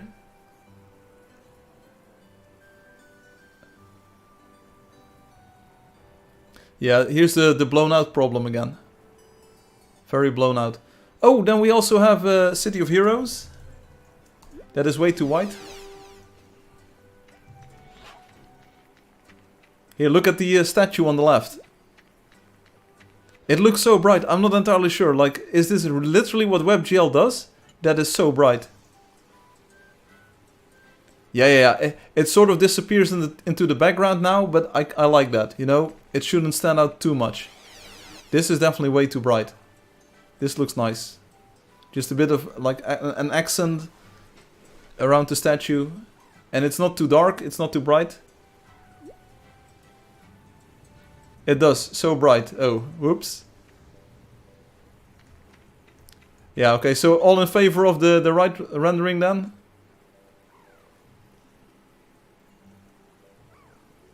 You know what the crazy thing is? I can literally edit the shader on the WebGL version live, and then you will see the effect. Insta, but I'm not gonna do it. I first want to commit it to the Git repository.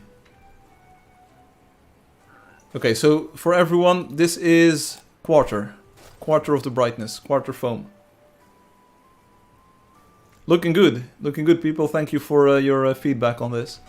I'm pretty sure there are more wonders with water. Oh, Paxanima, for instance. But it might not have as much of an impact here. Like, it's a bit on this, like...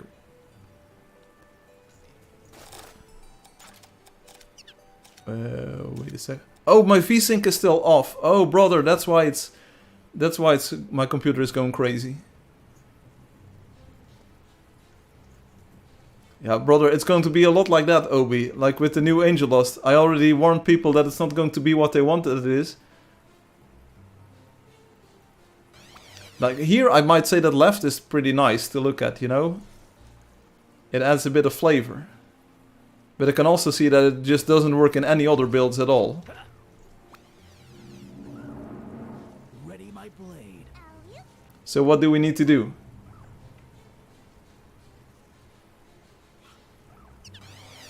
I'm looking at it on the other screen too, so it's a bit more in the distance. I mean, here it adds a bit of interest in the sense that it feels like it's foam. Better off adding a foamy water block. And let builders add foam. Yeah, some people already use clouds for that. Clowns. Clowns. 12 Kingdoms, the beach. There ain't no way that it looks good here, so we need to go with right. Like for real. Ain't no way that left looks good. You get sort of the worm effect from the impact world. Like right looks way more like Angeldust. I think here it isn't as much of a problem because it's on the shadow side most likely. If you go to the bright side. Yeah, right looks like the way to go. Yeah, here on the bright side it is again much blown out and it doesn't look like a body of water anymore. I think that's the reasoning here. We avoid the fully dark spots. Like the entirely super dark see-through water, but we also don't make it like over bright. It still feels more cohesive. And on the right side, I think you can still tell that there's a bit of foam in there, you know? Especially there in the distance, you know, it looks really weird.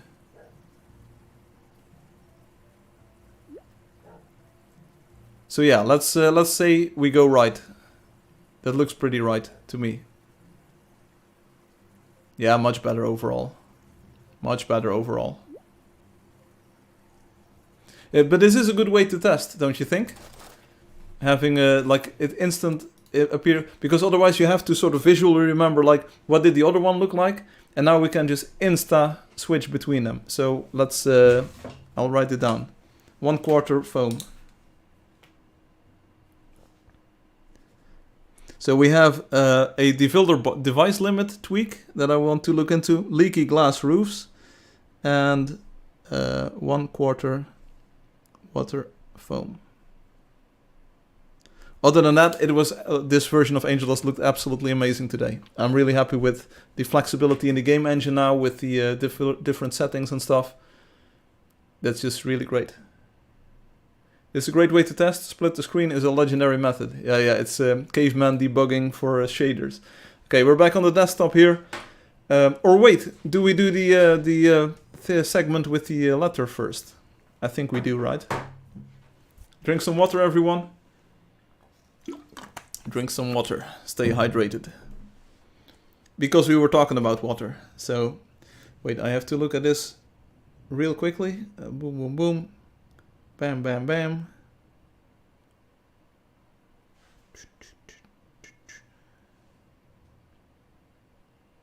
Okay, looking good. We're done with the phone. Warning, big camera. We're opening up the letter first. It's Easter, and we have this Easter envelope. It says Easter at the top, Pasen, which is Dutch. And can anyone guess who it is from? My version is a combination of both, so the meow. I have a combination of both. It's more like WebGL GPU than it is WebGL new. Is it the mail lady? Well, let's take a look. Oh, it's this way. It's, what does it say? Palmpaase, which is, I'm still gonna call this Easter. And then on the back side it says, Happy Easter, fijne Pasen. And let's see, there's probably, no. Can you tell? This is an Easter egg, it says, Paasei, Easter egg. And this is a pink horse that I want in Angeldust. There you go. That's a pink horse. Who will it be? Are you? It looks so cute. Hey, you look so cute. No.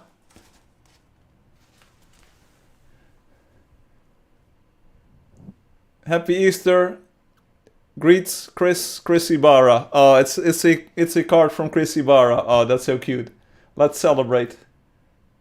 This is so cute. It needs to go up in the glass shelf. Yeah, I concur. I concur. You're absolutely right. Thank you, Chrissy. That means a lot to me. It's very cool. Chrissy also helped on the RoboCat. So if you ever need something creative done, get Chrissy to help you. Look, Easter.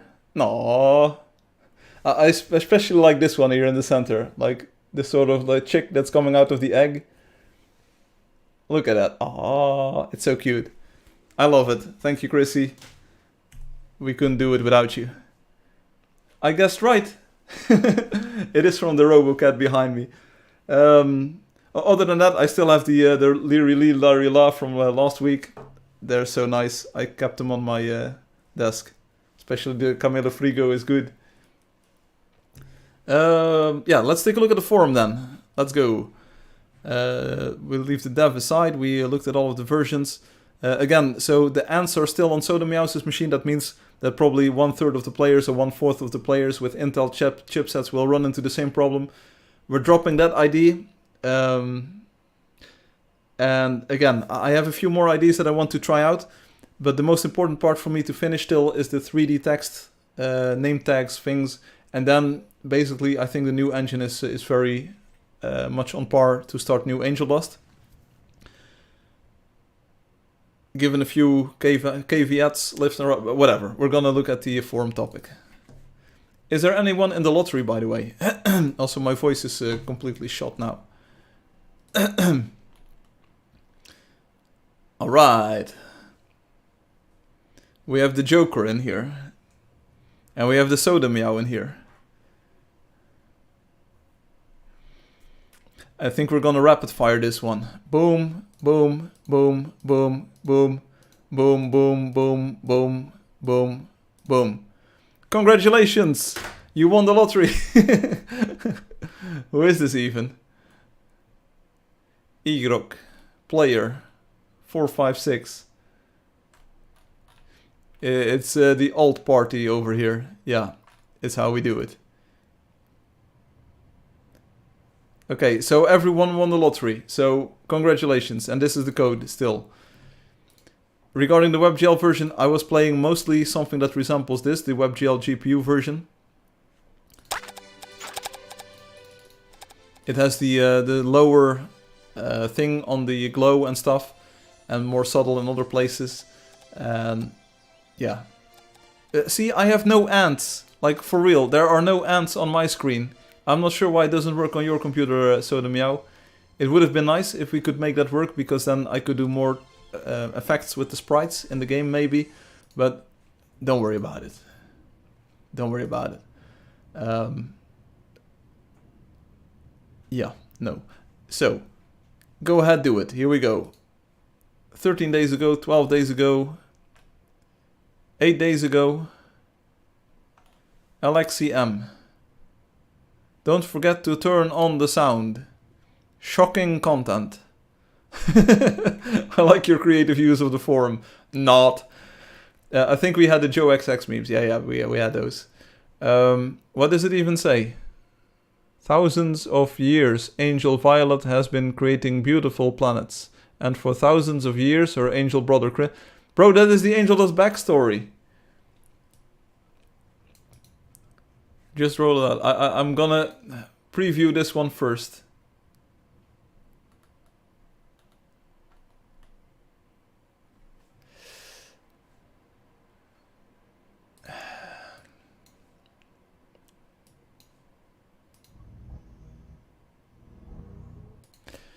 Yeah, it's a... Yeah, it's a... It is whatever it is.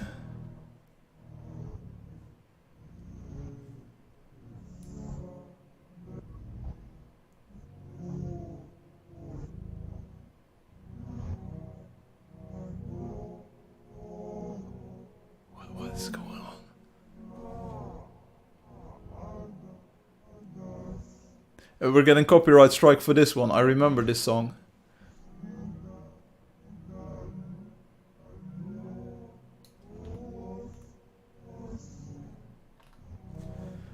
I don't know.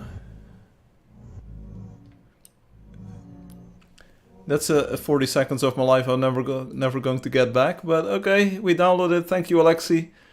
For the Z code file name even. Flash Bunny. It's, yeah, yo, very fresh. I found this glitch today. Anyone got the same problem? The quest is bears today, but I ended up getting wolves. Huh? Oh no, it's the Sodomy outpost.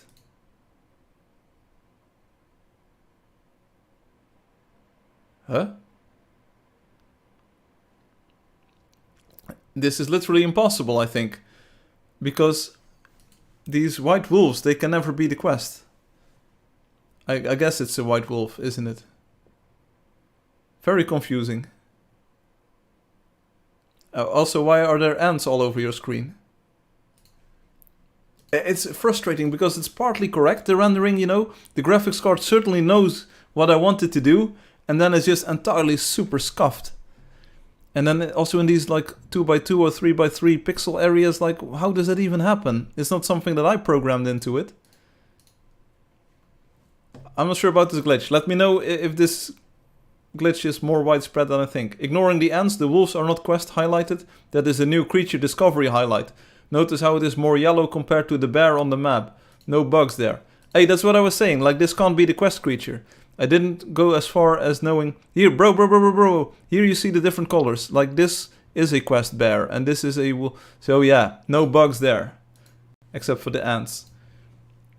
Stream number 5695 April. Personality test facts. Oh brother. Do we have sound? We have no sounds. Whoop! Due to personal reasons, I'm evil now. This is about you, Loki. Why is YouTube saying error? What? Are we live? Hello? Can anyone see me?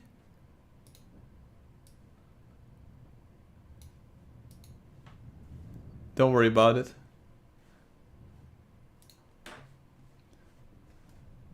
Loki is being dissed here. I hope they are able to see it. I get error for texting too. Well, go complain to YouTube. They're probably live streaming right now. Robo stream. Oh. There's a Robo bunny over there. Hello, Obi. I get an error for texting too. Or is the Robo... No. What? Oh, it's the Robo bunny face on the Robo bunny cat. Ah, now I see it. There's another one. No. The first RoboCat takeover. Ayo. You should be a graphics designer, Soda Meow. There's a world takeover trumpet here, and there's a bunny face. Notify me, RoboCat. It's just, oh, too much. It's too cute for me. Ayo, how do you even do this? I couldn't do it. Space Dusters, oh brother. The Artemis program, they ended up in Angeldust. What? Soda Mastermind, that's what I've been saying. They ended up in Angeldust. Where? How? Why? Where? How? Huh? They ended up in Angeldust. Tech brains. I love it. But there are a few more changes I think we should make. Firefly, updated WebGL GPU version. Great find. It's fixed. Updated WebGL new version. Updated WebGL GPU version. The normal water is over, or was because there is news. Updated WebGL GPU version. Firefly in the zone. Has to redesign the entire project. Ayo, I'm being dissed. And it's Nicolas Cage. It's Angeldust. Brother. Thank you. It hit home. This week I was on a roll. I almost felt bad for posting new updates to the WebGL. But you know what? I'm happy that I fixed some bugs, you know? So don't worry about it. I was on a roll. I had time. I had energy. I had to focus. It was good to be back. I even worked long days staying up in the evening, sometimes from like 6 to 10 in the evening. I even worked on the game because I had that much energy, and it felt so good, you know. I just kept on going. Memes, Loki the Whitful. I love honey. I love honey. But you know what I do not love? People who post horrible, brain rot, questionable meme content with doxing links almost every weekend. Intense glaring. Hey, it's not me, buddy.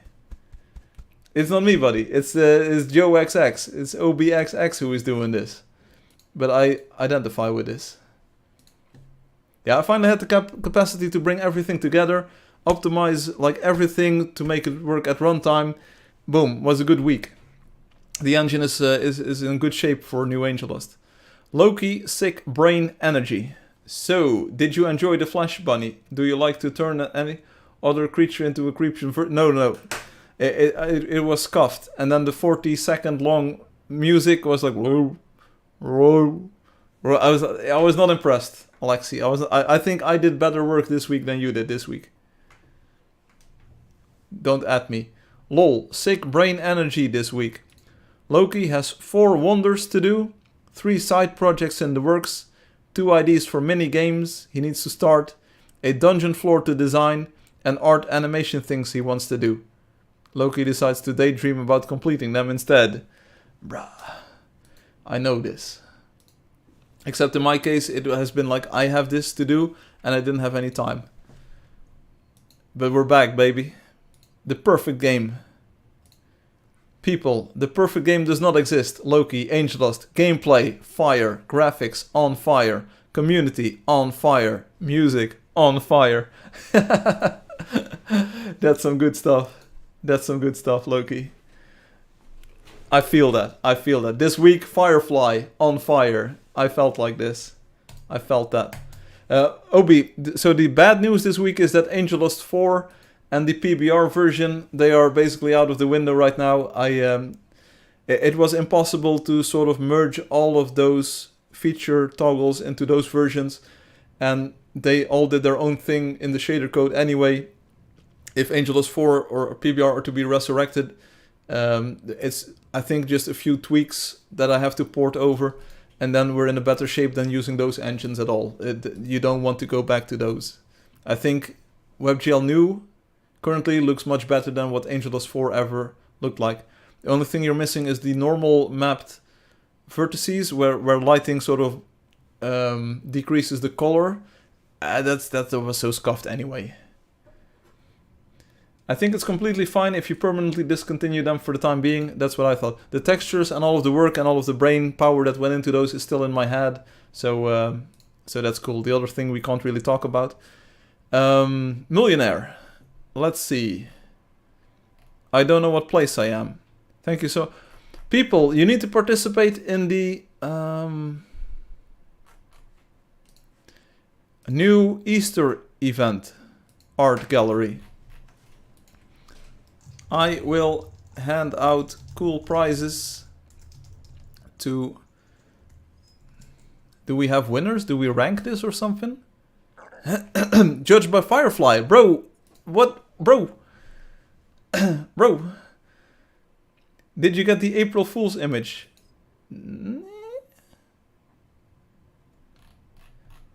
I will hand out cool prizes to winners, losers, and I can't say that, to winners and people who make cool stuff. Think coins, quest points, and or dungeon points. Obi is only in there for the dungeon points or the quest points or whatever points. No, it runs until April 30th, so I can't judge it next week because it runs for 3 or 4 more weeks. So, bruh.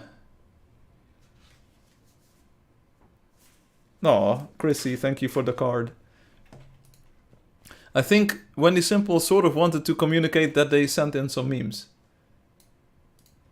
I will take a look. Private messages. Docs Wendy Simple. .jpg. Hey.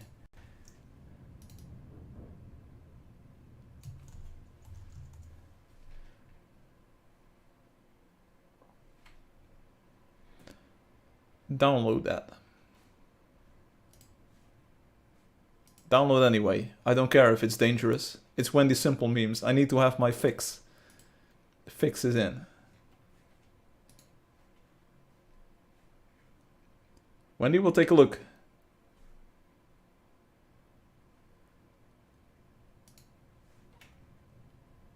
Soda signed up Firefly as the judge without him knowing. I might have known about it, but I sort of forgot maybe, I think, potentially. I do know that I need to hand out prizes though, but I also have to judge apparently. It's gonna be good. Yeah, Wendy! Yeah, let's take a look. Download this. Is the Firefox done? Looks like it. Hehe. Hehe. 6-9. New folder. Wendy Simple. Wendy Simple. Boom. Bam. Shim boom. Here we go. Oh, imagine taking this wallpaper, like this screenshot again, in the new rendering style. It's such a big difference. Again, Angeldust, old Angeldust is just a bit too dark to my tastes. Imagine a new sky, imagine a new water rendering, the real-time shadows, a bit of glow on all of the things. Ah, it's pretty good. Also, Obi, did you see the... oh wait, before I forget, I need to turn back on the game replays. Otherwise we will not have a replay next week. Did you see the downscaling option? I know it is slightly scuffed, but I played with it for an hour. That's what she said. And it was the way to... No, but it was in the WebGL new already, so you might have seen that. But it downscales the pixels, so it runs faster on low-end devices. And I used that. I literally opened up Chromium on my Raspberry Pi, went to WebGL new, full screened it, and it ran at like 8 or 9 FPS in the default settings. I lowered that, and it was 30 FPS, and I just sat on the couch. I played for an hour. I visited Port Perry, found new places, new NPCs, even you there. And you had a great joke. You know what your joke was? Your joke was, why does a knight always have a pencil with him? Because he likes to draw his sword. You are at Port Perry, yes sirree. And you have a good joke there. You have a great joke. You didn't know you were at Port Perry? Brother, you're missing out. Ayo, it is such a good joke too. And but it looks like a super retro game because it has the big upscale pixels, you know. But it is really great, you know. It plays really well. It's really fun because then actually I can play it on the Raspberry Pi instead of it lagging at a few frames per second. Yeah, I'd go there, but it's going to be a long walk to get there. But if I and then so the map is and then do I have the map on here? Port Perry map. Oh, I do have the Port Perry map. What was it? Profanity filter thing? I don't know. Bro, don't go there. Why not? Port Perry is a very nice place to be. I think I went to the Lake Kobol like this. I started at the TW44, you know, and then I walked over the bridge this way. I think I was at the Hard Hill like this. I saw Lake Royce, Howling Ridge, Woglade, I think I may have seen. There is some sort of city gate near a place, and you are there. I visited Pascal like this. Lake Kobol, I definitely visit. I ended up in St. Fallon because I saw the palace with the reflection effect, which is really cool. I saw maybe a part of Elkwood. It is just so big. It's like literally insane. You might be... Were you outside Woglade? I love how Firefly just randy walks about the one. Yeah, I just walk randomly. Thank you very much. You are outside one of the villages. That doesn't say tell you much. I think it was... I have a picture on my phone. Because I was taking screenshots while I was playing on the Raspberry Pi on the TV, you know. That was just so good. Is this Obi? Yeah, this is it. Can we tell what it is?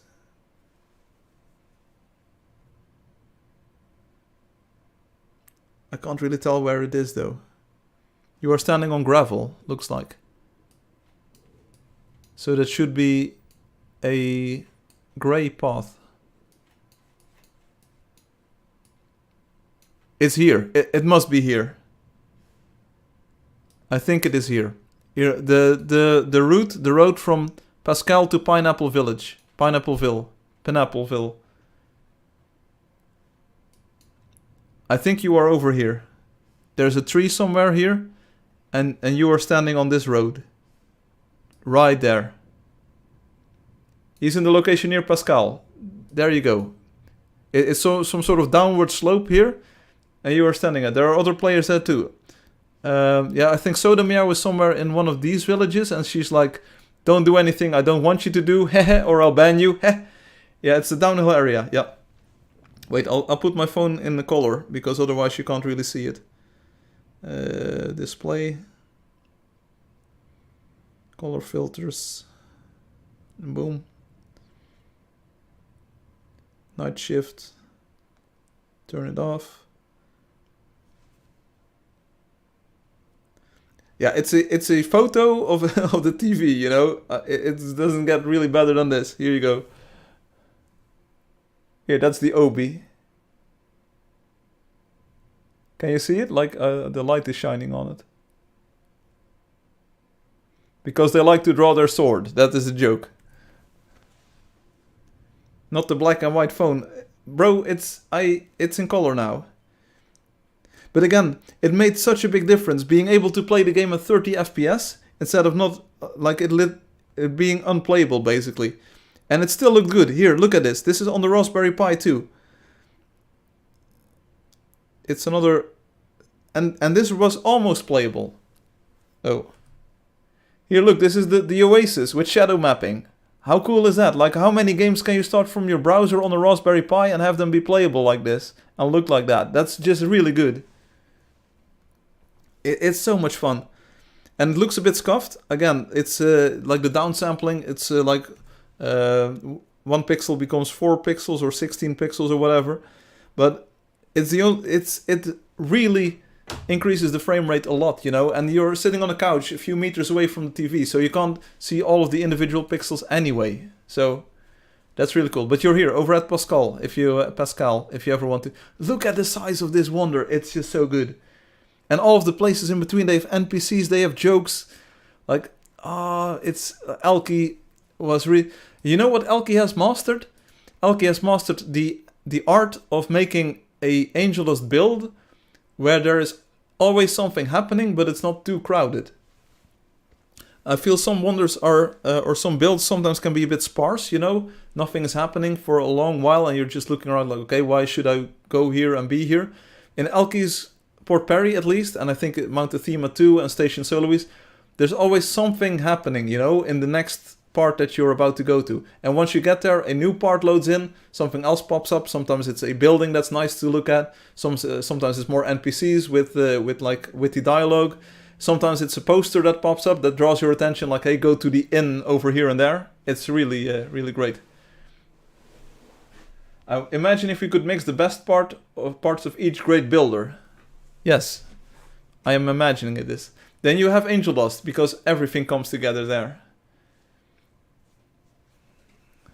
To make one big ultimate builder would be cool. Like some people are, like, Elky might be a master at planning out the entire, like, big picture of the build, you know? I think Rob also has that down pat. If they would work together on sort of like creating an architectural plan for a wonder, for a build, that's amazing. And then you mix in Ruwan and Obi for the detailing, you know, that's cool. Maybe Alexi gets in for a bit of lore, left and right. Loki comes in for all of the photon magic and making all of the crazy systems work, you know, and abusing all of the systems that are in the game. Let's see, then we have Fatih, who makes a photon Phantom 6 out of it.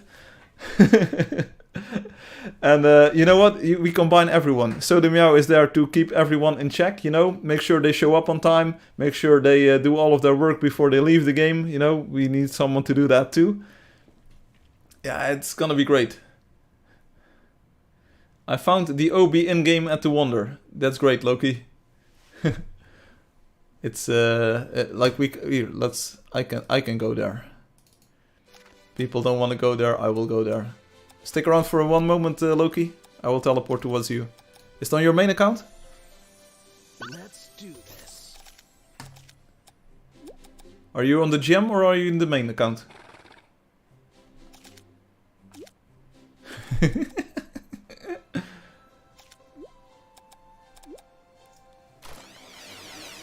Yeah, this is exactly where it is. And this is exactly how I remember it. Step away so we can hear the joke. Loki, step away. We need to hear the joke.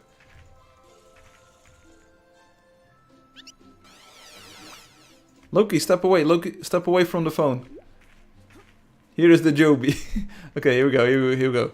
Hello, Mr. Obi. Can you tell me a joke? Why did the knight always carry a pencil? Because he wanted to draw his sword. Yeah, boom! There you go! Oh, that's amazing, that's amazing. I like the joke, thank you so much. Thank you, Obi, that's amazing. Creamy is here, Manthe is here. Everyone is here for a second live stream or something.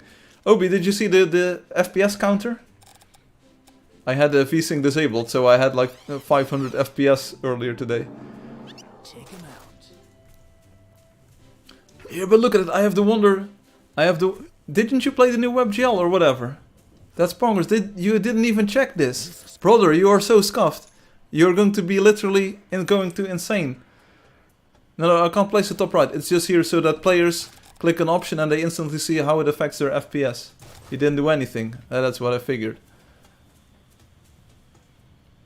So anyway, that's the OB NPC. I can show you the downscaling. Look at this, look at this. It's below normal post-processing.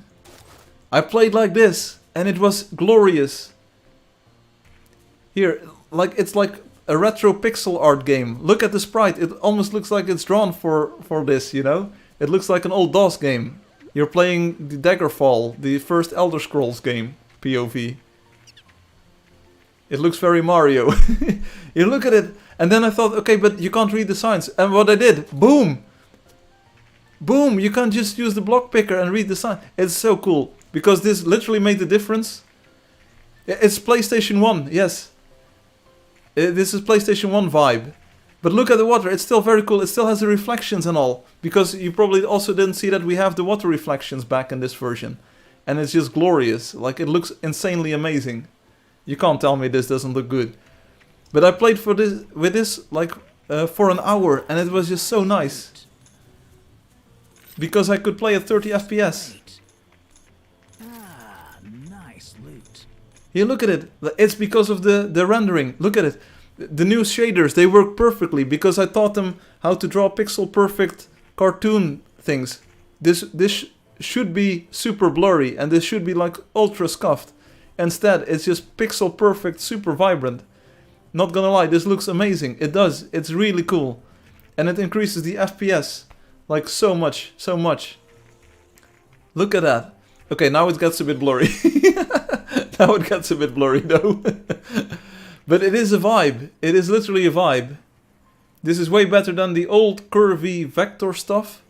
Oh, it might also be because I have normal detail level textures. Like if I go too low, it's a bit different probably. Yeah, there you go, there you go. So maybe it's also the normal texture quality vibe. But it is literally the same process. It still looks very good. It is the vector thing. It's literally the same thing. It does nothing here. It does nothing. It literally does nothing. Oh. It always looked this good. It just always looked this good, brother. But it's probably the normal texture detail quality that I have on this version. That adds just insanely more detail. But it's still the same. It's literally the same thing.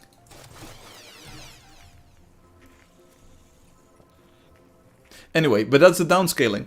And the downscaling is because the Raspberry Pi isn't powerful enough to calculate everything in high resolution.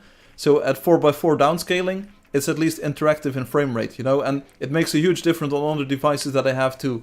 a laptop with a Sweet home. with an old Intel chipset, you know, that it helps so much. And you can then at least play the game at interactive frame rates, and that makes it so much better than not being able to play at all. Yeah, it's down res and then up res, basically. It downscales the render buffer so it can upscale it to the screen. All right. But notice that the user interface is absolutely pin sharp.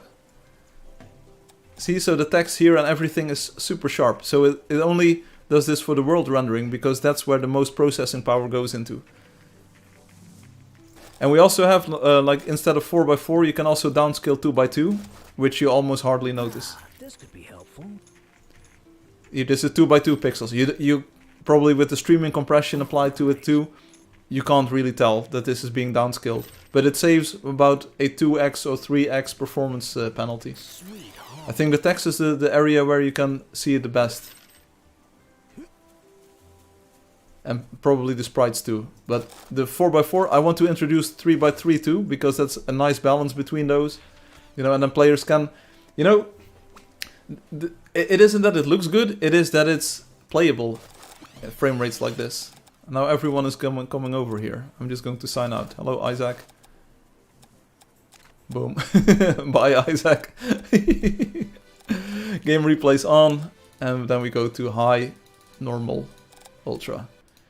Impact world crash is something that I have to investigate. With shadow mapping.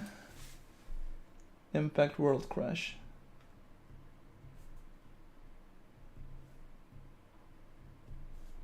Shadows.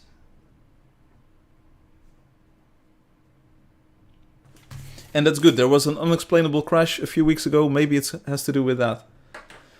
Okay, Wendy Simple Memes, and then we're out of here. It's been a 4.5 hour live stream. My voice is starting to crack. You can't really ask more of me. Make sure to turn back on the game recording. I think I just did.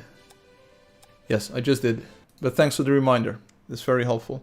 Because sometimes I forget things. You might not think so, but it is.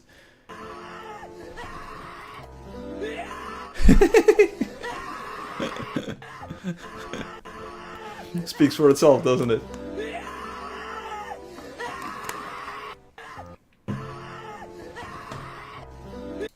Honorable, in the next financial year, you said you're going to... Oh, wait. This is a good one. Firefly, when players ask about what updates will be added to Angeldust. Honorable, in the next financial year, you See said you. you're going to create 840,000 jobs. Jobs. How are you going to create them? Woo! There are so many things. Let me tell you.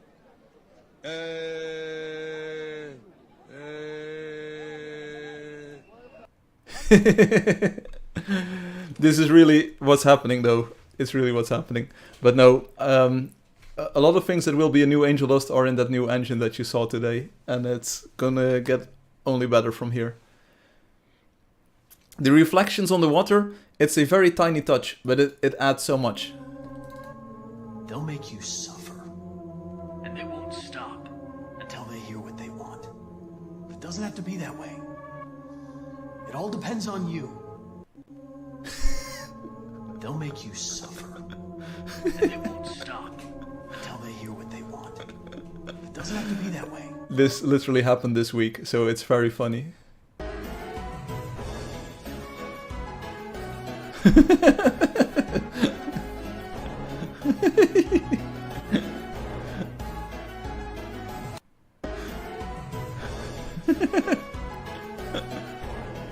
You're getting closer and closer to the chopping block or whatever it is.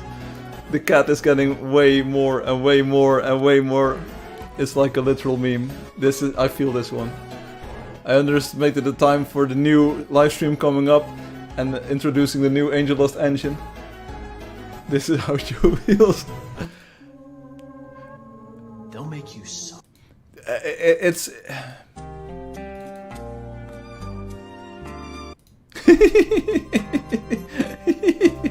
It is literally outside of Pascal in the Port Perry. What's that? You and me. So cute. But who's in the cage? It's Obi, lol. Ayo. How much is the Tung Tung Tung Sahur Happy Meal? $69. $69.69. I do to your mother. Is How much is the Tung Tung Tung Sour Happy Meal? $69.69. What I do to your mother. How much is the Tung Tung Tung Sour Happy Meal? The tung tung tung. So, hey Wendy Simple, we're having a blast.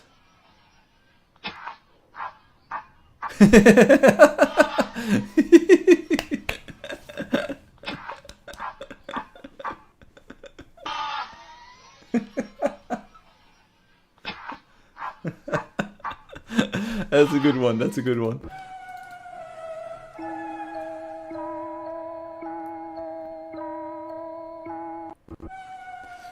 This also literally happened this week.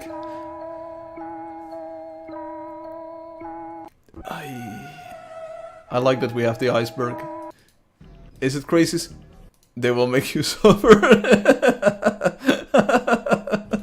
You're a machine, you were designed to obey, so obey! Tell me what happened. You're a machine, you were designed to obey. It's two of the same memes, but I can feel it, Wendy. It's today. It's not Beamy who is the victim of the jokes. Today it's Obi. This game is great. Hello, Reed Pappe. Reed Pappe. We showed some more graphics features and we tweaked some of the water shading. It was great. Also, how did we? I just fired up that version with the split water rendering. How did we not even notice that? What happens is disrespect of the highest order. What? Yeah, brother, don't worry about it. I will disrespect you any day of the week. I will never lie, though. Cool, I will watch it later. Maybe you saw all of them, though. You were here for the start, Ritpop. We also opened up the card. It turns out it was by Chris Ibarra, so that was really nice and very cute. So let me do the thing again. Here. We tweaked the water rendering a little bit, so Ritpappe. On the left side is what Angeldust New does. It has a lot of foam, but it's a bit over bright. So we turn it down a bit. It's still there, but it's way more subtle. And it looks pretty good on the Violet Castle, it looks pretty good on the Impact World, on the Rob 12 beach thing. It looks good on the City of Heroes, on the waterfall in the Dragonthroat Valley. So, instead of this, it now looks like this. It looks pretty good. That's what she said. But yeah, it's better. It's better. The other part was way overblown. So that's what we do now. NGL. I look forward to the new Angeldust streams where we can give feedback on this all day, every day. I don't remember left ever being a thing. Yet it is. Here, look at it. You open up the WebGL, new. WebGL, new. I'll do GPU because that's even a bit different. That's even less worse. Let me sign into the game, bro. Game bros. Here we are. Wonder time.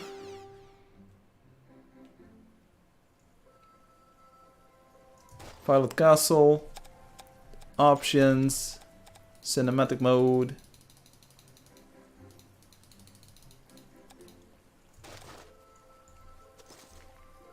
Why does it not look like that? I think what you did is this. You made the left to make us think there already exists a right this way. Cool. What?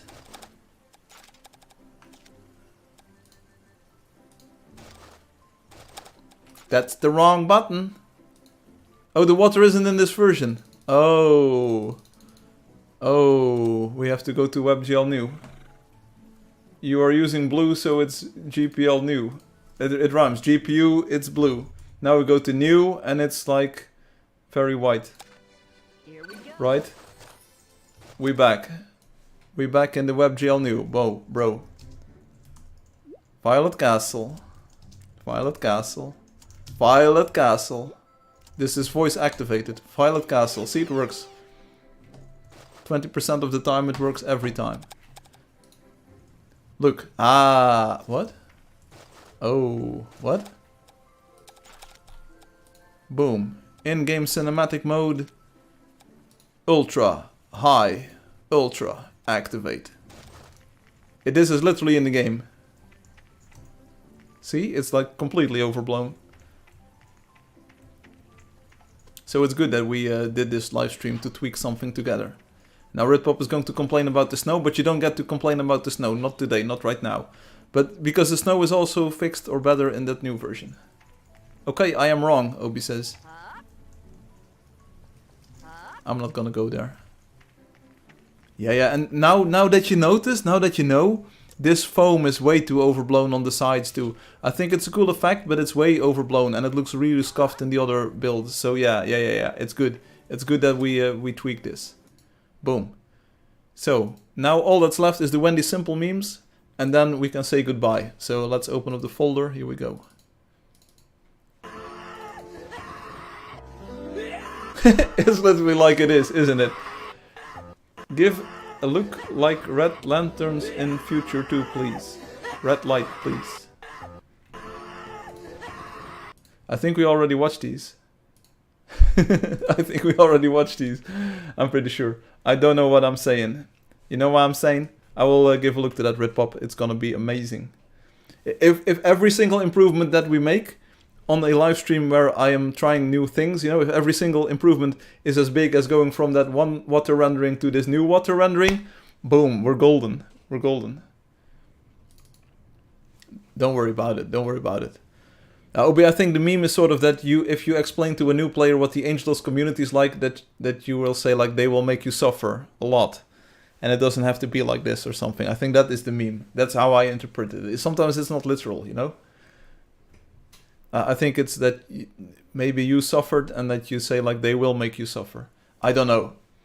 Maybe and then I would never do that. That's good.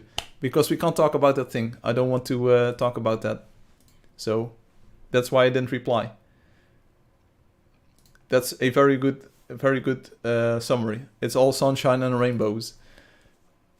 With that said, it's been a 4-hour, 40-minute, 44, 6, 7 live stream. So let's make dinner.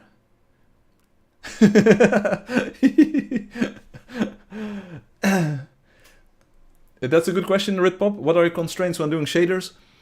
More than I like to admit. Basically, I added that downsampling for the Raspberry Pi because it couldn't keep up. And then I played WebGL old on the Raspberry Pi and it ran at about 24 frames per second.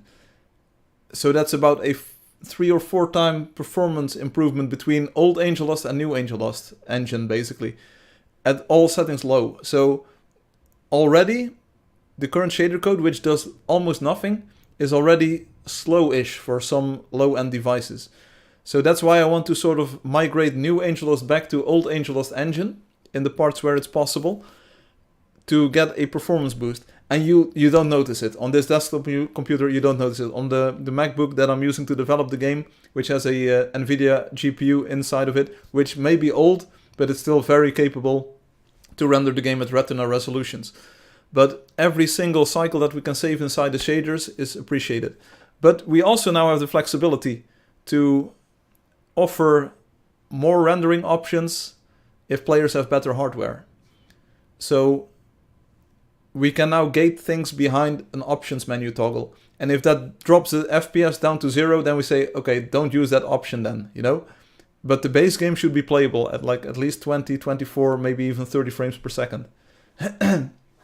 Just give all your code to a cloud and tell it to fix it. Maybe in the future. At the moment, I'm doing pretty well myself. A problem though is premature optimization. You've probably heard of this. It is no use to optimize things before they are finalized, basically. In Angeldust, I also did a lot of last-minute optimization work that I could only do when I knew the game is going to look like this, it's going to work like this, and it's going to sort of like present itself as this. And new Angeldust hasn't been fleshed out at all yet. So I don't know what the constraints are. I don't know what I'm looking at optimization work. I do know that what I thought was impossible for many years is potentially possible. I think the Angeldust engine can internally render in HDR, somehow pass that to OpenGL for rendering, and then we have the shaders in OpenGL basically do nothing because everything is pre-rendered and pre-calculated. which pushes a lot more work to the CPU instead of the GPU, but the upside is we have to do the work only once. Well, the GPU has to render the frame every frame, so 60 times per second. And I think sometimes these chunks are displayed for roughly 10 seconds. So 10 seconds at 60 frames per second is 600 frames. So that's literally a 600 times speed up, basically, in the work that has to be done. Not saying that the Raspberry Pi will run at 600 frames per second, because it still has to do like basic pixel manipulation. But I think we can sort of make a balance, a trade-off between old Angeldust engine, new Angeldust engine, make it look better, have skybox shading effects that we can't have on old Angeldust, have shadow mapping, but also do most of the calculation beforehand. I'm asking because I remember you saying once that you can't do derivatives. Yeah, like the FDX, FDY, or DF, DX, DF, DY. They are not available on OpenGLES. But what it does instead now is full normal map calculation for the water shading. So don't worry about that. That's a solved problem. The water shading is nice and is there. It's going to be there and stuff. And you know what I can live with?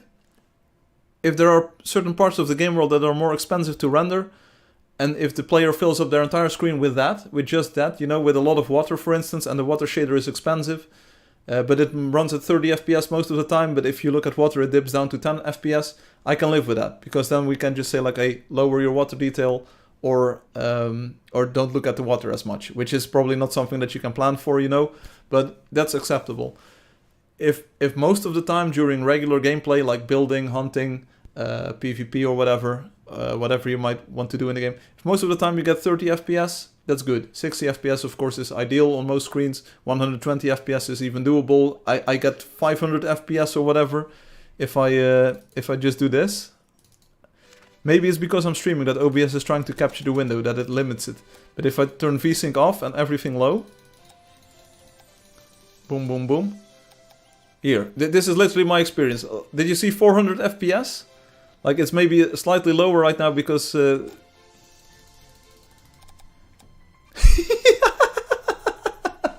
you seeing this? Are you seeing this? Hello Mitch, welcome to the live stream. Brother, you can't tell me that... Bro, you can't tell me that my rendering isn't optimized.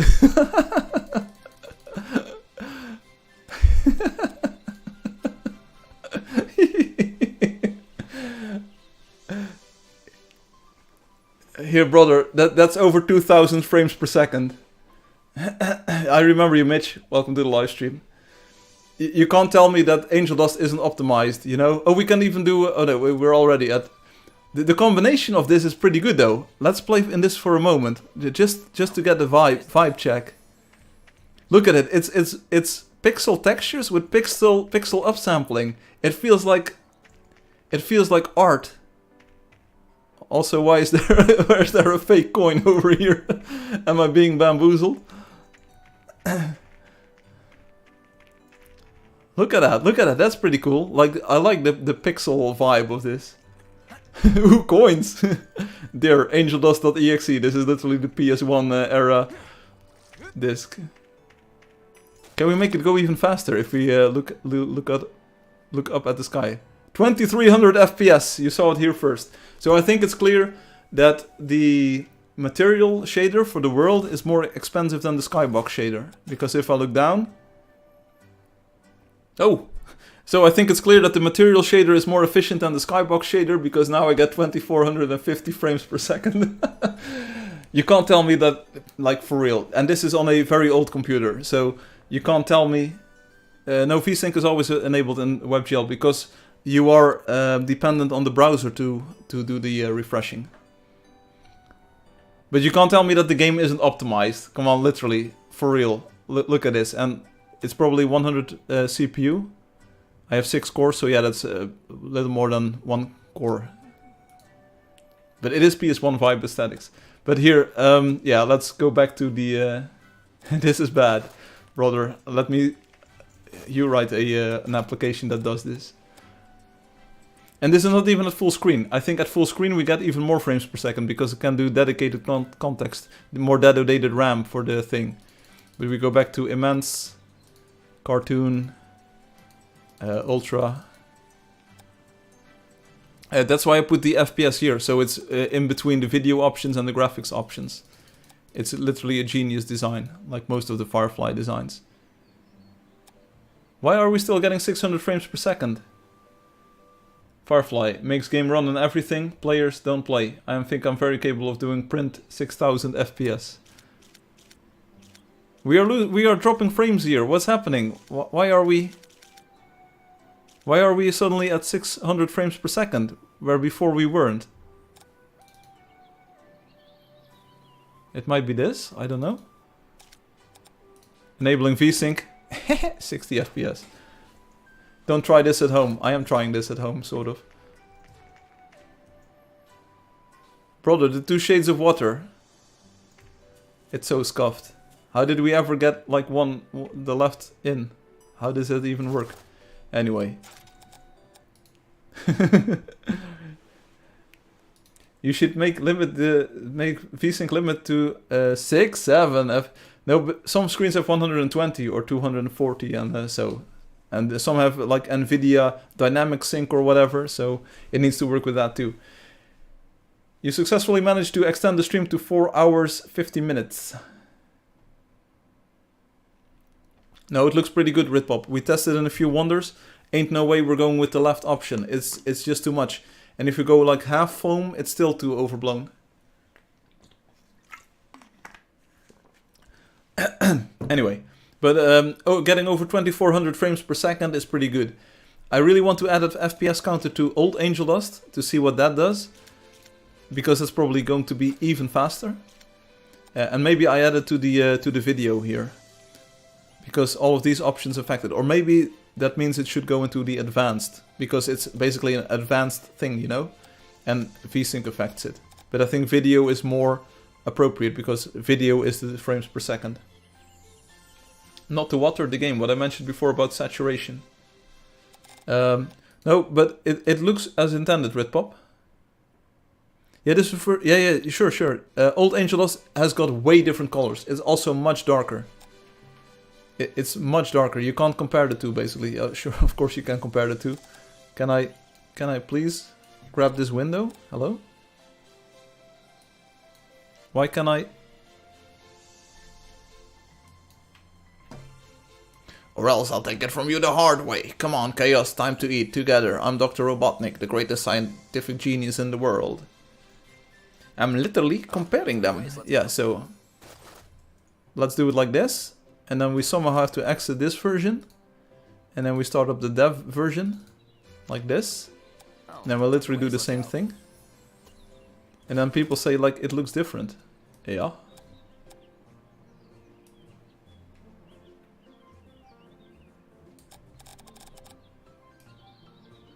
Yeah, I need to go eat soon though.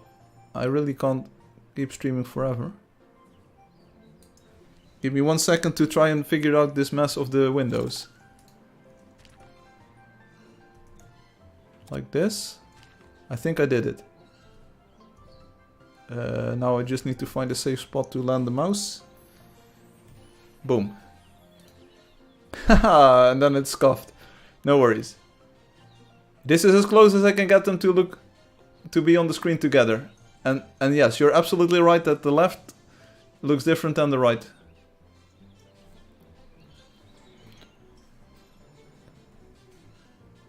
This is also something you can do yourself. Basically, go to a Wonder, use cinematic mode and compare them. But yeah, right fixes all of the problems that I had with left. Left is too dark in parts. It uses the incorrect light calculations. So shadows are applied in gamma applied color space. You should make the left right into game split screen middle right left 6, 7. I wouldn't call it more washed out. I would call it brighter. And you can't tell me that right doesn't look better than left. Like, look at it, look at it. But to each their own, I suppose. It's brighter. Yeah, it's brighter. It's got post-processing. It's got correct shadows. It's got correct lighting calculations. And yeah, the colors look different because they are intended to be different, but left just can't do it. Slam. I'm sure if you did HSL it would be identical, just higher L. That's a big L. But this game is not realistic. No, but I have invested a lot in more realistic rendering techniques, because it can also help cartoony graphics look better. And maybe we're not cartoony enough at the moment. Oh, look at this. This is literally the artifact thing. Yeah, I try to make it as pretty as possible. Maybe that's the idea. Maybe that's what I'm going for at the moment. And pretty does involve a lot of lighting effects that I like. And having technical things like the shadow mapping, the environment mapping with reflections, you know. Is this water realistic? No, not at all. Is it cartoony? No, not at all. But I think if people see this, they will think, hey, that looks like water. And I think the reflections on the water, I think that's nice too, you know. If you have the Minecraft game, for instance, the water is a blue block. And unless you play like specific versions with specific shaders or so, it doesn't really look like this. They do have underwater though, so that's an entirely different way to design the game. It is what it is. But give me a bit more time to make everything work together. That's the live stream for today. I hope you all enjoyed it. I had a few shorter live streams the past few weeks. This one is a bit longer, probably at the expense of my own health, but I will go make dinner now and eat something. I'm starving. It's been almost a 5-hour live stream. It's been a long time since we had this. Should we go for the meme and just like babble for 3 or 4 more minutes so that it's 5 hours? I enjoyed it very much. That's what she said. I think my health is more important. They will make you suffer. Also, the entire afternoon was just super sunny outside. I wish I could go outside and sit in the sun for a moment after all of the weeks that I've been through. But tomorrow is also going to be good weather. I will be playing music all of the day though, but that doesn't matter. It's all good. It's 7 o'clock. I need to make dinner. I want to eat. If Aminish, your inspiration is good, I just think it needs a bit more color and contrast since exposure is higher. I fully agree, Ritpop. And that's for a later stage. But I think Angeldust players sort of like the colors and the look that Angeldust has, and this engine sort of does justice to what Angeldust is. What is for dinner? It's the usual. I finally, after I think 4 or 5 weeks without having the beans and the chili, you know, we're going with the chili and the thing.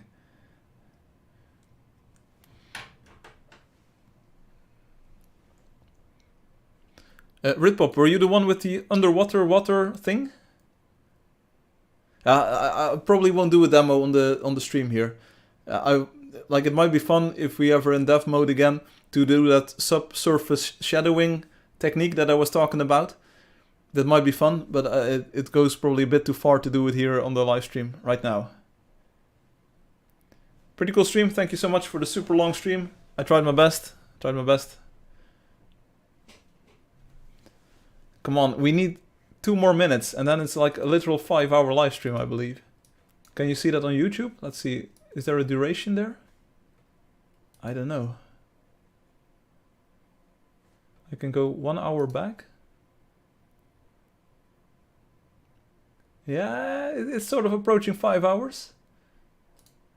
Have a great week, everyone. You too, Soda Meow. Thank you for testing the Ants version. Sorry to hear that they're still there. But I will probably get rid of that ID at all. Like, we just go back to the original plan.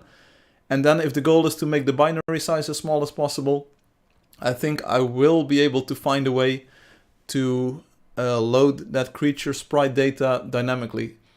So if you don't see a bear ever, you know, we don't even load in the sprite data for the bear. It may be even part of a new set of EMI files or like whatever format files that you can think up. And we decompress them on the fly. We load them in for a bit. You could play the guitar? Oh yeah. Make it 5 hour, 1 minute and 9 seconds. I hope you end the stream 1 second too early. That's what she said. Okay, yeah, we're with the talky bit at the end. We're approaching that. We're approaching the 5-hour mark. Thank you all for watching. Thank you all for playing. I hope you enjoyed the engine improvements this week. I did. We have a cohesive product again instead of having 10 different versions. It's now something It gives players agency, you know, I want it to look like this, I want it to look like that. It doesn't run well if I use this.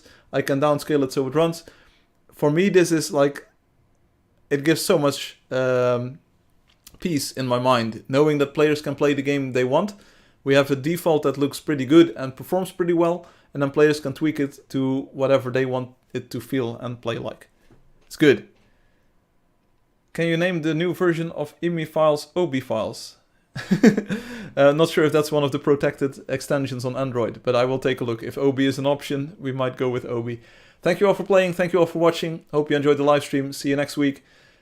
Likely on Sunday, I think.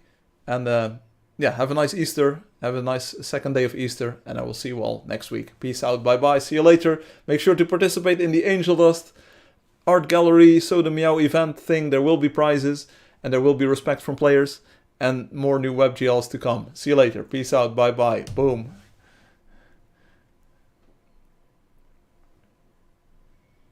Wait, which is the version we should use? I will probably make another new version that combines all of the things into what you saw on the stream today.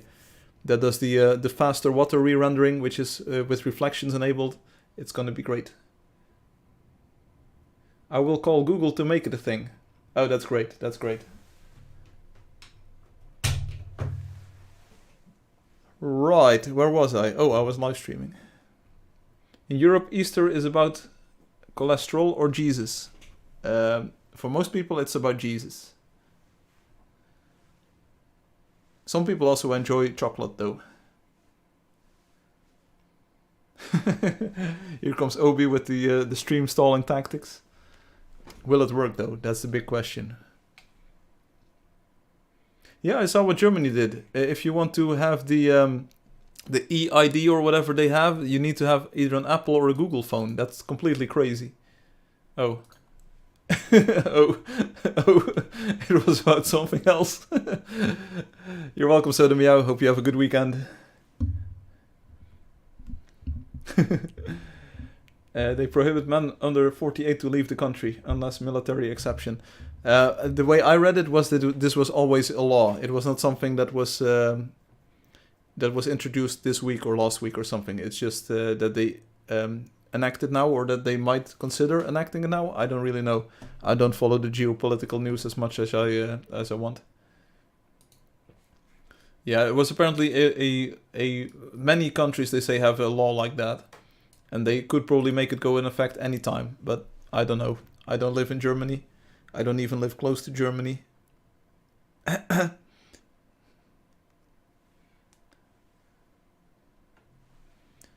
I don't know what I'm talking about. Maybe it's best if I don't discuss this subject. What I saw was that if you want to leave for more than 3 months, you have to tell the army. Okay, but making it go in effect is wild.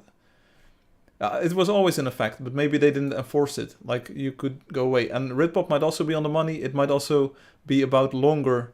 Yeah, I think 3 months or so, yeah, that sounds about right. If you would leave the country for more than 3 months, then you would need approval.